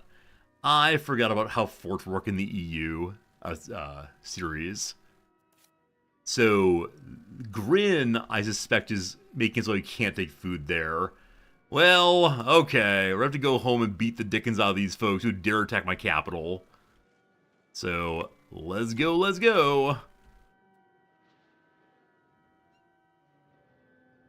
Reinforcements, not yet. Alright, they're trying to catch us out while we're starving. There are enough of us that we should win anyway. I think. Hey, we're getting food again. Okay, they're going to attack my one soldier here. They can't get out in time, so hold your ground fiercely, my friend. Well, we lost immediately. Fine. The follow-up shall be fierce, I've decided. Deploy, you fools! All of you deploy! Now we're loading into the middle for some reason with our groups, instead of spreading them out more. Can the guy not hide in a castle? I don't know how that works in Mac Jam. I'm surprised, though, we just went and sallied forth as one does. Let me see. Is there a hide in the castle button? I'm not seeing it, unfortunately. Why do we have no one on the right flank? I want this group to go to the right flank, I believe.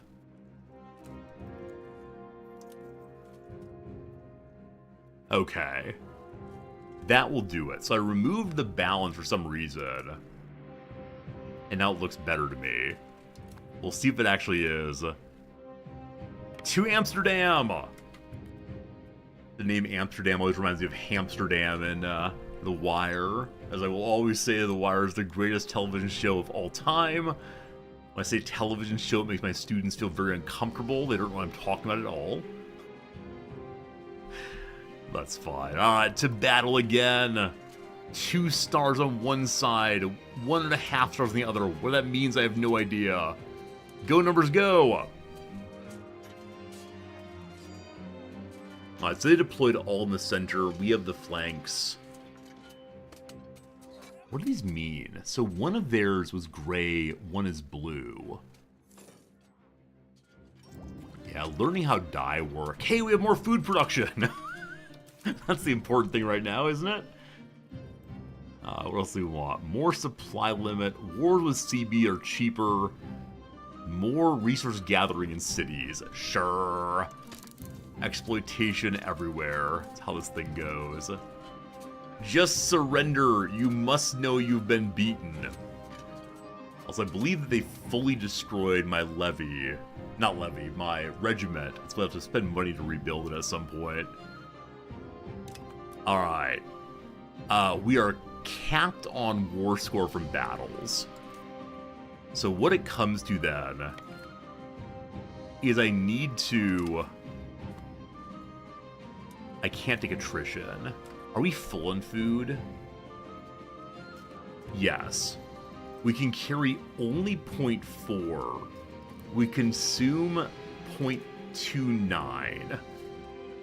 So enough food for 1 month is all. That's not great. Okay. We have to get their fort down. That's really what it comes to. If not that, then nothing much. I don't know how merchants work in the game. I'm guessing they're very expensive. Do we need camp followers? You can make camp followers. I haven't done so yet. Maybe it's worth doing, though. Hey, we can raise more troops real quick. Hello, team. Okay. Let's actually wait for the additional 50 or so troops.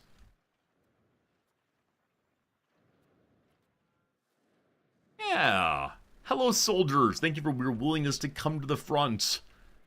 Every man who dies in battle here will be assured his family will be well taken care of. We send them to the battlefront as well. Something like that. Okay. So the camp follower thing, how's that work? It's a create a regulars. Yeah, camp followers down here. Do they give 1 food and eat 0.05 food? Maybe so. At this point, the economy definitely cannot support the war by any means. Friends, it's 1 p.m. This is the time of day when I usually say goodbye, and indeed I do need to do so in just a moment here.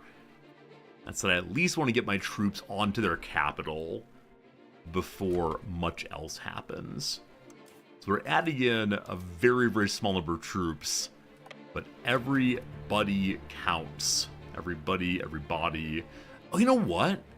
I forgot. You can ask other rulers for food access.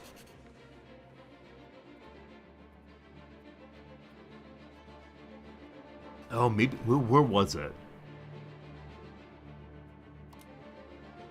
Access. I can get food in Utrecht now. We don't need to go all the way home. We can just stand over the border, eat their food, and go back in. Completely forgot about that. The armies are almost ready to unify. Last one's coming in right now from very far away. All right, you'll catch up, no worries. Forward once more. They're standing there waiting for their doom. Tiny nation of Holland might end up equally interesting.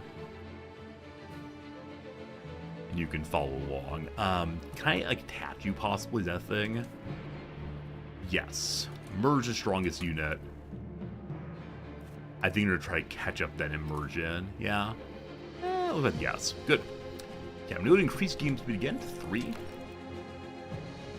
We are running out of food in the markets again. That's a post-war concern. And the ever-popular question of guns or butter, we have said, guns thank you. A line up there. Our right flank is deployed now, so we're going in on all sides. Just tons of footmen versus footmen. Totally average soldiers on each side. They are dying, we are not dying. Can't take anything via... Oh, actually, I think we stack wiped them that at time. Yeah, I think they're fully gone now. Cool.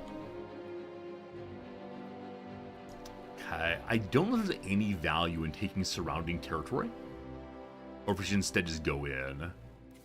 Also, we no longer hold Wolvega. We did a bit ago. Alright, heading to starving. After the siege is done, we'll go into Utrecht, refill food. We're currently constructing a new levy, about 129 people. Okay. Yeah, we lost our occupation here. We'll have to hit that in a moment again. They raised another 129 people. Might make sense to go right on and fight. Alright, food refilling again. Actually, refills instantaneously with our current size. I don't know if it always refills instantaneously, or just in this case, but... I think we're going to win a battle, team. Yes, we have a horse again. Actually, don't realize we had a horse.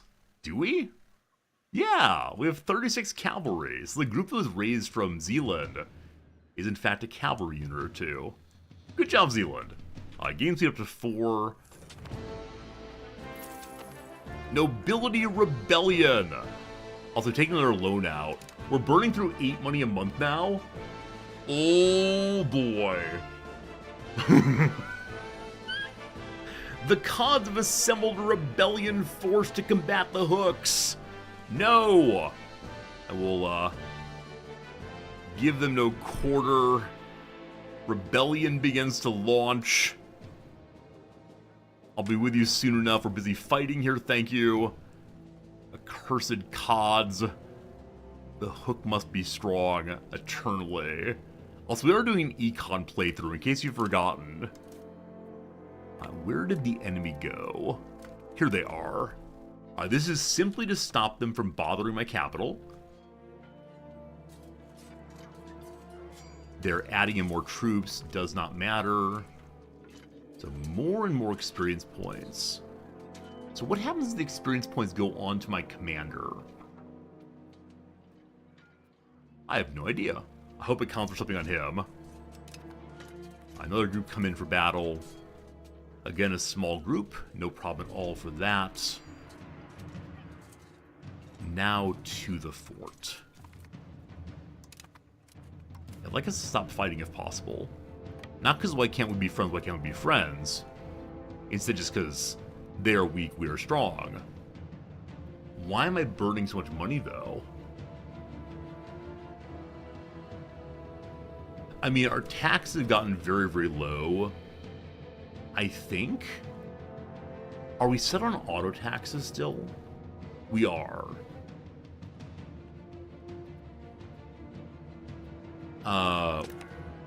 We can't... I mean, I could mint more and debase the currency.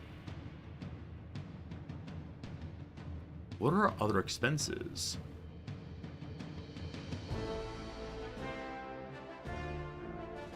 If food's a fair... I have no idea. Well, welcome to a loan-based playthrough until a siege is done. It is buying food still. It's so much. There just isn't any food in the market. At least we'll win a war. If nothing else, this playthrough will be remembered for the time that we won a war, maybe. Alright, spin ye beauty spin. It's gonna take more than a few siege phases for us to eventually surrender, but it'll be fine. We have some diplomatic actions. Anybody want to give me some money? Is there a please give me money button? Request a loan. The Bank of Peruzzi and the Bank of Bardi would give me a loan. I would like that not to be the case. Can, like, you forgive the loans, possibly? I'll say I'm a good guy. I can sell off parts of my nation. Send economic support. No, wrong direction. Where's request economic support? Yeah, the loans are a problem for sure. The loans are not going to be good for this playthrough. Maybe someone else will offer to take on my debt. That'd be swell if so. Game speed 5. I don't know what to do other than watch it spin. We're starving again. That's fine. What has happened here? They're trying to make something, but they can't because they're being attacked. They're raising their army here. It's 55 people. We've taken another loan. Is the playthrough going to be over due to my endless loans? How much are we paying in interest now? Only 1. We're paying quite a bit for our unprofitable buildings. I mean, I can blame part of this for having no workers. Right? The Black Death is causing the state's troubles. Going to war during the Black Death may be a problem also.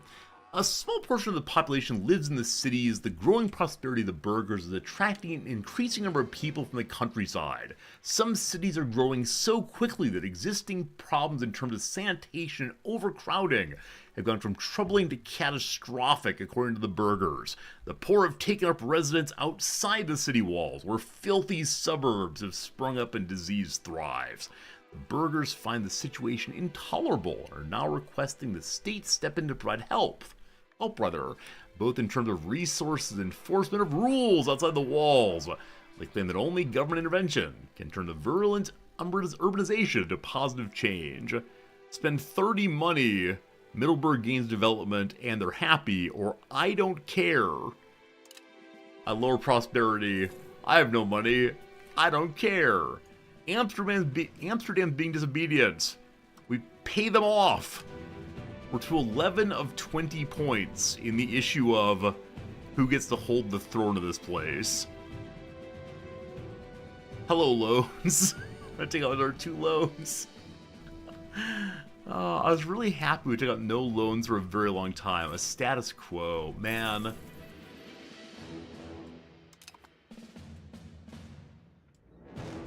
I think we might be in an absolute freefall right now.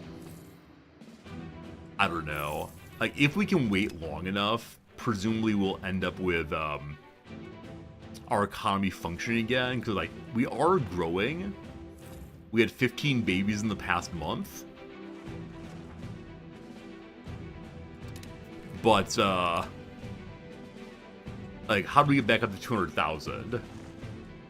I don't think it's working out. We're involved in 2 things at once. Some local devout members of the priest class and laity in our lands have dedicated themselves to helping the poor and the sick across the duchy. We're now hearing from communities the pious individuals visit are starting to call them saints for the actions. Some believed to perform miracles. We are blessed this day. Stability. Or the priests are great. Thanks for stability. Okay, I'm now burning that stability. on loan of 60 money. Good to good. We're no longer going to be buying remedies from the marketplace. So we're now spending 3 money less than we were a moment ago. Also, 81 million people are now dead in the world from Black Death. Whole cities swallowed up, I'm sure. We are getting money from the wealthy again. For a while there, we were not. If we blockade them with a helpless supply, I don't know about blockades yet. That's a new thing to me. Spies from Flanders are staying neutral on the Hook and Cod War. We can bribe them to join the Hooks, or they can choose the right side. They better choose the Hooks, thank you. They chose the faction against us! Alright, the Cods now have 1 point. We have, I don't know, not 1 point. Yeah, we're attritioning hard here. It's we have no food. Is it possible for me to send some troops out? Yes. To go pick up food. And then the siege will continue, I guess. Okay, y'all pick up food. And then we will switch out if we can. Or we're gonna have this one group going back and forth bringing food consistently. They have food again! Foreign interference! Golders are again neutral! They'll choose the right side! They chose the Cod! No! I'm gonna have to bribe everyone to stop this awful war. The Hook and Cod War. 14% chance of them giving up. Please. They have no water. We have almost no food. We have no food. After the war, I will fix all of the issues in this place. After the war, everything will be good again. We'll smile. Remember those happy days. Okay, all together again. If I attrition down too much, I'm not going to have enough people to finish the siege, am I? Come on, win! 35 again! Almost out of food again. Just finish the spin. Back to attritioning. This is the dumbest idea ever. Levy's lost due to something negative happening there. The Cardinals have Dea Gratia Rex. The states want to be even happier. The Hooks have assembled a rebellion force to combat the Cods. Great. The Burghers have joined our team. I thank you. They're unhappy, but they're with us anyway. Yeah, I agree camp follower to be very, very strong here. If I had money, I'd make a camp follower group right now, but money's in freefall, of course. Yeah, but camp follower would be good. My earlier regiment would be good also, but I lost the regiment in battle, so here we are. Eventually, I wonder if I'll not have enough of a siege army to keep this thing going. I guess I could take an absolute pile of loans to make a camp follower group. So we've been stuck on 35 for the last 3 rotations. Sure do hope that changes.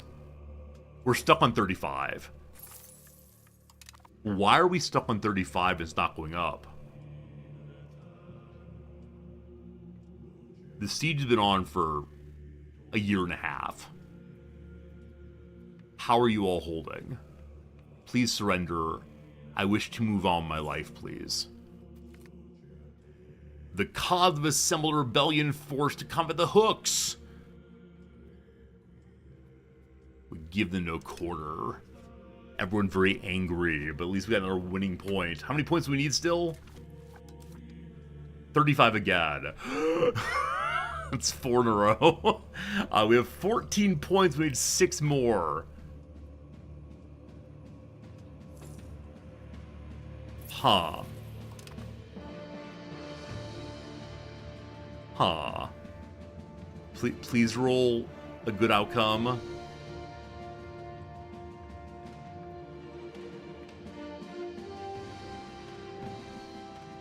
I think it's stuck.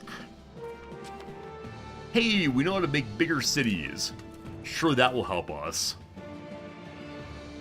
Okay, it is possible, my friends, that I've finally run into one of those bugs.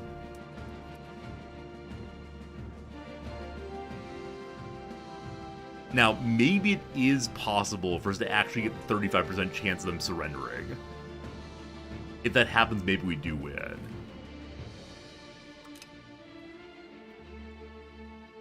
Please? Please, video game? I need this. We're stuck on 35. Oh, no! I'm always very hesitant to say, this is obviously a bug. But...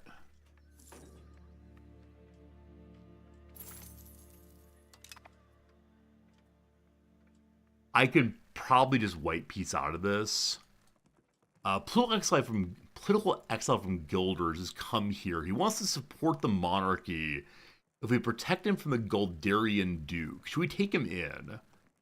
What's this here? He's an entrepreneur, more trade efficiency. Heck yeah. Heck yes, welcome. Retreat and come back. That'll break the siege. Friends, I gotta go. Thank you for hanging out with me. I appreciate it. You're very cool. You're very good. Tomorrow is a Friday. We'll play some game tomorrow. Will it be EU5? We'll see how I'm feeling. What confuses me is it isn't increasing at all, right? Things like Defender Desert is supposed to give it a little more increase. It, like, failed 5 or 6 times in a row. I don't know. I'm confused. Anyway, bye, folks. Thanks a lot. Appreciate you. See you tomorrow. Good times. Good times. Bye.